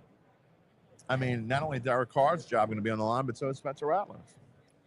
Yeah, I mean, I just sat back down, just caught the tail end of what you said, Jim. But, like, I've also had players. Cesar Ruiz told us yesterday, like, I'm checked out of football at this time of year. This is my mental break from football. Like, I'll watch the game on Sunday, but he said he was more interested in the halftime show than anything else. Like, you know, these guys don't, and like Bub Means just told us, like, I'm not a football expert. I'm not going to sit here and break down the game for you like Missed Exact handicapper that we had would, you know, Right. like he's not going to look into it in as much detail as we are. That doesn't mean they don't study film just as hard or they don't care or anything like that. But like, you're just not going to get a super strong opinion from them for all the reasons you mentioned. And also just because like they're just waiting to see like the rest of us are, and then they'll figure it out. And look, when I probably more so now than when I was younger, because when I was younger, you never get away from sports. Even when I'd go on vacation, you're still watching sports, right? Sometimes you plan vacations around, can we go somewhere where that has a ballpark or whatever? But I know nowadays, like, I'm going to take vacation the week of Mardi Gras and the week after. And when I get away from this, I mean, sure, I'm going to check and see what's going on. I mean, the Saints will by then have had a coach. We will have talked about it already for a week or two. You hope. And move on. Yeah, you would hope. God, I mean, If they get to the combine without a coach, that's when you start to get into little trouble. Ridiculous. Yeah. But I know that when I get away, I'm going to want to break off from sports pretty much. I mean, it'll be spring training. I may watch a college basketball game, but I'm going to probably check out too. You can completely understand that. Yeah, and I mean, it's like you want the players to care as much as you do, and they do. I'm not saying that because players do, but it's also their job, right? And just like you or I grind at our job during football season and through the Super Bowl, these guys grind even harder at their job during football season. And I'm going to tell you right now, normally I would say after the Super Bowl on Monday, I'm going to sleep for 3 days. I can't do that because the Saints are probably hiring a coach somewhere in there. But when that happens and we're done with that, then I'm going to sleep for 4 days. Maybe right? the file on Monday. Yeah, you know, so these guys are feeling that too. They're human. They want to go enjoy their lives. And to be honest, what they think about Kellen Moore on February the 6th doesn't really matter. It doesn't. Like, it'd be interesting if one of them had a connection with him in this past, but I don't think there's really a Saints player out there who does. I mean, realistically, they got to be tired of all this too. I mean, it's, you know, if we're sitting here wondering it wouldn't be talked about, but if we were going to have a new boss here and it had been talked about for a month and we were wondering what was going to happen, I mean, at some point you just become numb to the whole talk. Everybody else has a coach, you don't. I mean, what are you going to say? Yeah. Emmett Smith's here, man. He's on the TV over there. He's somewhere in this room. Hall of Famer. Joe Montana, which we were just talking about. It was like, you know, the weird thing about an event like this is you can have Joe Montana right here, and then basically 30 feet away is Cam Newton. You want to talk about two ends of the spectrum when it comes to quarterback, but you know, that's what you see. Two ends of the spectrum when it comes to quarterback is Joe Montana and Todd Marinovich. Like, you can't do Cam like that. Come on. Oh, come on. Joe Montana's what, 6 feet 1? Oh, you're talking about physical? Okay. I I thought you meant like career-wise or resume-wise. I'm like, that's not fair to Cam. I mean, I know he's not Joe Montana, but who is? No, I mean, we were talking about, I mean, Cam Newton may be the most impressive athlete when you talk about just someone who played the quarterback. Normally, people that are that size and that well built can't play quarterback. I'm just talking about in general, saying those two guys who are within 30 feet or whatever of one another. That's the kind of thing you see on Radio Row. Yeah, and then you've got you'll. I mean, you look at Joe Montana. I don't know how he held up throughout his career. He's not over there now, and I'm pointing over there like he still is. But how does someone like that hold up throughout his entire career without getting his ribs cracked in every other year? The funny thing is, and we've turned the camera around so people can get an idea a few times today, but like you will get periods where there will be dozens of people walking by you, and you go, and most of them are just like us, right? They're just media members. You don't know who they are. They maybe come from another part of the country. They don't know who we are, and you'll pass 50 of them, and your eyes start to glaze over, and then all of a sudden you'll see somebody and you go, "Oh, wait a minute, is that who I think it is?" Somebody's coming by. Oh, Cam Jordan's come by right now on a Segway or something. If you want to turn the camera, you can. Strangely enough, though, Zach, there have been multiple people that have stopped and taken our pictures while we're doing this, and I'm like, "Who the hell's taking our picture?" Yeah. Well, I will say I've noticed that too. The outside wall here that separates our tables from sort of the bigger booths on the outside, the Super Bowl logo is right in front of our booth. Oh, maybe that's what it is. So I think that maybe part of it is like, I want the Super Bowl logo and the entirety of Radio Row in the shot. And so we kind of have a good spot for that. Someone sent me after everyone left. I think it must have been Tuesday, because I was working here until Norman had left too, and I was literally the only one here. And a camera came and sat there and filmed me for, I don't know, a couple minutes. Who do you think they thought you were? It was weird. I know, but then I found out what it was. Oh, okay. It was Channel 8 was getting B-roll. But the funny thing is the caption said, or the lower third said, international journalists from all over the world. And I'm like, I'm from right here, dummy. Right in front of the Technically, you are international. I mean, you are from somewhere in That's true. in a nation. That's true. In a nation. I am from here, but I just who's your celebrity lookalike? Who would people think you were? When I worked out in the St. Bernard Bureau, they used to call me Uncle Cracker. Wow. I could see it. That's not the one I was expecting, but okay. So, and they still do, as a matter of fact. Whenever I run into them, they still call me Uncle Cracker. So I showed my kids, and they don't even really know who Uncle Cracker is. So I've had a little bit of Matt Damon, and when I was young, it was Macaulay Culkin. Okay. For sure. I could say that. Have you ever left home alone? I have not been left home. Not in that circumstance. I haven't left my kids home alone. Yeah. Wow. Not like that. But I was gonna say for multiple days. Are you admitting that here? Not for live. YouTube? Not for multiple days while I left the state. No, nothing like that. Or left the country. I guess it was an original one. What has been as we talk here, and I know who you got. Somebody's coming up. Got Rashid Shaheed at 2:15. Yeah.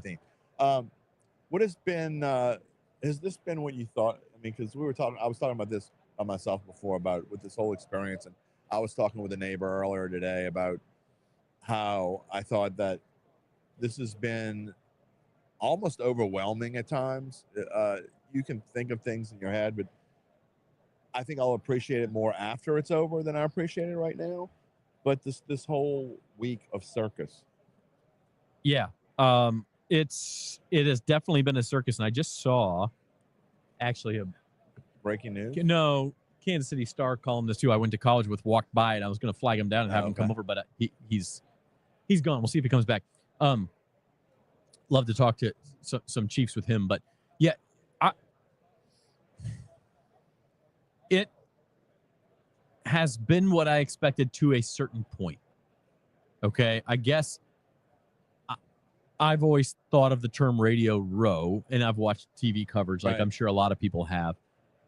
You don't think of it in sort of this complex, like I actually in my brain was thinking of it as a row where you actually literally walked in. It is a little bit like that. I mean, there are rows of, but it's more of a square, right?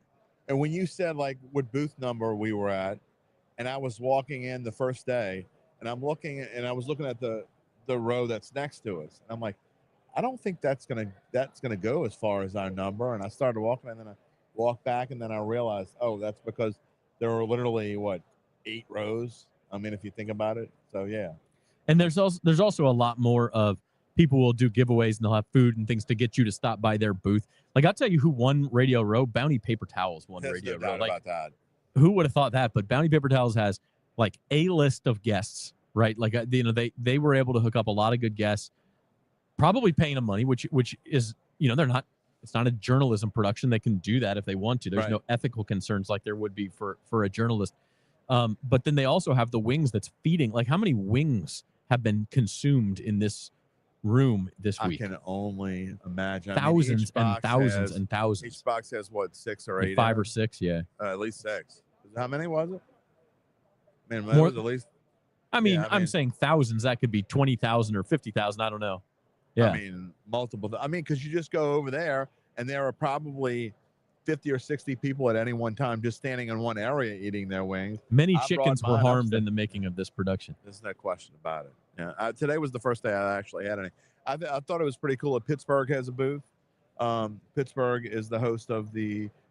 Well, Green Bay is this year. They have a booth. Draft and is then 2 Pittsburgh years is the from now. draft in 2026. Okay, so they have a booth, and they've been having food yesterday. Yesterday they had pierogies with some kind of onion and bacon on them, and then Green Bay Lambeau has their own booth, and they were serving brats yesterday.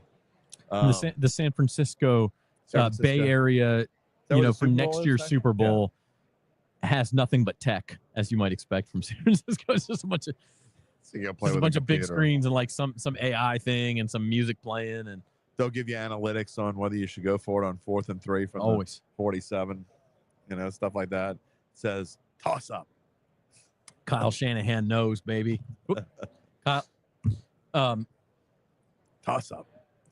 Jim, let's talk about the Saints Super Bowl, because tomorrow is the 15-year anniversary. Yeah. You were on the desk that night for the Times-Picayune. Am I correct in that? February 7th. Or you were I working was in working news, at you news said. at You the were working time. in news. So what were you doing then? Were you able to just watch the game and Actually, enjoy be it? a fan. Yeah, I was at home. We had that whole year, which was my first year out of sports, actually, because I had gone from news back to sports. Bad time. No, it was actually, honestly, for me, it was a good timing, because I was able at that point in time, for the first time in a while to enjoy Saints football. So actually, I look at it from a different perspective. All It right. was- Yeah, it that was a makes good time. sense. And don't get me wrong, I wish I would have been in Miami and all that. That would have been fun and cool. But I actually watched games at home as a fan. And you go back, and one of the things that people don't realize when you're in this business is you lose a lot of your ability to watch games as fans. Now, for you, you're not a New Orleanian. I'm sure you didn't grow up like Saints. Who cares? I'm guessing. Yeah, pretty much. Yeah. So I mean, for me, it's all I've known my entire life. So when you're in the press box, you definitely do not look at a game the same way. They can't be fully neutral. Of course, you want them to win. You're human, but you don't root for them. You may chuckle at a bad play, or you're like, whatever. But so it was actually good timing. I was able to enjoy the whole season. We had a routine. I don't think I went to any games that year, or maybe one, whatever. But my core group of friends, I had 3 of them that would come over every Sunday. They had to sit in the same place all year long. We all sat in the same place. They came at the same time. They basically left at the same time, and they were there at my house. It was right before we moved to the North Shore. Literally, not just a few months before we moved. And so they came over for the championship game, the NFC Championship game. We were, hugging and drinking, and went to a bar, and there were fireworks outside of the house on NFC Championship night. And then the Super Bowl was a similar thing, So I actually got to enjoy it. I want to see one of these, the Saints make one in New Orleans. You want to? We had the guy from That's not gonna StubHub happen. on earlier and Not talked gonna like happen. the ticket prices for that would be insane. I don't know how many people there are out in New Orleans who can afford like $10,000 tickets, but that's what it would probably cost. Well, the only thing I can kind of compare it to, and I guess baseball always plays the World Series and venues of the teams that are involved anyway. But most people know who watched me for any period of time that I'm a Cubs fan. I got to go to the 2016 World Series because a friend of mine, a very close friend of mine, had kept the season tickets, even though he lived in New Orleans, just in case. Basically, he sold a lot of them. But so I got to go to this game 4. He gave me ticket. Me and one of my best friends went to a game, and they stunk and they lost and they were down 3-1. I'm like, I can't leave like this.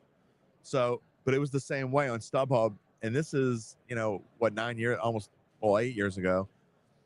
The tickets at that time, right after the game, for Game 5, I'm like, I can't leave it like this, but I also can't afford $3,000, which Right. the tickets were. Right. Stayed up all night and waited. Finally found a pair for it was $1,600, I think, for the pair, which was way over my budget, but it's a once in a lifetime. And I know if the Mariners went, you'd spend $1,600 to go to a Mariners what's World funny Series is the one I'm excited about right now, and really the Mariners, and then to a certain extent, Missouri basketball are the two places where I can still be a fan, because I don't do a lot of college basketball. I don't do baseball. And Missouri basketball is a pretty good team this year. At 30-1, actually, I bet some at 40-1, and then some at 30-1 for them to make the Final Four. And I bet a total of $30, but it's going to pay $1,000 if they make it, and it's going to pay for my trip to the Final Four. I was going to say, that it's in San Antonio, so it's not that far away. That'll be what I do if they do happen to make it for the first time. You should use that. Yeah. I mean, we got guys walking around. I don't know why these two dudes walking around with the Chiefs and the Eagles helmet are over here, but things you see at the Super Bowl on Radio Row. I could tackle those kids, though. Here's my mic is gravity is taking hold of my mic here. Whoop. Sorry if y'all heard that, but that is better actually. So here's a fun Super Bowl fact for you. But you never finished asking me trivia about Oh, But what go was my back. last trivia question? Last one you asked me was what was the last? We did what was the last first-time host. Last first-time host. That was the last one, and Yeah, it was Las Vegas last year. It's kind of a trick question. But here's a this isn't really trivia, but here's a well, I could turn it into trivia. Okay. The Saints in their 58-year history have made the playoffs 14 times. Okay. How many times have they made the playoffs in the same year that New Orleans hosted the Super Bowl?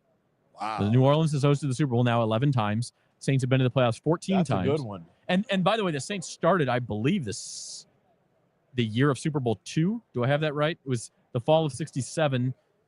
Super Bowl. January of 67 was Super Bowl I. So it would have been, so basically we're talking about, 58 years. And I was born in 1968, right after Super Bowl III. So okay.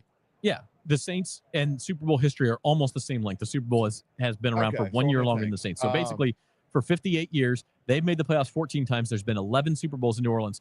How many of those happened in the same year where the Saints actually had a chance to make it to the Super Bowl in New Orleans? Okay, well, the one before this, Ravens 49ers, the Saints, that was one of their 7 and 9 years, if I'm correct. So it was not that one. The one before I'll that let you was talk this through here. The one before that was 2002. So in the 2001 season, the Saints were not good. It was the year after. Well, it was 2 years after. It was one of Jim Haslett's 8 and 8 seasons, I think. So it didn't happen then. The time before that would have been 1992 was the Niners and was in the Super Bowl that year. Niners and Broncos. Is it Niners and Broncos? It was 1990, actually. 1990. Yeah. You missed one. You missed Packers, Patriots. Mitch Packers, 97. Patriots was 97. The Saints in 97. That was a dicky year. Yeah, definitely not. So 1990 was a Jim Mora season. 1990, I don't think. The answer, as you're coming to, is can't be many. 0. I was gonna say. I was about to say, because once I would have got past that, it would have been easy. Right. The Saints So have the answer never would have been- made the playoffs in a year New Orleans hosted the Super Bowl. And you would think, just mathematically, out of 58 years, 14 playoff years, 11 Super Bowl years, one of them would have happened at the same time. But no, it has not happened. That's crazy. So I never thought about it, and that's never really come up. It's a but, jinx. That is Maybe. I don't think it's a jinx. I think the Saints are their own jinx. Maybe it's a good thing that No there kidding. aren't as many New Orleans Super Bowls. Yeah, once I would have got past 1990, it's pretty easy after that because I mean they only The first time they ever made the playoffs was the '87 season, and January 3rd, 1988. It was their first playoff game, and so after that, you go before that and say definitely and 0. To be fair, 6 of New Orleans' 10 previous Super Bowls were before that, before this. So the first 6, they never made the playoffs. Not even close. Okay, more Super Bowl trivia. Who was the last non-quarterback MVP? Charles Woodson. No. Super Bowl MVP. Super Bowl MVP. Okay. Super Bowl MVP. Wow, non-quarterback Super Bowl MVP. It had to be within the last 10 years, right? It was. The last 2, but Mahomes has been the MVP of every Chiefs victory in this era, all 3. So it's not him. Well, Troy Brown was MVP, but there's been somebody since him, right? What year was that? That was the second time they won, I think. The third time they won. The Patriots? Yeah. Oh, yeah. Yeah, it's been a while. No. I'm not saying defensive, although you can answer that too if you want. Just non-quarterback. Could be a running back, could be a receiver. Troy Brown was receiver. Let's see, Marcus Allen. You just want to talk about Super Bowl MVPs. Oh, there you go. Marcus Allen just passed. Timing on that. There's a non-quarterback Super Bowl MVP. It was not Marcus Allen, though. I bet it's happened since then. I don't know. You don't have to go back that far, actually. Edelman was the second most recent. Okay. Is Cooper Kupp. Oh. Cooper Kupp won it. And that's right, because we had a major debate about Cooper Kupp. I had and we thought it should have been Aaron Donald. I had a big bet, I don't remember. It was almost 100 to 1 on Aaron Donald to win the MVP. And I actually had a 40 to 1 because I got it later than you. And Aaron Donald, it should have been Aaron Donald. Not only did he dominate that game, but then he had the pressure on 4th down that cost Joe Burrow to throw the pass away. Did. But they had already at that cast point, their ballots. A lot of people, the way this works is they ask the people in the press box, cast your ballot by the 2-minute warning or whatever, or and really it's before that. I think it's by the 4 minutes. And even if even if there's no deadline and say, hey, you can wait to the end of the game if you want to, these writers have things to do at the end of the game, so they're going to cast. Fill it out, and as soon as they'll they fill it out and get rid of it to be done with it. Exactly and so that cost Aaron Donald the MVP. So it was Cooper Kupp who had a good. I mean, he did have a good game. I'm not saying he didn't, but like 7 or 8 catches and 100. It was nothing, but really no one had great numbers. That's why it definitely should have been Aaron Donald. Yeah. And then Edelman the year before that. So, okay, so Aaron Donald didn't get it. Who was the last defensive MVP of a Super Bowl? I asked this earlier. Those who were tuning in earlier will know the answer. But defensive MVP, was it in the Patriots-Packers Super Bowl? It was not. That was Desmond Howard, who was Desmond Howard. That's what I was thinking. Kick returner.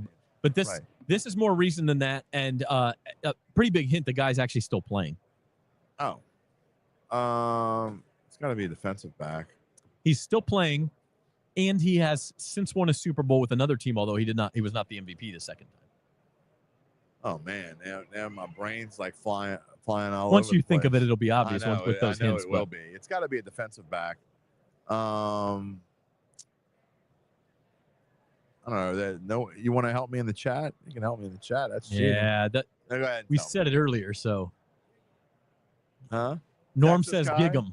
Texas. No, guy? Gig'em is Texas A&M. Texas A&M. I don't know. I'm drawing a blank. So his second Super Bowl victory, which he was not the MVP for, was the game we were just talking about. He was with the Rams. So that's your hint. But he won a Super Bowl MVP for another team. I'm having a brain fart. Von Miller. Okay, so as a linebacker, it was not a defensive he was MVP of Super Bowl 50, the Cam Newton. Yeah. The name was escaping me. I know who it was once you said that, and I just couldn't think of that. See what happens when you get old? People are laughing at me out there. Yeah. It's Super Bowl trivia is pretty fun. You look at those lists of MVPs, and there's some strange names on there, man. There really are, and especially when you go back in time. And I don't know if they had more time to fill out their ballots back in the day or whatever, but you were talking about. I don't think I could ever, for any reason, give an MVP to, and it hasn't happened. It's only happened once, but we talked about it earlier. But I don't think I could ever, for any reason, give an MVP to a player from a losing team. The words most valuable. You weren't valuable at all if you lost. Oh no, come on! You weren't valuable at all. You weren't not in the long run. You weren't valuable if your team lost. I could see myself doing it. It would have to be a very ugly game. Okay, it would have to be a game where There was no statistical prowess from the winning team. There was no standout defensive player. It's never going to happen again just because of It won't happen narrative. again because of the way people think now. But, and then on the other side, like let's say, I don't know, Sunday, let's say Saquon Barkley runs for 180 yards and a couple of touchdowns, and the Chiefs kind of spread things around. It's just going to be Mahomes again. But would he actually, in that case, it would just be Mahomes again. But would he actually be deserving over a guy who had that kind of, but Jalen Hurts throws a couple of picks and takes a bad sack or whatever, and they end up losing? I don't know. I mean, I don't know. You could see a circumstance where that would happen. But, I grew up a Cowboys fan in the 90s. Okay. So don't turn it off. I'm not really a Cowboys fan anymore, but I did grow up a Cowboys fan, as a lot of people in New Mexico were. The 3 MVPs of the Cowboys when they won 3 out of 4 years were Troy Aikman, Emmitt Smith, and Michael Irvin. No, that's the thing. Is the third one was Larry Brown. That's right. Who had 2 big picks in the second half of Neil O'Donnell, and was really the only reason they beat the Steelers in that game. They would have lost probably without those picks. The Cowboys offense was doing nothing in the second half. I don't know if that would happen today or not. It would have to be a really. You think about like MVPs in a whole, they would have to be really, really different as a whole. Yeah. But we're gonna take a break. I'm gonna give you this seat back. I have to run off for a minute. I'll be right back. But but give you this seat back because interesting discussion here as we continue our marathon. Let's do it.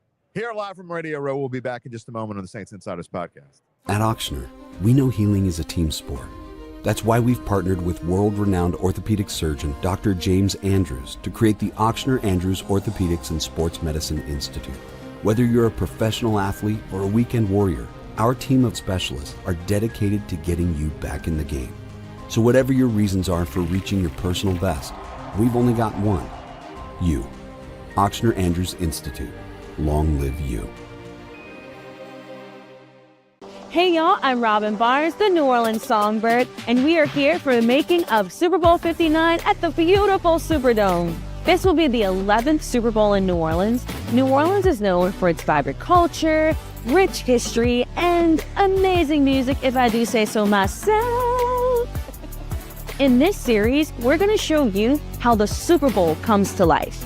This time, we're talking about NFL Source, a program that gives local underrepresented businesses the opportunity to gain exposure to event-based procurement knowledge, network with potential clientele, and compete for contracts related to Super Bowl 59. First, we'll talk to Maisha Boyce, lead for NFL Source, about the local economic impact of the program. Next, we'll talk to Chinsi Mouton, Director of Community Engagement at the Greater New Orleans Sports Foundation and the Super Bowl 59 Host Committee, of how they work to form and foster these partnerships. Finally, we'll talk to Nicole Hutchison, owner of Mosswood Events, about her experience being a part of NFL Source. Let's get started.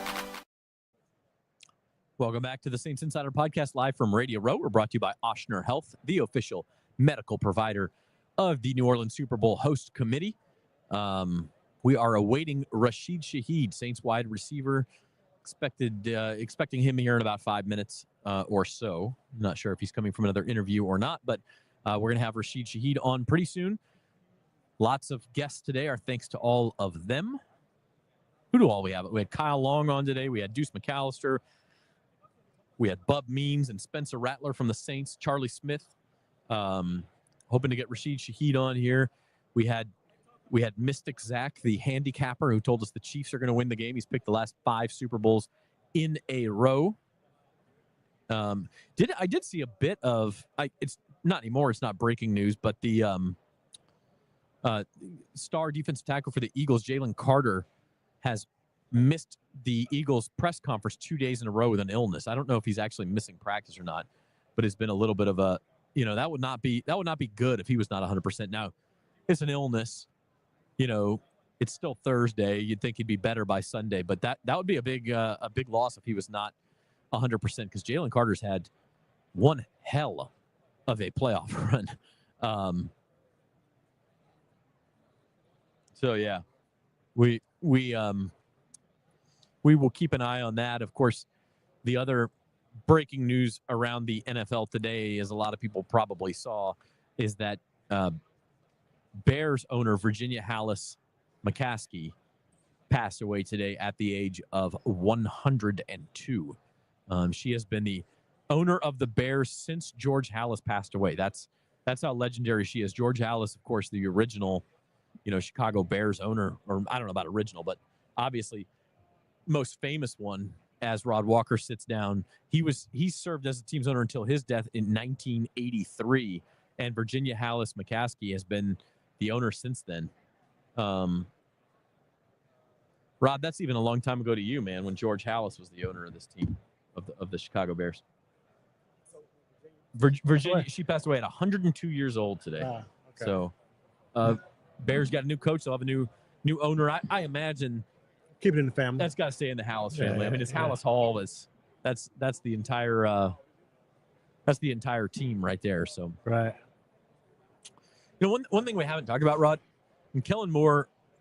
Let's just assume he's the Saints' new head coach on Monday or Tuesday or whenever we hear about It's it. funny you say that because I was upstairs at the players the Fox broadcast team were doing like Q&As. Okay.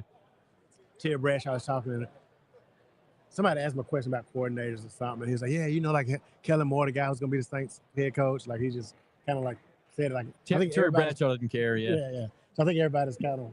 It's just assumed at this point. I do wonder isn't what I was going to ask you, but do you think there's anything that would change Kellen Moore's mind? At this point, I think the Saints are committed to him.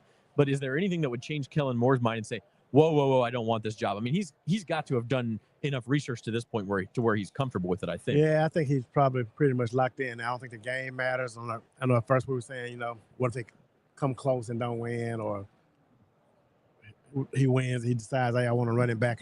That's not going to happen. I think he's pretty much set. I mean, it would have to be one of those bad New Orleans incidents for him not to take this job. Gets a Bourbon Street flu and decides he never wants to come back. Yeah. I don't somebody mentioned earlier this week the Catholic Church thing with that. I don't think so. Because that is something that happened 5 years ago. It's not like the Saints, it'd be one thing if the Saints were directly involved in the scandal. They weren't. They were helping the Catholic Church with its PR. Like, I don't see that as a reason where you go, I don't want this life-changing job because of that one thing. But I agree with you. But when that story broke Monday morning, it did cross my mind because I didn't know how much it was going to blow up. But I mean, if that story had just been like something everybody was talking about, yeah, I think it could have. If he thought there was going to be some repercussions to it, he might be like, you know what? Yeah, I'm probably going to stay away from it. But I don't think the story blew up nationally. I mean, there's a lot of stuff going on right now this week. It's Super Bowl week, so. Yeah, and it seems like it was pretty confined to Monday, which surprised me a little bit. But there's so many distractions here and so many things going on in storylines. So, but what I was going to ask about Kellen Moore is, who do we think his coordinators are going to be? And I know we've talked about Doug Nussmeier. We ran a story on him in the Times-Picayune. I think he may come and be the quarterback's coach. I don't know if he's going to be the offensive coordinator. I do think you're going to see one of the two with some head coaching experience, though. Yeah, I haven't really looked at the names that are out there, but that was the one thing I said on some other podcast from yesterday. But I think he has to get somebody with some experience. I just think he needs. I talked to Curtis Johnson a little bit. That's one of the things he said too, is he thinks that a coach that young that's never been a head coach before is going to need that kind of presence in the locker room. But inevitably, like you said, it comes down. The head coach is the one that's going to have to command the room, so he's going to have to be able to do that. But yeah, the coordinator, that's right now, I mean, Derek Carr and the coordinators is like the two big things that we're going to really be focusing on once it becomes official, assuming it becomes official. Yeah, and I'll be interested to see. I mean, I'm trying to think, though, some of the other young head coaches hired around the league, sometimes they go that route, but other times, like Mike McDonald in Seattle last year, I don't believe had a... No, I don't think he did, no. And, of course, they just hired Clint Kubiak to be their offensive coordinator. But last year it was Ryan Grubb, who came over from the University of Washington as their offensive coordinator. And then I had to look up his name, actually, because Aiden Durd, their defensive coordinator, certainly never been a head coach. He's a young guy as well. He's in his 40s. But it may be over. It is changing a little bit. Yeah, it may be a little overrated. We might be overthinking that a little bit. And, good coaches do well, especially when they got good players. So, I mean, the players probably makes the coaches more than the coaches make the players. So, yeah, and I think the other thing is, if you're a young coach, do you want somebody who's going to be kind of you feel is looking over your shoulder. Right, and right. This is how I did things, and this is how you should do them, and that sort of thing, or do you want to blaze your own trail? So that will be interesting to see. I guess I would still bank on him at least talking to or looking at some of those guys. I mean, at this point, we got to figure Kellen Moore has in mind who he's going to hire as coordinator, because he's going to have to do this pretty quickly. Pretty quickly, yeah. I mean, the combine's coming up. February 28th, I think. Yeah, I mean, that's like right around the corner. So, I mean, he's got to hit the ground running for sure. I mean, he doesn't have that extra built-in time that some of these other coaches that were hired 2 weeks ago has. I mean, he's going to really have to hit the ground running.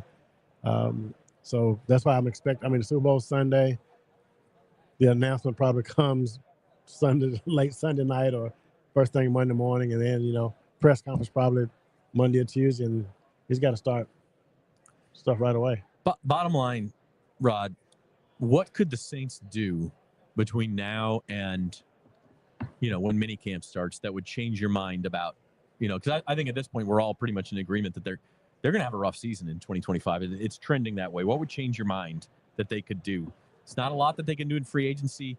Maybe something in the draft, a coordinator hire. I mean, what would it be? Man, that's you got to rack your brain for something, but. I think it'd have to be some quarterback that we just didn't expect to come here, and but I don't even know who that guy would. Like, who's out there like that? Sam Darnold. He wouldn't But does he move the needle? No, Kirk Cousins, who revealed this week that he was actually hurt at the end of the year for the Falcons. Like, does he become a free agent? But are either one of those guys an upgrade over Derek Carr? Like, that's I don't know if that's enough to make me even think. I mean, maybe an extra win or two, upgrade, but but not anything that's going to. I don't know what happens to make you say, "Oh, this team's going to make the playoffs." Like, I don't know anything that could happen to make me say that. Yeah, I don't know who you draft, where you go. That's like there was a time when I'm looking at draft boards, and I'm talking about when the college season was still going on, because I've liked Abdul Carter of Penn State for a long time, and you saw him down in that 8 to 10 range, and I thought, my God, if the Saints could get that guy, that. You add one great edge rusher like that, it can change a defense. But now it looks like Abdul Carter's going to be closer to the top pick maybe than he is at number 9, so he's not going to be around. I mean, maybe there's somebody out there, I don't want to say hidden gem because you're still picking top 10, but somebody who could be a game changer at number 9. I just don't know who that is. The other guy I like is Mason Graham, the Michigan D tackle, but I doubt he's there at 9. Yeah. I like the tight end at Penn State, Warren. Tyler Warren was here with us earlier today. Tyler Warren was. Was it? Yeah, I didn't even know that. Okay.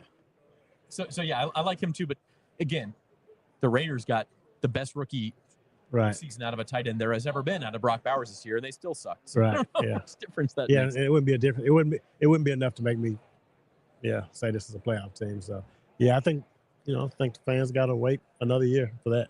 Yeah, no doubt. Salary cap. The hard part for me is you can reset the salary cap over a 2-year period. You can't really do it in one period because you have to get, what are they, 36 million over the cap right now? So you have to get under that number.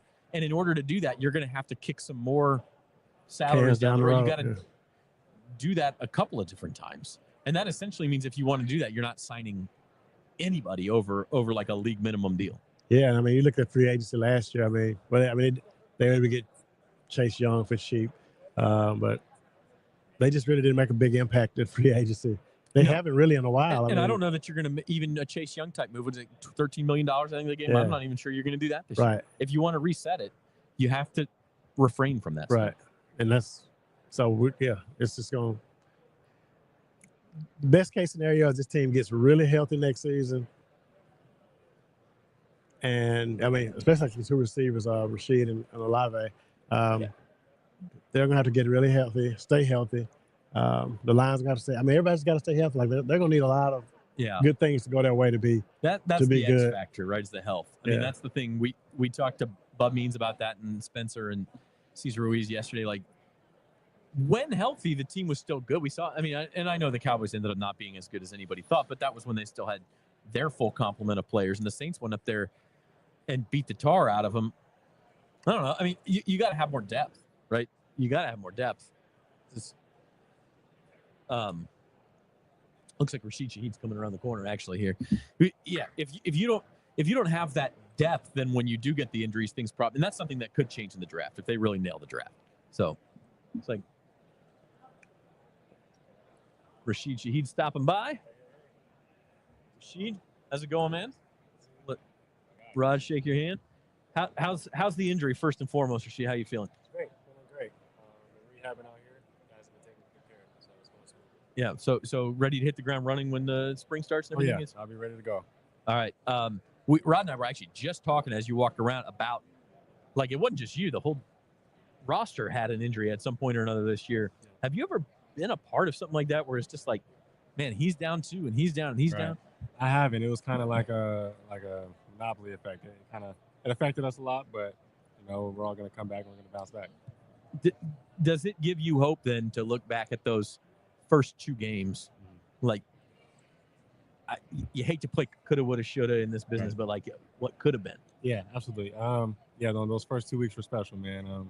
I feel like it showed how hard we worked throughout the off season to, just come out and just be able to play our game. And Coach Kubiak did a great job of calling the offense, and we felt explosive, and I think it showed the type of team we could be.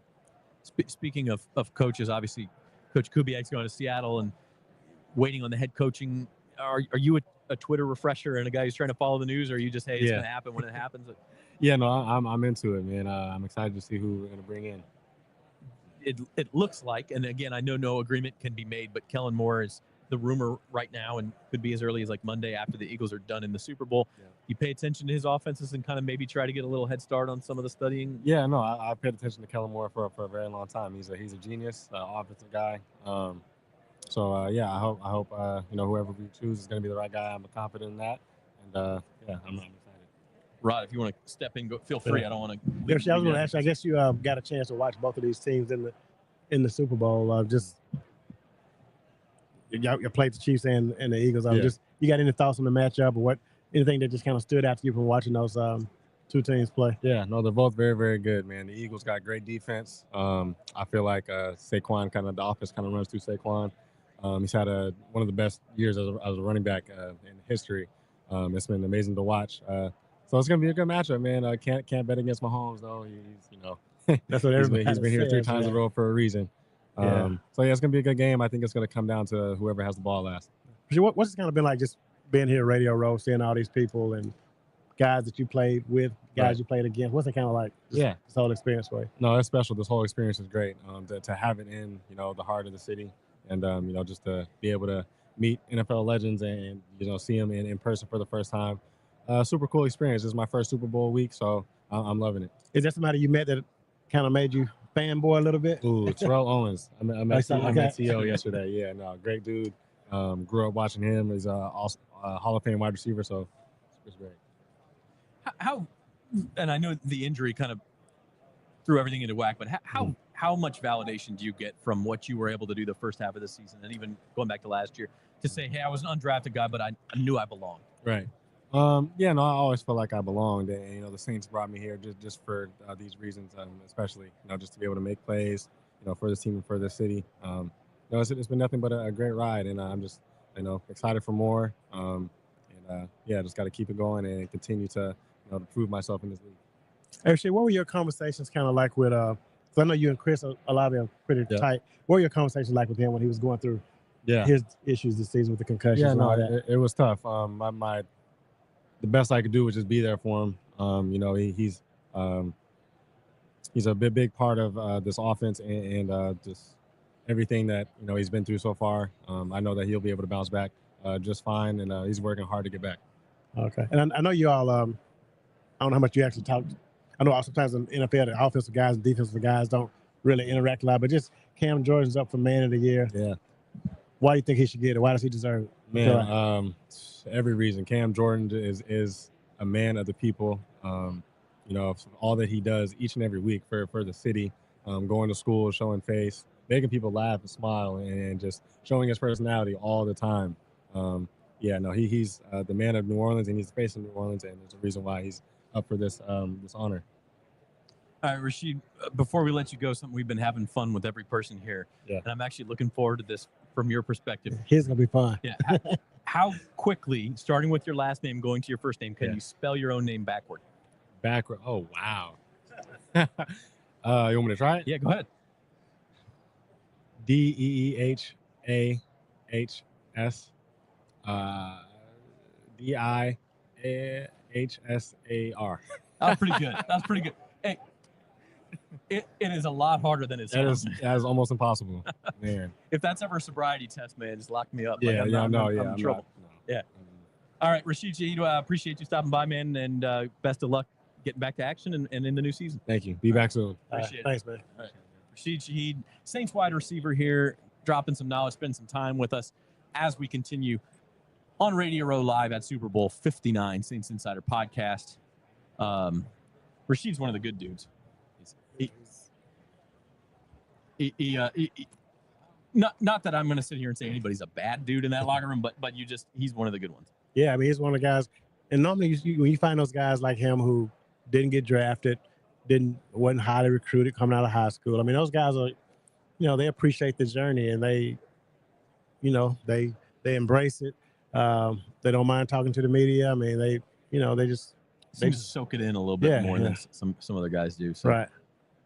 It's interesting. I'm watching on the TV over here. NFL has Puka Nacua on. He's another one of those guys who I think he wasn't undrafted, but he's like a 5th round pick. Right. Probably a little more unsung, and so I think they soak it in a little bit more. Tell you what, we're going to take a break here on Radio Row Live as we continue to roll on into, what are we at, like are we in hour number 5? Yeah, we're almost done with 5 hours, almost going into hour number 6. So we are going to take a break here on the Saints Insider Podcast and be back in a few minutes. Hey y'all, I'm Robin Barnes, the New Orleans Songbird, and we are here for the making of Super Bowl 59 at the beautiful Superdome. This will be the 11th Super Bowl in New Orleans. New Orleans is known for its vibrant culture, rich history, and amazing music, if I do say so myself. In this series, we're going to show you how the Super Bowl comes to life. This episode is all about the Super Bowl 59 Ambassador Program, presented by Chevron. Ambassadors are the volunteers who are responsible for the welcoming of hundreds of thousands of fans and visitors to New Orleans during Super Bowl week. First, we'll talk to Craig Forshag, Director of Sales for the Greater New Orleans Sports Foundation and Super Bowl 59 Host Committee, about what makes this ambassador program unique. Then, Leah Brown, Public Affairs Manager of Chevron's Gulf of Mexico Business Unit, tells us about their partnership on this program. Let's get started. At Auctioner, we know healing is a team sport. That's why we've partnered with world-renowned orthopedic surgeon Dr. James Andrews to create the Auctioner Andrews Orthopedics and Sports Medicine Institute. Whether you're a professional athlete or a weekend warrior, our team of specialists are dedicated to getting you back in the game. So whatever your reasons are for reaching your personal best, we've only got one: you. Auctioner Andrews Institute. Long live you. Hey y'all, I'm Robin Barnes, the New Orleans Songbird, and we are here for the making of Super Bowl 59 at the beautiful Superdome. This will be the 11th Super Bowl in New Orleans. New Orleans is known for its vibrant culture, rich history, and amazing music, if I do say so myself. In this series, we're going to show you how the Super Bowl comes to life. This time, we're talking about NFL Source, a program that gives local underrepresented businesses the opportunity to gain exposure to event-based procurement knowledge, network with potential clientele, and compete for contracts related to Super Bowl 59. First, we'll talk to Maisha Boyce, lead for NFL Source, about the local economic impact of the program. Next, we'll talk to Chinsi Mouton, Director of Community Engagement at the Greater New Orleans Sports Foundation and the Super Bowl 59 Host Committee, of how they work to form and foster these partnerships. Finally, we'll talk to Nicole Hutchison, owner of Mosswood Events, about her experience being a part of NFL Source. Let's get started. In this series, we're going to show you how the Super Bowl comes to life. First, we're going to talk to Seth Jadowski. He is the head of music for the NFL. As a singer and someone who has had the honor of singing the national anthem in the Superdome, I was so excited to hear how Seth and his team put on the iconic Super Bowl halftime show. What goes into it? How do they produce it in such a unique place of the Superdome? So here you're going to find out.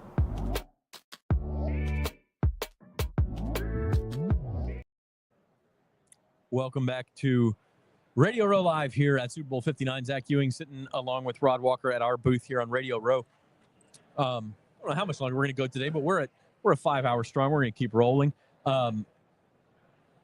Rashid Shaheed, good enough to join us here for a few minutes previously. And, you know, I don't know. We talk about how dreary things are for the Saints next year. He's a guy where you could see some optimism. And, like, if you could guarantee this team health, and Rashid being a big part of that and Chris Olave, like, as you were saying before he came on, if you could guarantee this team health, like, I don't know. I mean, there is a ceiling there beyond what we've seen, I suppose. Yeah, I mean, we just, you know, with him and Olave, we just haven't been able to, like, see it consistently in their career. But if they can do it, you know, it'll do well. For Rashid, it's been a lot of soft tissue injuries, you know, hamstrings, and, you know, things like that. So, yeah, you just hope they can stay healthy. I mean, it hadn't been a lot of, like, contact injuries with him. It's just been, I don't know. I think those guys that run that fast, man, I think their muscles are a little different from everybody else. Yeah, and of course, this last one was his knee, which was right. a little more serious than meniscus. Not the ACL one that cost you almost a whole year, but he was, that is the big question. And I know Jim has talked about this on his podcast before, but, like, between the Saints and the Pelicans, is it just bad luck? Like, Mickey Loomis was asked about this at his postseason press conference. You know, is it just coincidence, or is there something going on in the building that you all need to fix? And he said that he and David Griffin would talk about it. But I would have to think that if there was something, they would have found it already. Like, I think it's.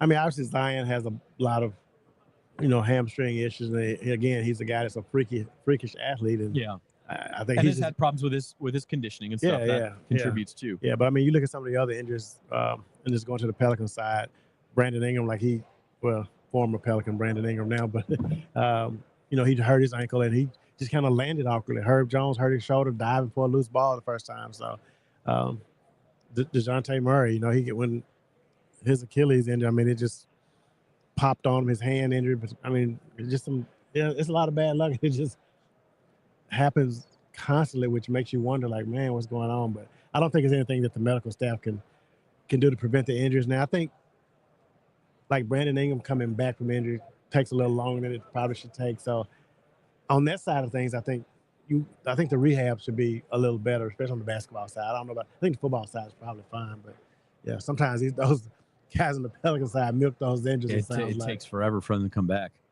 I do, you know. I guess we could talk about the Pelicans trade if you want to. I mean, it was inevitable they were going to move him somewhere. Do you think they did okay in the deal? One of the things I wrote about in my columns, I think the fact that Trey Murphy has really emerged made it a lot easier to let Brandon Ingram go, because Trey Murphy's a guy that can step in and be a starter. So that guy's he's been like lights out. He's averaging like 36 points the last 4 games now. But he's just really been on a tear, and I think he's a guy that could be the face of this team soon. I mean, he's just kind of he has a little it factor. He has a little swagger. People around the league, other coaches really respect him. So I'm expecting him to be like the guy for this team. Who makes it back or for the first time to their sports championship first, the Saints or the Pelicans? Super Bowl and NBA Finals. And does either one happen in your lifetime? That was my answer. In my lifetime, man, I would say that's tough. I want to know in the comments what people think. Who? They're both really far away. Yeah. But I think if you had asked me that at the beginning of the season, I would have said the Pelicans are probably closer, because I thought they really had some good pieces when they brought in DeJounte Murray. And I mean, I thought they had, if you ever got the healthy Zion, and if both teams stayed healthy, I think the Pelicans are probably closer if they were healthy. I mean, we saw them in the playoffs. They took Phoenix to 6 games that year. So, but I mean, both of them are, man, if one of these teams can even get to the conference championship game or conference finals or whatever, you know, that would be an accomplishment. I mean, it's just tough to navigate through the.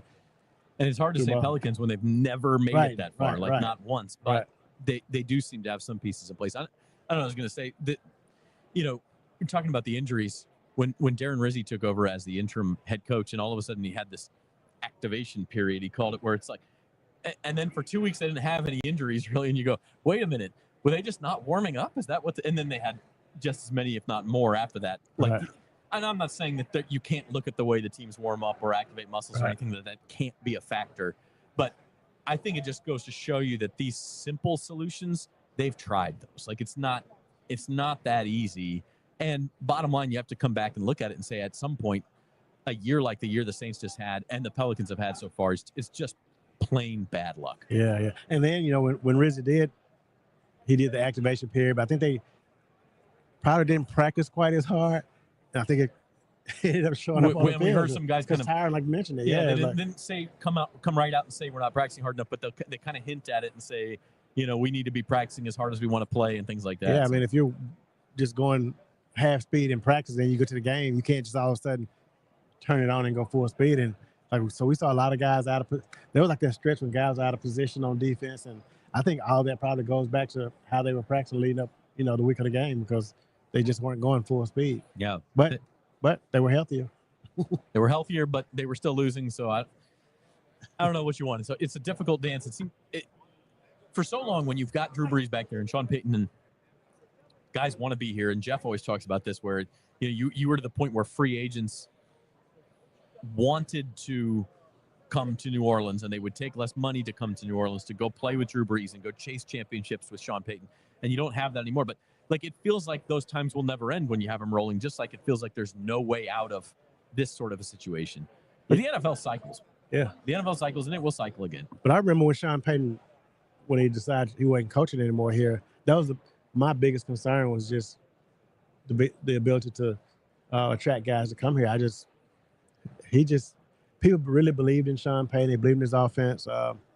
Even going back to Terry Bradshaw upstairs, he was kind of just raving about Sean Payton. He was like, yeah, I really love his offense. And they were talking about Bo Nix or something. But anyway, yeah, I mean, so Sean's just like really well respected around this league. And these younger players, especially these skill position guys, they're like, oh, I want to be a part of that offense because you're going to put up some points. And that's exciting to an NFL player. The Fox press conference, I meant to ask you about that. How it was Brady there? Brady wasn't there. None of the actual guys who were calling the game were there. Like Aaron Andrews wasn't there. I said guys, but I mean the people. Yeah. But it was more of the studio show. It was Michael Vick, Strahan, Howie Long, Bradshaw, Jimmy Johnson, Carissa Thompson. I'm leaving out some people. It was about 12 of them. Anything insightful up there? Gronkowski was up there. Okay. One of the things. I'm sure he was insightful. That's his middle name. The scrums were like so packed. But I mean, he kind of talked about he was talking about Brady a little bit, and I could barely even hear that part. But he really was kind of raving about Travis Kelce and just how their skill sets. I think somebody was asking him about comparing him and Kelce, and he said he's had different skill sets, but he really raved about how Kelce just had this ability to get open that he didn't have. He didn't feel like he had that same ability. So, so that was one of the things. Then obviously Michael Vick's a guy that's about to start coaching this year, and he kind of talked a little bit about that. He was talking about just black quarterbacks kind of getting more of an opportunity now. He was kind of one of the guys back when there weren't as many opportunities for black quarterbacks, and so he just said how he's glad to see that more people are getting opportunities to play quarterback. That was a big storyline 2 years ago, wasn't it, with Hurts versus Mahomes? It was the first time two black quarterbacks in the Super Bowl. So now we've got it again, and I suppose that's progress. Nobody talks about it this time around. Right. And because I did a big story on it. I guess who was last year? It was 2 years ago. I did a story. I talked to Doug Williams about it, and he was like really excited about it 2 years ago. And I didn't call Doug. Now we're at a point where I don't have to call Doug and say, hey, what do you think about this? Right. It's like, kind of become common now. So, all right, chatting here on Radio Row. We're going to take a quick break on the Saints Insider Podcast, live from Super Bowl 59, and we will be back right after this. At Auctioner, we know healing is a team sport. That's why we've partnered with world-renowned orthopedic surgeon Dr. James Andrews to create the Auctioner Andrews Orthopedics and Sports Medicine Institute. Whether you're a professional athlete or a weekend warrior, our team of specialists are dedicated to getting you back in the game. So whatever your reasons are for reaching your personal best, we've only got one. You. Auctioner Andrews Institute. Long live you. Hey y'all, I'm Robin Barnes, the New Orleans Songbird, and we are here for the making of Super Bowl 59 at the beautiful Superdome. This will be the 11th Super Bowl in New Orleans. New Orleans is known for its vibrant culture, rich history, and amazing music, if I do say so myself. In this series, we're going to show you how the Super Bowl comes to life. This time, we're talking about NFL Source, a program that gives local underrepresented businesses the opportunity to gain exposure to event-based procurement knowledge, network with potential clientele, and compete for contracts related to Super Bowl 59. First, we'll talk to Maisha Boyce, lead for NFL Source, about the local economic impact of the program. Next, we'll talk to Chincy Mouton, Director of Community Engagement at the Greater New Orleans Sports Foundation and the Super Bowl 59 Host Committee, of how they work to form and foster these partnerships. Finally, we'll talk to Nicole Hutchison, owner of Mosswood Events, about her experience being a part of NFL Source. Let's get started. In this series, we're going to show you how the Super Bowl comes to life. First, we're going to talk to Seth Jadowski. He is the head of music for the NFL. As a singer and someone who has had the honor of singing the national anthem in the Superdome, I was so excited to hear how Seth and his team put on the iconic Super Bowl halftime show. What goes into it? How do they produce it in such a unique place of the Superdome? So here you're going to find out. In this series, we're going to show you how the Super Bowl comes to life. This time we're talking all things Superdome. First, we'll chat with Steve Farrago, NFL Director of Event Operation, about how he and his team start work way ahead of time to make sure the Dome is game day ready on Super Bowl Sunday. Then, Evan Holmes, the GM of the Superdome, talks Dome renovations and takes me on the coolest escalator ride of my life. So, stay tuned in. Hey y'all, I'm Robin Barnes, the New Orleans Songbird, and we are here for the making of Super Bowl 59 at the beautiful Superdome. This will be the 11th Super Bowl in New Orleans. New Orleans is known for its vibrant culture, rich history, and amazing music, if I do say so myself. In this series, we're going to show you how the Super Bowl comes to life. This episode is all about the Super Bowl 59 Ambassador Program, presented by Chevron. Ambassadors are the volunteers who are responsible for the welcoming of hundreds of thousands of fans and visitors to New Orleans during Super Bowl week. First, we'll talk to Craig Forshag, Director of Sales for the Greater New Orleans Sports Foundation and Super Bowl 59 Host Committee, about what makes this ambassador program unique. Then, Leah Brown, Public Affairs Manager of Chevron's Gulf of Mexico Business Unit, tells us about their partnership on this program. At Auctioner, we know healing is a team sport. That's why we've partnered with world-renowned orthopedic surgeon Dr. James Andrews to create the Auctioner Andrews Orthopedics and Sports Medicine Institute. Whether you're a professional athlete or a weekend warrior, our team of specialists are dedicated to getting you back in the game. So whatever your reasons are for reaching your personal best, we've only got one: you. Auctioner Andrews Institute. Long live you. Hey y'all, I'm Robin Barnes, the New Orleans Songbird, and we are here for the making of Super Bowl 59 at the beautiful Superdome. This will be the 11th Super Bowl in New Orleans. New Orleans is known for its vibrant culture, rich history, and amazing music, if I do say so myself. In this series, we're going to show you how the Super Bowl comes to life. This episode is all about the Super Bowl 59 Ambassador Program, presented by Chevron. Ambassadors are the volunteers who are responsible for the welcoming of hundreds of thousands of fans and visitors to New Orleans during Super Bowl week. First, we'll talk to Craig Forshag, Director of Sales for the Greater New Orleans Sports Foundation and Super Bowl 59 Host Committee, about what makes this ambassador program unique. Then, Leah Brown, Public Affairs Manager of Chevron's Gulf of Mexico Business Unit, tells us about their partnership on this program. Let's get started. In this series, we're going to show you how the Super Bowl comes to life. First, we're going to talk to Seth Jadowski. He is the head of music for the NFL. As a singer and someone who has had the honor of singing the national anthem in the Superdome, I was so excited to hear how Seth and his team put on the iconic Super Bowl halftime show. What goes into it? How do they produce it in such a unique place of the Superdome? So here you're going to find out.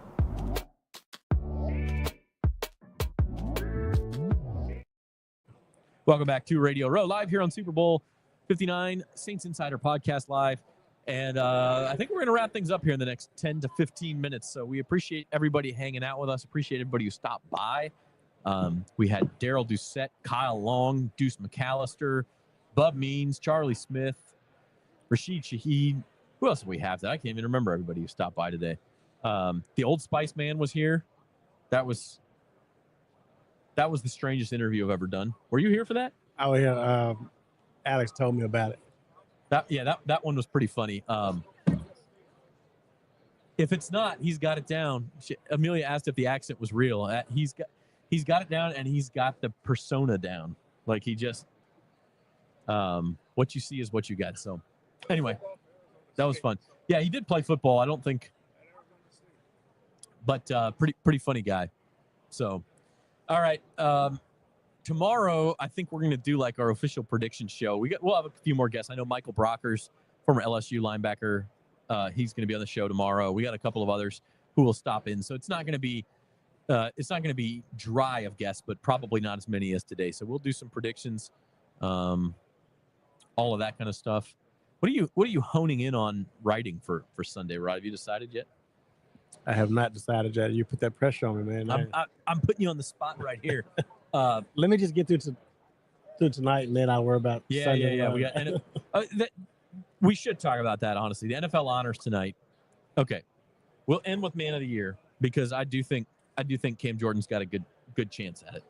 And I think he does. Now, again, we don't know the exact charities and other things that people do in their communities for other teams around the league. I'm sure it's all great, but Cam is a guy.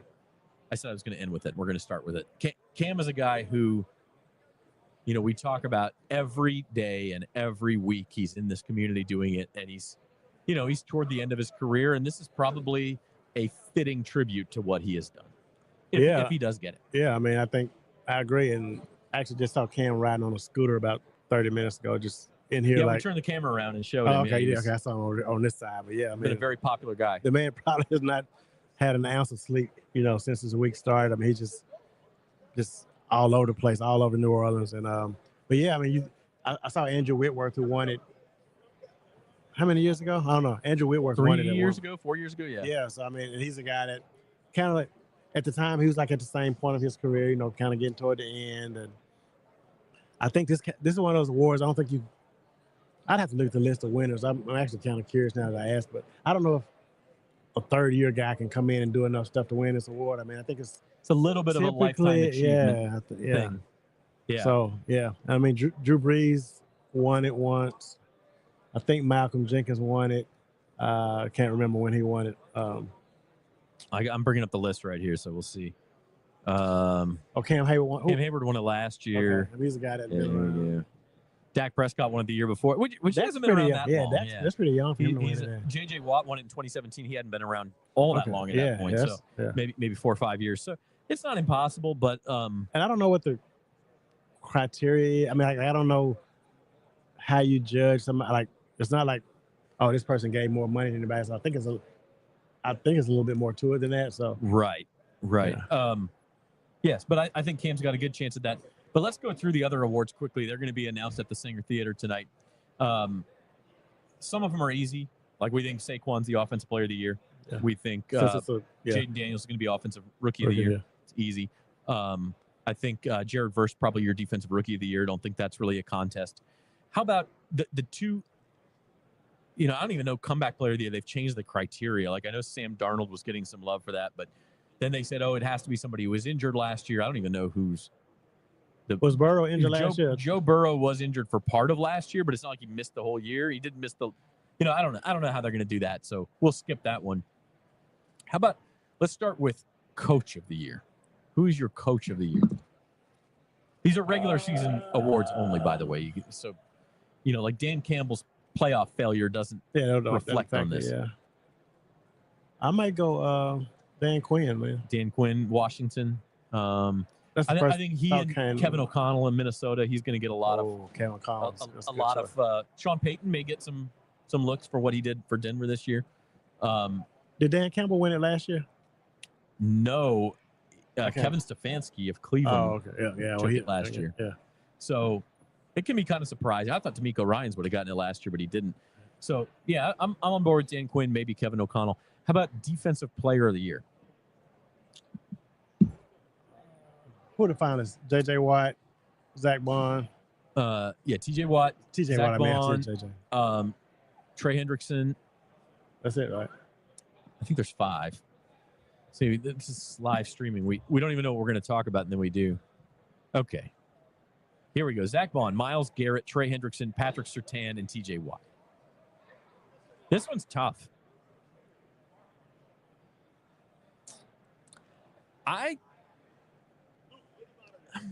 This one is tough. Because Zach Bond could get that, man. Statistically, the best years were like Trey Hendrickson and maybe Myles Garrett, but they played on bad defenses. Right. So are they going to get the award?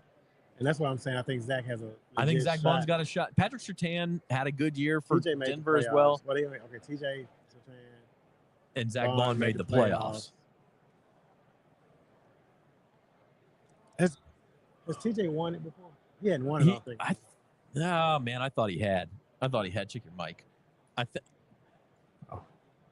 Let's see. Did he? Yeah, he won it in 2021. So he has won it once before. I mean, he's one of those guys that's good enough that he could win it, that he probably deserves to win it again. So, I don't think you got fatigue and say he didn't deserve it. So, yeah. Oh, no. Close. I was looking at the back. Marcus Colston around. Maybe we may be able to get him before we sign out the year. And then the last one, Rod, would be MVP. And this really boils down to, unless you're a Saquon person who says, hey, a running back, and I know Jim has said that a running back could win MVP. I don't care that what hasn't happened since Adrian Peterson. Yeah, what the win shares say or whatever. But most people agree it comes down to Josh Allen or Lamar Jackson. I think Lamar Jackson would have won it had he not already won it twice and won it last year. And there's a little bit of a fatigue there, and that might tilt it to Josh Allen. But what do you think? I mean, you looked at numbers. Lamar he put up better numbers statistically. I know a lot of people kind of penalize him for having Derrick Henry on his team, which I don't think that's fair. But a lot of people think that Josh Allen did more with less, basically. Maybe so. But I agree. I think if Lamar didn't get it, it's just because of voter fatigue and how many people won it 3 times? Just Aaron Rodgers and Peyton Manning. I think that's it. Yeah. So I don't know if. So I think some voters will hold that against Lamar Jackson. But Lamar Jackson he was first team All-Pro, right? He's the first team All-Pro quarterback, and Josh was second team, right? Right. So, I mean, I don't know that you can go wrong with it. And I know people want to argue about it, but okay, so Peyton Manning's won 5, Aaron Rodgers won 4. 3. They're the only 2 with more than 3. Oh, Tom Brady, Jim Brown, Brett Favre, and Johnny Unitas have all won 3.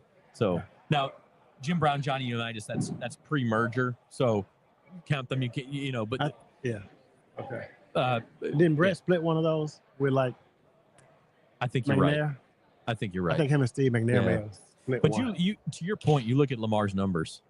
I mean, his numbers are he had over 5,000 yards combined rushing and passing. He had 41 touchdowns, 45 if you count his rushing touchdowns, and only 4 interceptions. That is that's out of this world. Those are video game numbers. Right.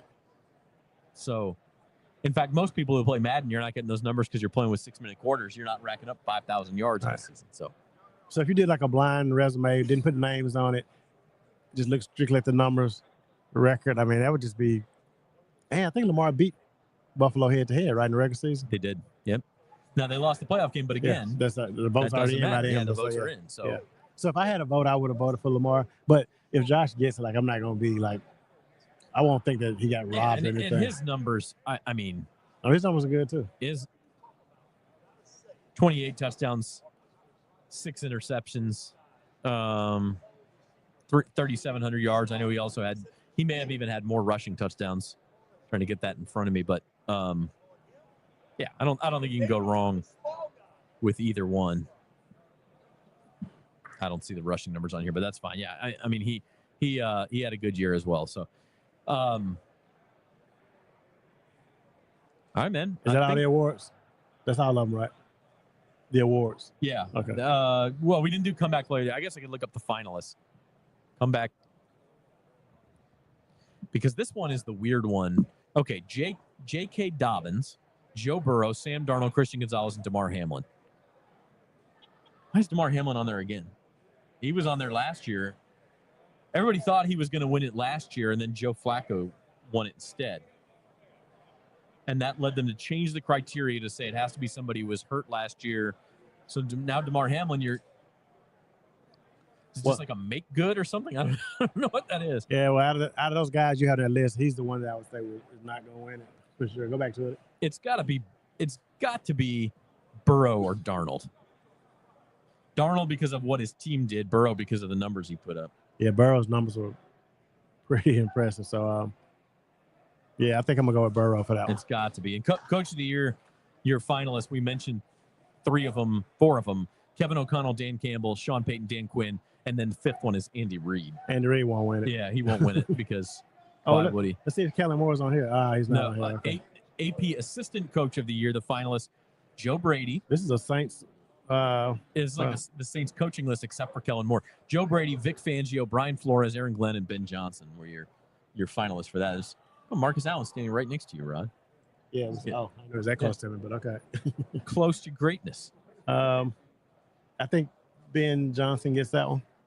Yeah, I think you're right. I will say this: Offensive Rookie of the Year, Jaden Daniels is your clear choice. That's a loaded field, man. Like that's as good of a field as we've seen maybe ever, between Daniels, Bo Nix, who had a good year for the Broncos, Malik Neighbors, Brian Thomas, who had a great year for the Jaguars, kind of unsung, and then Brock Bowers, who had maybe the best rookie season ever for a tight end. Yeah. How crazy is that? That's 3 LSU guys out of 5, right? Yeah. Neighbors, Daniels, and Thomas. That's pretty impressive. And that offense was ridiculous last year, too. Yeah. They won a national championship. Oh, no, they didn't. No, they would have if they had any kind of a defense. I know. That was my point. And honestly, pretty good offensive player of the year finalist as well. And Saquon's going to win it, but Burrow and Chase, what they did in Cincinnati, Derrick Henry, and then Lamar Jackson, who is going to win the MVP. 2 out of 5. Yeah, LSU right here. If he doesn't, could be. We talked about defensive player of the year, and then the other finalists for MVP are Saquon Barkley, Joe Burrow, and Jared Goff. But that's an a Allen 2-man versus Lamar race. race. It's a 2-man race for sure. Should be a 3-man race, but yeah, Saquon's going. No doubt about it. So that's NFL Honors. That's tonight at 8 p.m. It's at the Sanger Theater. Tickets to that are pretty much impossible to get. I'm not even sure they went on sale to the public. The place is not that big. Right. I was like, when I found out that that's where it's going to be held, I was a little surprised. And I don't know where it was back in 2013, but I was surprised that they were holding it at the Sanger. Yeah, and then we'll also get the new Hall of Fame class tonight. A couple of guys with New Orleans ties are finalists for that: Eli Manning and Reggie Wayne, as well as Jari Evans of the Saints. So we'll see if any of them are in the 2025 Hall of Fame class. But that'll be tonight, and then we're just about there. We are just about there. Let's see. Marcus Colston's standing up. Let's see if we can just flag him down. Yeah, he may be going to another interview. So.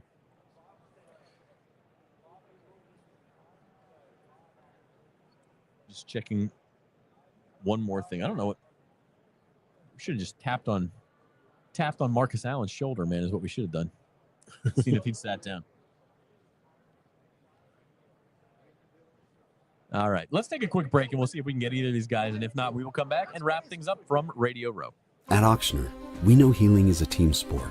That's why we've partnered with world-renowned orthopedic surgeon Dr. James Andrews to create the Auctioner Andrews Orthopedics and Sports Medicine Institute.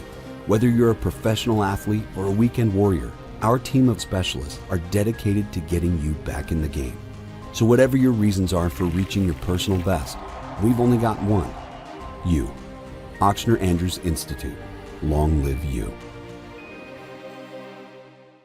Hey y'all, I'm Robin Barnes, the New Orleans Songbird, and we are here for the making of Super Bowl 59 at the beautiful Superdome. This will be the 11th Super Bowl in New Orleans. New Orleans is known for its vibrant culture, rich history, and amazing music, if I do say so myself. In this series, we're going to show you how the Super Bowl comes to life. This time, we're talking about NFL Source, a program that gives local underrepresented businesses the opportunity to gain exposure to event-based procurement knowledge, network with potential clientele, and compete for contracts related to Super Bowl 59. First, we'll talk to Maisha Boyce, lead for NFL Source, about the local economic impact of the program. Next, we'll talk to Chinsi Mouton, Director of Community Engagement at the Greater New Orleans Sports Foundation and the Super Bowl 59 Host Committee, about how they work to form and foster these partnerships. Finally, we'll talk to Nicole Hutchison, owner of Mosswood Events, about her experience being a part of NFL Source. Let's get started. At Ochsner Health, we believe in community, serving our neighborhood with more than just exceptional care. With educational programs that train the next generation and open new doors and possibilities for the future. More programs that teach about the benefits of healthy food and nutrition. We believe in innovation with compassion to give more hope and create more smiles. Because at the core of every community is you. Ochsner Health. Long live our community. Long live you. I know Zach tried to. You probably. Oh, welcome back to Radio Row Live. I'm sorry, got distracted with something else here. We are rolling. This is what happens when you're 5.5 hours deep into the show. Marcus Colston did say he's going to stop by after he just started another interview. He's going to be back with us here in just a second. So we're looking forward to that. We're going to hang on the air for him. We didn't get Marcus Allen though. They get Marcus Allen. You should have reached out and tapped him. He would have said, "Who are you?" Right. What's your favorite prop bet for Sunday, Ron? I haven't really looked at it. Give me some All options. right, let's see what we got. Receiving yards. Okay. A.J. Brown, 71.5. Travis Kelce, 61.5. Over. Both of them? Going over on both? No, not on the A.J. Brown. I'm going to go under on that. Mystic Zach was here earlier, the handicapper, who said, because I think we said Kelce goes over every single. He didn't go over last week against the Bills. He had like a terrible game. He caught like 3 passes the whole night. So I guess he missed that one. He says he goes over in like every playoff game. He didn't go over in their last playoff game. So anyway. Give me some Kenny Gainwell stats, man. He's from my hometown. So Okay, Kenny Gainwell. Let's see. You got to keep scrolling. He's not man. even listed, man. Oh, okay. He's not even listed. Let's see. Okay. Passing and rushing yards, will either Mahomes or Hurts go over 300? Combining passing and rushing. No, I wouldn't think so. I think I'd take under on both of those. Yeah. I think, let's see, just passing yards, Mahomes is 252.5. So he would need like 48 rushing yards with that. I don't think that's going to happen. And I would take the over on that passing, I would think. Just passing yards, Hurts is 213.5. He's not getting 87 rushing yards. He would need a lot he had more. to break one. Like just He did have 70 rushing yards in Super Bowl 57 2 years ago. But also, I picked on Mystic Zach, so I'll give him props on this one. I also think Jalen Hurts was playing better 2 years ago coming into this game than he is right now. Yeah. And he was, but I think with Saquon, he covers up for a lot of that. So yeah, Saquon's a difference. Eagles defense is probably better, but if you just look at the quarterback, I don't know if Hurts. He had a concussion late in the regular season. You wonder if he's still not fully recovered. I mean, he's taking sacks in situations where it seems like he should have an opportunity to throw the ball away, and he's just not been able to. So yeah, and that's something that, to me, that's gonna be like one of the biggest keys to Sunday. Just if he's able to extend plays like we've seen him do in the past, or if he's gonna just take these sacks. So yeah, no doubt about it. You got any strange bets on there? Like like some of the more obscure ones. Yeah, unfortunately the legal books don't do a lot of those. Okay. Let's look up some novelty Super Bowl props. Let's see what we got here. Exotic props. This is what I'm talking about. This is what I'm talking about. It's funny. Robert just texted to talk about Jason Kelce for the tush push. Matthew Parrish is writing a story that's going to publish on our website in the next hour or two about how the Eagles are still confident in the tush push without Jason Kelce. So that's very timely for you to say that. Okay. The Sporting News tells you that the best bet is tails on the coin toss. Whenever I'm doing a coin toss, like I always pick tails, and I don't know why. Because tails never fails? I think so, yeah. I think most players think that, so it just, yeah. Yeah, maybe so. I mean, if Jim and I were Is talking that, about this is the that other day. what they're going to call, or what it actually is? What it actually is, I think. Yeah. National anthem, John Baptiste, over or under 120.5 seconds. So that's exactly 2 minutes. John Baptiste. I'm gonna go over. Over. Robert says over. I'm going under. What you got, Norm? Again, Norm doesn't know. Again, that does not include. I've mentioned this a couple times. It does not include instrumental. It's only his voice. That's how they grade that. Okay. So if he plays the piano for like 15 seconds leading it, well, it that's does why not I was going count. over because Yeah. I know he was. Right. Yeah. Okay. Well, it's from O to Brave. Okay. All right. Is how they measure. All right. I might go under there. Okay. Kendrick Lamar's first song. You a big Kendrick fan? Yeah. If you had to I design don't the set, know. what's his first song? What's his last song?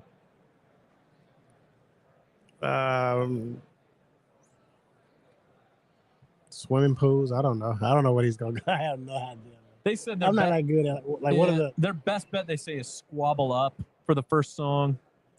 Okay. Which is one of his newer ones.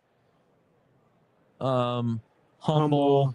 Caesar Ruiz was here yesterday. He said he doesn't think Not Like Us will be the first song, and I agree with him. I don't think he's going to come out with that. Maybe that's the last one. But I think they did say he's definitely gonna sing that one now. He'll sing it. Yeah. There were some people that, like a few weeks ago, they were saying he might not even touch that one. But I mean, he just won a Grammy for a record and song. That's the You one gotta people wanna sing it. hear, Yeah, you man. gotta sing it. At least you have to sing part of it. You don't Yeah. necessarily go through like these Super Bowl halftimes. They rarely sing the whole song. Right. But right. I think he'll go back and forth. He'll sing. I don't know how part the of NFL is gonna feel about him up there singing about Drake being a pedophile. Can I say that on here? 35-1 that Drake makes a cameo in the halftime show. That is not happening. Those are terrible odds.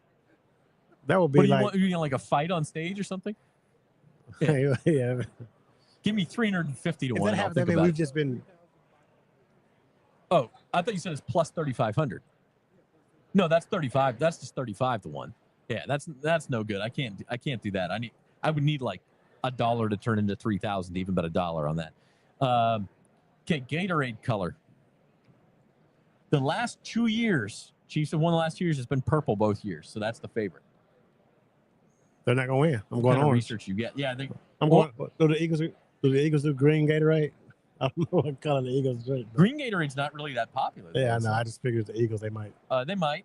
Now, when the Chiefs won it in 2019, they had orange Gatorade.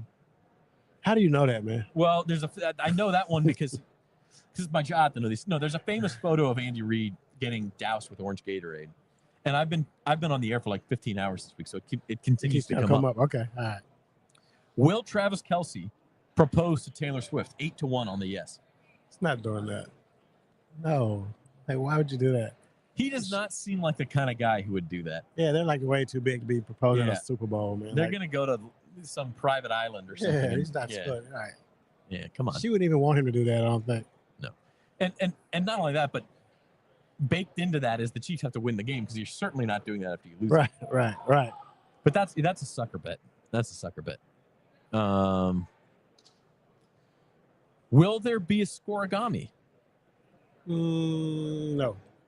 28-1 on DraftKings. A scoregami is when it is a final score that has never been achieved in NFL history before. So like a How many unique are left? final Do you know? score. Like from There's quite a few left.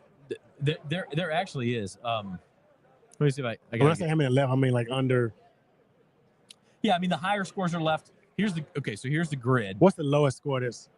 Well, so what's the lowest score that's available? Anything that's like, people don't even know this, and a pro football score can end with a 1 in it. It's very, very, very, very unlikely. You would need a safety on a 2-point attempt, and the other team gets 1 point. Right. That's how that goes. Let's see if Marcus Colston's going to stop by. I think he is. Or we kill time talking about scoregamis. We can get back All to scoregami. Marcus Colston is here, former Saints receiver, Super Bowl winning. Marcus, how are you? I'm doing well. All right. Doing well. How about you Thanks guys? for stopping by. We're talking scoregami. Have you ever I've never seen dove scoregami, into but this is when it's a unique final score that's never been achieved before so we in got a lot NFL of history. We got a lot of white space then. Yeah, there's still got some spaces, but What's like the lowest score in well, like scoregami okay, available? scoregami like 5-2 would be a scoregami. But I mean, like a realistic one. Yeah, like realistic. Yeah. I don't know, man. Like 14-8. 14-8 is somewhat realistic, right? So there's never been an NFL game. There has never been an NFL game in 14-8. You didn't know you were coming over here to talk about this. Oh, this is right up my alley. Yeah. That's actually kind of amazing to me that there's no. The other one that always 36-23 never happened. 36-23. How does that not happen? I don't know. Maybe we'll see it on Sunday. Who do you like? I think the Eagles. The Eagles just have a throwback offense. They got road graders up front, and they got an all-pro running back that teams just don't have the personnel to deal with that kind of rushing attack at this point. The NFL cycles, right? And your guys' offense under Sean was sort of at the avant-garde of bringing on some, spread it out, speed you up, that sort of thing. It worked very well. Now are we going back, you think, to more of a physical running game and counteracting the defenses for that? I think you're starting to see a lot of it, especially with the Lamar Jacksons, the Josh Allens of the world. The quarterback run is in style, and I think, what you saw with Derrick Henry and what you're seeing with Saquon, I think it's in a world where everyone has kind of built their defenses to defend the pass, to defend a 70-30 pass the run ratio. If you can change the game and run the ball 60% of the time, you put yourself in a strategic position. I like that because most players we've talked to have said Chiefs just because of the Mahomes factor. That if it comes down to it, he's going to find a way. And maybe he will. But what you're saying is Eagles build a lead and grind this thing out. I just don't see Patrick Mahomes stepping up in an A-gap, stopping Saquon Barkley. Because that's really what the game's going to come down to. I don't think Patrick Mahomes sees Patrick Mahomes doing that. Yeah, I mean, I think that's what the game's going to boil down to. Marcus, to come back here today, be around Radio Row, be around the Super Bowl in New Orleans, what has that been like for you? It's one of those nostalgic feelings, man. It's one, we're 15 years from winning this thing, and it doesn't feel like 15 years at all. But it's one of those things where the further you get away from it, the more you appreciate it, and the ability to just be back here in this city, kind of watching all of the festivities from afar, and it's just so many memories, just running into random people on the streets, running into former teammates, former people I competed against. It's just one of those really special times where you get to come in and really enjoy the fruits of your labor in a world where everyone is here to celebrate what we feel like is the best team sport on earth. Well, I guess tomorrow's the actual anniversary date. And I don't know if you were in when Sean Payton said it, but what was kind of the thought process when Sean Payton, you're at halftime, you say, hey, we're going to start the second half with an onside kick. Like, what were y'all thinking at that moment? We were ready. Because it's one of those things where we literally, he told us what he was going to do. And he had built a track record of if I say I'm going to do this, I'm going to do it. So you practice it all week, you prepare all week, and the thing you figure out as an athlete pretty quick is your confidence is really built on your ability to prepare. So we expected it. Yeah. And when he said it, it was just, hey, let's go execute. It's not a bigger deal let's not make it a bigger deal than what it is. We practice it all week. Let's go execute. How crazy is it that Morstead is still playing? I mean, that was 15 years ago, and I guess that was his rookie year, I think. Right? So, I mean, how crazy is that he's still going though? It's man, Timo is one of those unicorns. Yeah. The way that man takes care of his body, how intentional he is with his prep, he could probably do it for another 10 years if he wanted to. Yeah. We had Jermon Bushrod on a couple of hours ago, and he was talking about that Super Bowl too. Everybody's story that night is a little bit different. When you think back on it in your mind, what images do you see, or what specific moments are you remembering?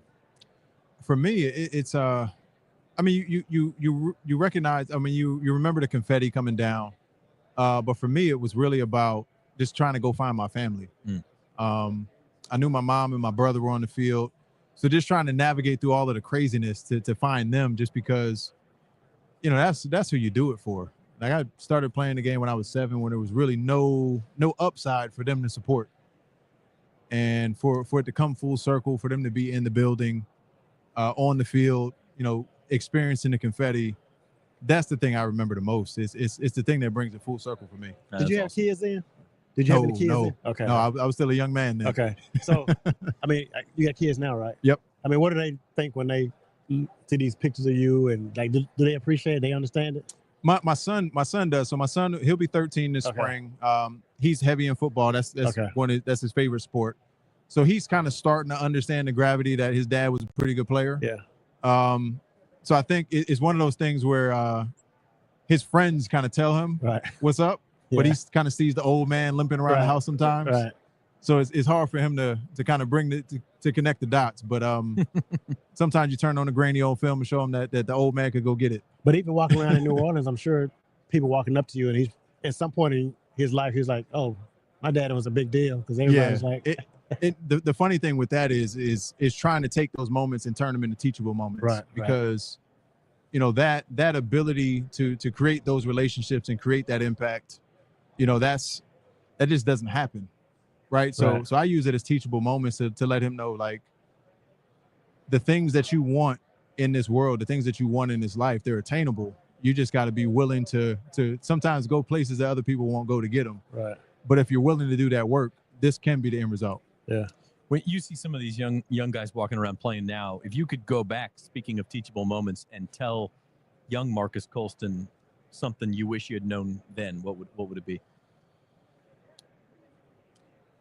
That's a great question. I really wouldn't change much, man. Like my path here, I maybe would have gave myself the clue that I was going to have to wait 2 whole days to get drafted, so I could prepare for that a little more. But no, the path here it's what it was supposed to be.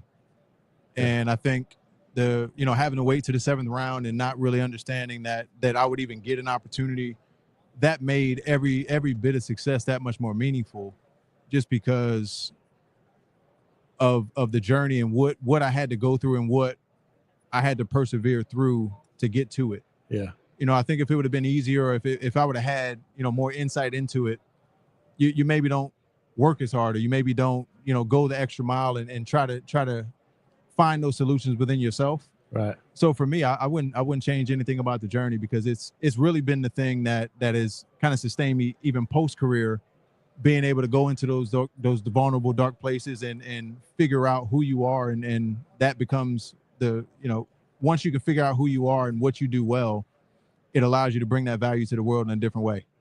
That's well said, man. You got well, tonight, Cam Jordan's up for Walter Payton Man of the Year.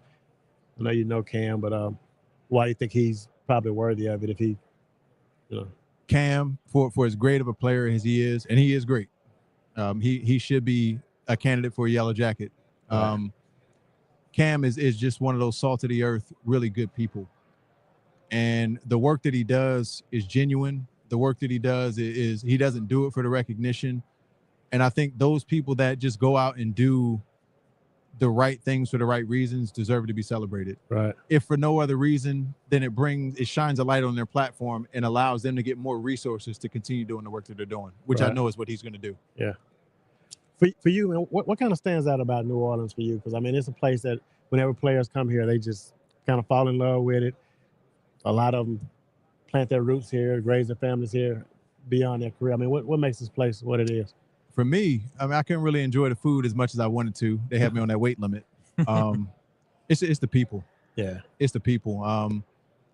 And just being here in the time frame that I was here, really meeting people in a different way. It wasn't a player-fan interaction. Right. At that point in time. It was much bigger than that. And you could kind of feel that coming into the city. And the way that this community embraced us as people, forget being players, embraced us as human beings.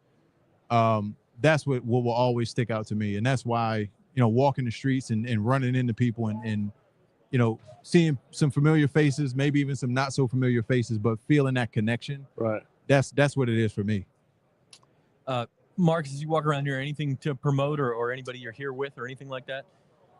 No, I'm actually here. I've launched a sports investment firm about a year ago called Champion Venture Partners.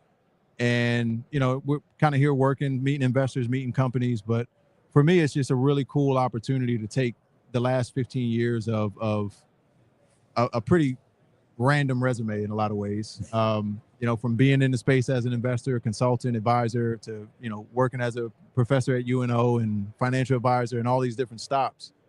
it's just really a cool platform for me to bring all those experiences to bear in a way that, I can kind of help to not just change the sports ecosystem, but make investment more accessible for a broader base of investors. So yeah, that's kind of what we're down here working on, and it seems like a pretty good platform to promote that. Absolutely. Okay. So before we let you go, the silly question we've been asking everybody, I don't know where this ranks for you in silly questions today, but been asking people to, starting with your last name, go into your first name, spell your name backward as quickly as possible. Oh, man, you testing my brain power. NOTSLOC SEUQRAM. That's impressive. People are way better at this than I am. It's harder than it sounds. I think him and Bushrod are like the best too, right? It is. Yeah. Him and Bushrod, they got smart guys who played on that offense. yeah, y'all are the fastest too. That's taking them snapshots of that playbook and trying to remember the pictures, man. There you go. Well, Marcus Colston, Saints legend, thanks for joining us, man. I appreciate you guys having me. Thanks, appreciate you, man. We'll let Marcus get out of here, and I think we are going to sign off for the day as well. Been here almost 6 hours, and that is going to do it for our show today. We will be back one more time on Radio Row, day 5, tomorrow morning, sometime, I'm going to say between 9:30 and 10 tomorrow. I know we've got Michael Brockers lined up right at 10, and then we'll see who else we can get on our last day here at Radio Row. So for our guys behind the scenes, Amelia Cotton, Alex Lee, Robert Young, and Norman Bell. Rod, thanks for hanging out for so long, man. We appreciate that. Jim Derry was here, and for all of our guests, and for all of you hanging out with us, thanks for being here. We are brought to you by Ochsner Health, and we'll see you one more time here from Radio Row tomorrow.